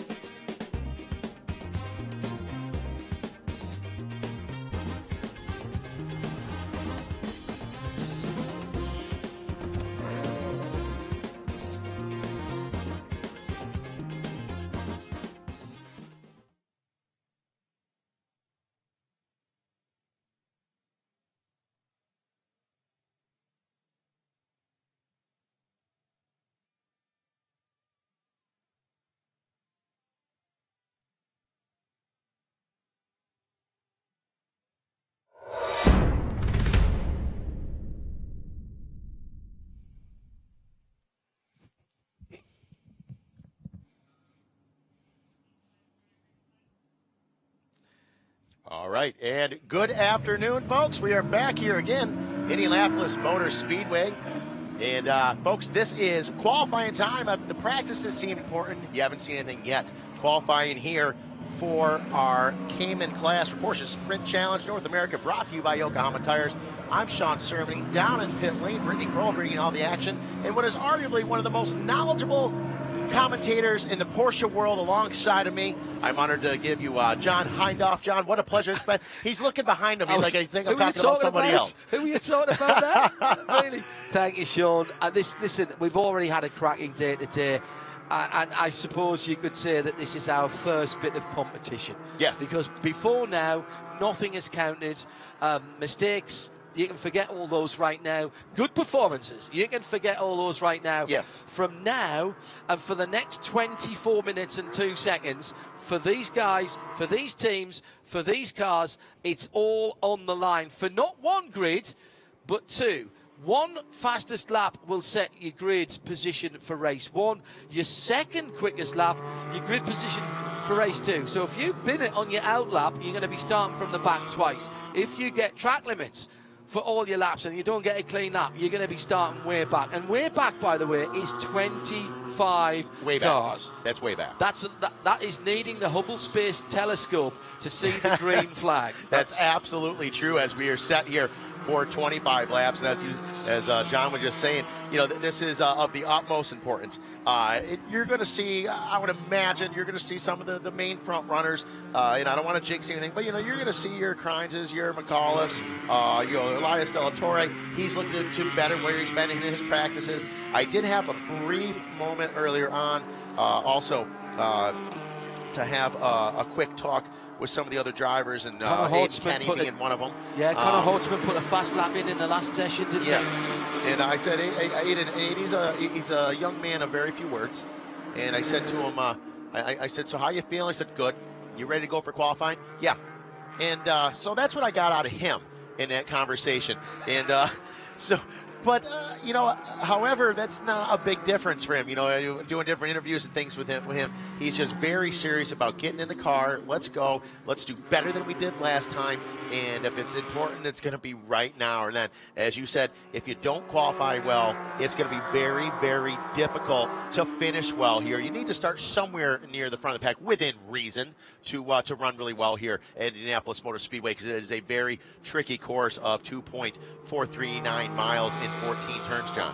And there isn't a lot of time. You've got 35 minutes and one lap. Correct. In the race. This is not a 6-hour race here. No. So track position isn't essential here, but I'd like to think, if this was me, I'd like to think I was in the top half or better.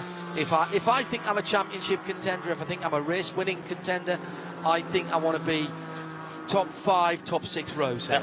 Absolutely, without a doubt. As we're going to get underway here with a few laps in, we should be going into a second lap here in the record books momentarily. I'm going to start talking with John here about the numbers once we get a couple of laps in. There's a few different guys you want to keep an eye on. We've got some really fast competitors also from the USA West Series that has come here as well. As I mentioned earlier today, that is a sister series of the Sprint Challenge North America, USA West, also brought to you by Yokohama Tires. And we've got some fast guys from that series from the USA West coming out here to run as well. One of them being Sam Parnigan, back-to-back wins in Utah just a few weeks ago. As we saw him, had some trouble earlier today in practice number 1. He's in appeals number 157. And since then, and I'm curious, did that make him be like, whoa, man, just, hey, pump the brakes for a minute, you know, right off the bat? He hasn't had the same pace, has he? He has not. No. And now I've been thinking about this all day, John. I hadn't brought up, I haven't spoke about it out loud, and this is not to talk good or bad about anybody. But with the USA West, he was so dominant a few weeks ago at Utah Motorsports Park. And now, for lack of better terms, because it's Indianapolis, everyone wants to race here, everyone wants to do well here. You got the best of the best in the Cayman cars all here this weekend. I'm not taking anything from what happened in Utah a few weeks ago, but he seemed so fast earlier on today. Had that little bit of an incident, nothing major. Got it fixed. He's back out here. I'm curious to see now how he's going to move up in the order. Left rear suspension needed a bit of a seam too, because the left rear wheel was pointing in a direction that wasn't as specification from Porsche Motorsport. Shall we say it that way? That certainly makes sense. The guys did a good job to get him back out there. I think it was Ramsey Carrazzo, wasn't it, who he was up alongside in the 711. His car came back out again. And we are going to go down here right now. And here we got a driver coach getting some insight on here with Brittany Kroll. Brittany, tell me what's going on. Hi guys, I'm down here with Andre. He is Alex, driver coach of NOLA Sport. He was P1 and he dropped to P3 during the practice round. Do you think we're going to pick that momentum back up during qualifying? I hope so. That's a qualifying time, and it's he did a good job. We were still in first for a long partial off for the practical number 2, and now it's qualifying time. We hope to be a little bit further than we had now. Thank you. Good luck today. It's the 21 car of Alex Hagerty that we're talking about there. He's on the middle straight at the moment. Effectively, it's the back straight. Runs down alongside the part of the golf course, which, as I realised when I went up to the 8th floor and had a look out the back there to get my bearings here, having not been here before, the golf course is partially inside the oval and partially outside the oval. Cool.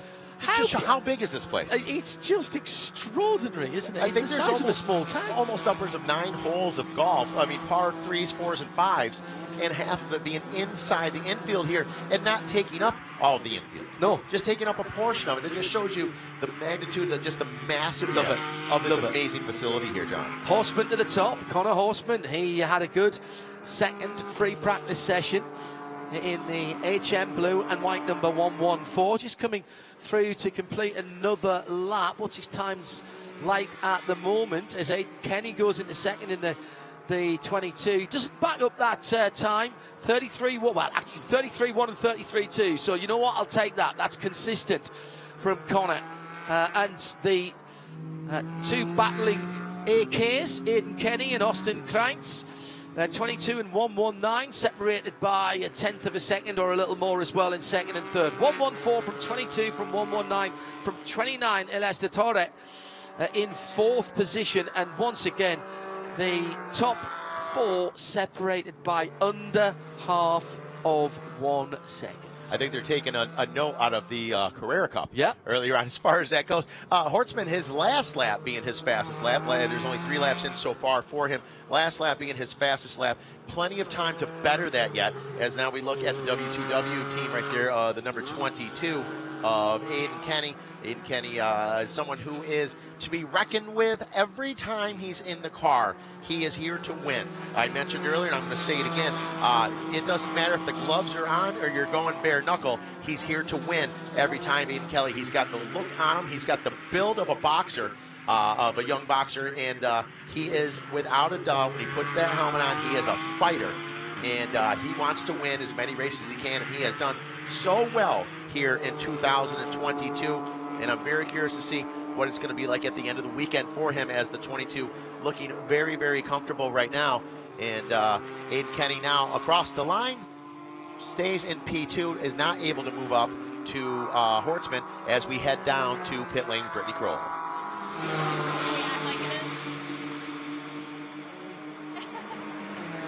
Hi guys, I'm down here with Sebastian Carrazzo. We are out here watching his dad race right now. His dad's racing for TPC. He is with Kelly Moss Road Racing. How is it going out here, being out here with your dad? It's a great opportunity being here at this event with my dad. Him being here, being able to share a track with him, and being in this is historic track being Indianapolis. It's great seeing him back in a race car. Thanks, Sebastian. What I want to know is whether it was Sebastian or his dad who was in the car when they got sideswiped this morning. Because I think Sebastian did a few laps early on. Yes.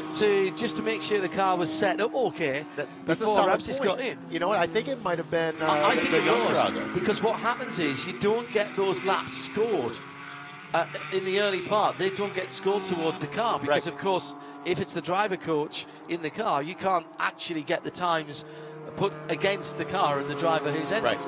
So I think it might have been Sebastian who got sideswiped earlier on by Sam Parmesan in the 157. Already down to 15 minutes to go. Horstman, Kenny, Kreitz, Sean McAuliffe going up into 4th place last time around with a 33.6. So again, now we've got 5 cars within half a second, 6 within 6/10. You can add Mark Smith into that in the 4:21. Alex Hagerty goes through, doesn't improve. So, you know, are we going to see these guys back off, try and cool down the Yokohama tyres, and maybe even come into the pit lane and sit for a moment? You're not allowed to make any changes. Right. That would disavow all your time. So just sit there for a moment. The whole of front straight's in shadow. Yeah, it's amazing how quickly things change. It wasn't here. 10 minutes ago. Correct. So that makes a difference. And you know, we've seen some different strategies, I should say, I have throughout the year, where some of the teams, all kind of different teams, different drivers, some will go out there and set down 2 fire laps and be like, okay, let's hang out, see if anyone betters that, and if they do, we'll go back out. Some will come in, say, okay, we got a good lap, let's come in and just, hey, let's just be calm. And it's all different. But you know what's funny, and I'll talk to you about this. I always, you know, when we're doing the commentary thing, you know, your mind's going 100 miles an hour. You got a bunch of different things on your mind. We've been talking a lot about driver coaches, especially early on in the day in practice and things. Not all, but a lot of these drivers have a driver coach. Not a lot of them have their son as a driver coach. True. So I'm curious about how that conversation goes, and especially when that driver is someone who is a proven talent in his time. And then to come back out, and now, how is that conversation different from having a hired driver coach to having your son? And how would that conversation go? I bet at times it's kind of humorous. Well, I think it's more likely, knowing Ramsey and knowing what he did before he came back to racing, when he was racing previously, I bet it's a much easier dynamic than if it was dad telling son. Yeah, sure. Because sons aren't meant to do what their dads tell them to do. In fact, quite honestly, they'll normally do the opposite. John Cleland, a good friend of mine, a multiple British Touring Car Championship, his son Jamie was racing in Clio Cup in the UK, and Cleland said to me, you know, I can't get him to listen to me. I said, well, of course not, he's your son. Right. He's programmed not to. Yeah. So he said, well, what do I do? I said, well, get somebody else to tell him. He says, well, you tell him. I said, well, he's not going to listen to me. I'm not a race car driver. He said, go and tell him. So I went up and I said, hey, Jamie, I just think you need to be doing this. Like, exactly what John had told me to say. And he went, yeah, that's actually a really good idea. I'll give that a try. Thanks, Wish somebody had mentioned that to me earlier. Yeah. So I go back and I said, come back after the next session, and John says, he did exactly what I told him. He completely ignored me. I said, that's because you're his dad. Yeah. So that dynamic, I think it works better son to father than father to son, because father's going to have a bit more life experience and be prepared to take the advice, where son, in one ear and out the other. Until you get a lot older, and I had to be a lot older till I realised that everything my dad had told me in my formative years, up to my early 30s, was absolutely spot on, and I'd ignored the world's greatest advice. You know, it's the way it is. Absolutely. Down to 12 minutes to go here. Who's on fast ones? Michael Clark's just improved in the number 33, 135.7. His best in this session. Charles Gordon's improved. Sam Parnijansen's improved. Tom Kopinski in the 520 improved. That's 19th, 20th and 21st. And who's out of position then? Let's have a look through of people that I've seen at the top. Actually, not that many. That is a good-looking top 5, top 10. We're the usual suspects right now. Yeah, Connor right where you up would there. expect them to be. Definitely with Connor Hortzman being up there in the mix. What I have been keeping an eye on, and we'll get back to in a bit, is Elias Delatorre in the 29. You know, coming off such a good initial start in this series, and he's doing an amazing job right now. He's not going to be happy with it, but still sitting in P5 with all these very fast guys. You know, that's huge, but he's going to want to keep on pushing. And so is the number 26 here that we've got on your screen here of Alan Scalzo. Alan Scalzo, he's seen a good handful of podiums. I've had the opportunity to do many celebration interviews and things with him. He's going to be pushing. He's just outside that a bit, sitting in the top 10 position right here. I think he's got another better lap or two in him, without a doubt, and he's got time to do it. Oh, spinner on the infield. It's one of the RS1 cars, and in fact, Joseph Rizzo. Yeah, it's Rizzo that's gone round. Not the first time we've seen Joe pointing in the wrong direction, but he's always managed to do it on an area of the circuit, or just off the circuit, that he's been able to get back to the black stuff. The rule of thumb normally is gray is grippy, green is slippy. But there is a bit of it's not been wet around here for a few days, so the it's lush and green. It's not like there's been a drought, clearly, and the groundskeeper here, who also looks after the fairways and the greens on the golf course, well, he's earned his corn here this last few weeks, because that is glorious. And when you get up a height and you look across there, the cut lines, which are in swooshes in parts of the infield area, it's like racing through a country park here. It is. It is. And, you know, I will say, and I'm going to toot his horn, since Mr. Roger Penske has bought this place, I've been lucky enough to be coming here for a good handful of years. And so I will tell you, and I'm not complaining about years past at all, because it's always been amazing here, but there has been a hands down, without a doubt, a visual change to the positive for over the last few years as things have been going on. And for my first time, it's made an instant impression on me. All right, we have got 9 minutes to go. Let's head back down to Brittany in the lane. Where are you, Brittany?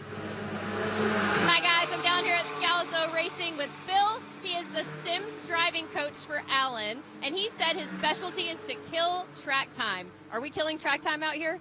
Yes, we are indeed.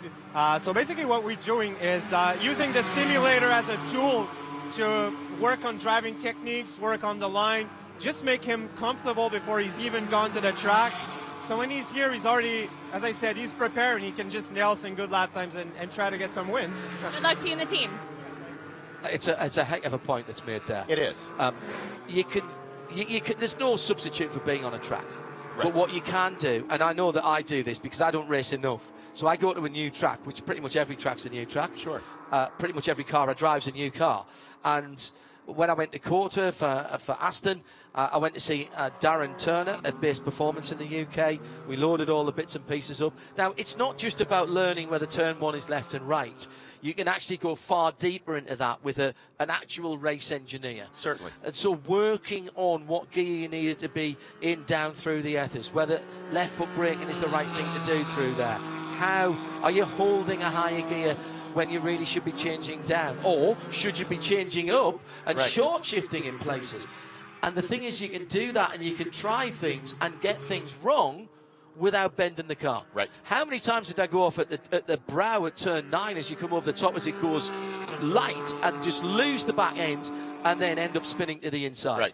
That would have cost hundreds of thousands of pounds if I'd done. In fact, you wouldn't have been able to do it. You'd be all done. Yeah. So all you do is you reset it, you go back. Now, you can't take liberties with that because then you're not learning. Yeah. But what it does do is shortcuts, so when you get to the track, you do your track walk, you've then visually have what's in your head, what you've used, and that muscle memory that you've had in the sim, and then you go back and apply that to the car.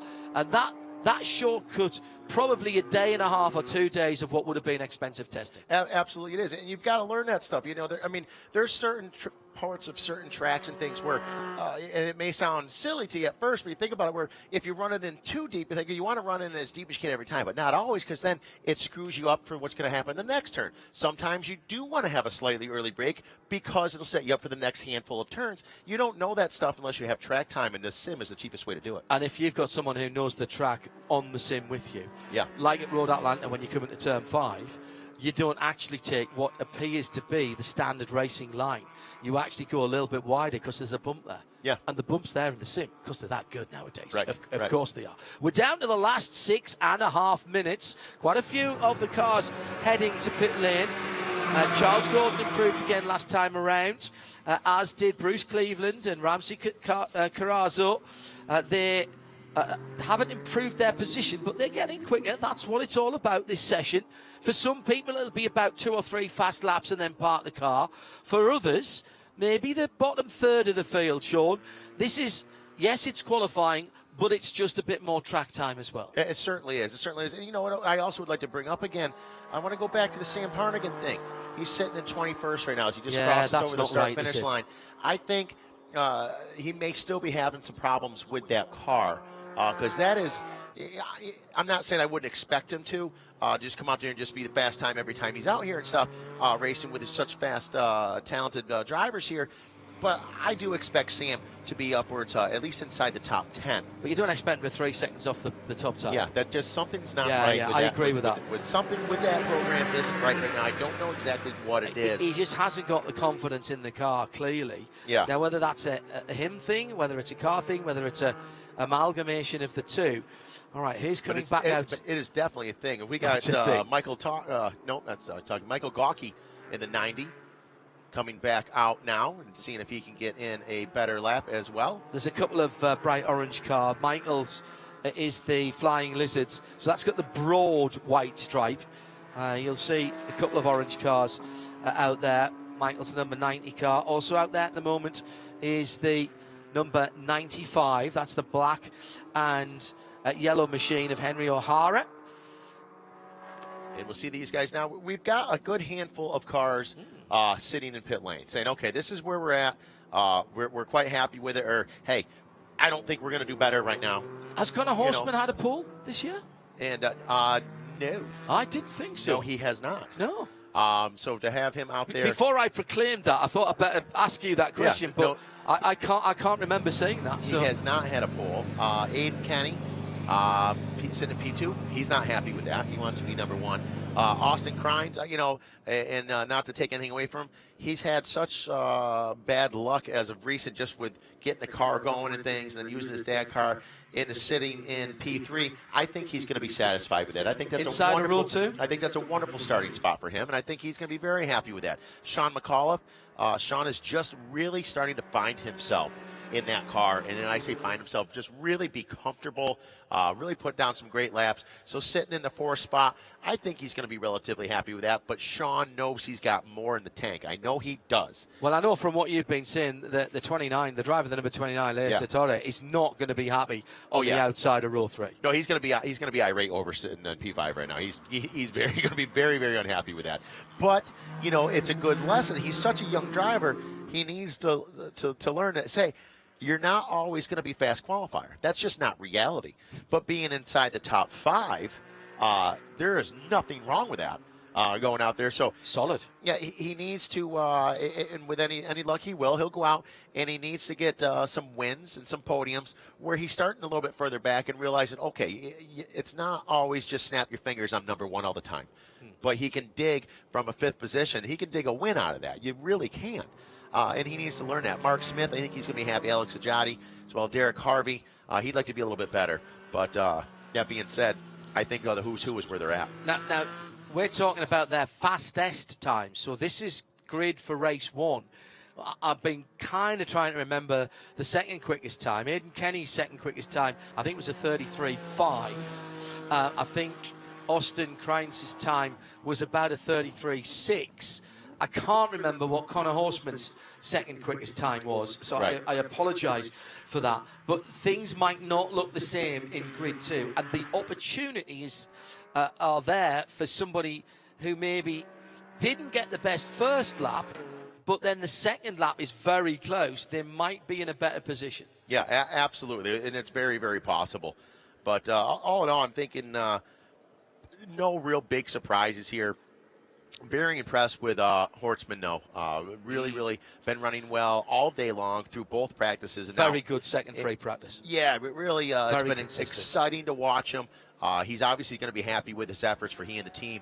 And I think he's just had a wonderful day 1 here in Indianapolis. The rest of them on down. It's kind of, within reason where you'd expect him to be. I think. So no huge surprises there. No, I think Michael Harvey would like to be a little bit better. Roland Crines, he's sitting in the 13th spot. He'd like to be a little better. Tom Kay, as we mentioned earlier, with a great sponsor of Community Beer Works in the 520. Not a bad qualifying session for him, but he has been fighting to be inside the top 10 for some finishes and some qualifying. So all in all, not too bad. We're talking about first lap and second lap. What we mean is best lap and second best lap. It doesn't matter when that comes. Yes. So if your third lap is what you've got at the moment as your best lap, and you go out and beat it, then your 11th lap becomes your best lap, and your third lap becomes your second best lap. So it's best time, second best time, not first lap, second lap, third lap. It is best lap time, second best lap time in terms of quickest. And that's what you'll be used to be grid up for your race 1 and for your race 2. Checkered flag comes out in under half a minute. And I think the first person to see it is going to be Henry O'Hara in that very distinctive yellow and black number 95 with these sort of faded pattern on the outside. Almost looks like he sort of scraped it down something. I promise you he hasn't. But it looks like the car started off life as yellow, and yellow was painted over the top and of black, and it's been scraped off. I promise you that isn't what's happened. It's designed to look like that. Checkered flag is out. See, now I'd like to think he's going so fast he's just pulling the paint off the car. Yeah, I like that too. Yeah, that's good. That is good. Checker is out on the start-finish line, directly opposite our vantage point, where maybe 15 yards up the track towards our turn 1, which is Speedway turn 4, of the yard of bricks, that famous yard of bricks. I think Connor Horseman's just snagged his first season pole position, and he'll have Aidan Kenny alongside him for race 1 tomorrow. It'll be Austin Cranch and Sean McAuliffe on row 2, Elias DeTora and Mark Smith on row 3, and the top 10 is made up by Alex Ajedi, Derek Harvey, Jean-Francois Formela and Alain Scalzo, and that will be your top 5 rows tomorrow. And that's going to be very exciting stuff. It's going to be back at it tomorrow on track again with Porsche Sprint Challenge North America, brought to you by Yokohama Tires. Qualifying for our GT3 Cups, that's going to be starting at 8:30 a.m. and then a full day of events and racing here for Porsche Sports Car Together Fest. Folks, I'm Sean Sermony. Alongside of me is John Hindhoff. It's been a wonderful day, John. And it has. Don't forget to tell your friends, full day of action at Porsche Sports Car Together Fest here at the track. The gates open at 8 o'clock. Top Gun Maverick will wrap the day at 5:30 tomorrow in our Hagerty movie night. And, of course, if you're further afield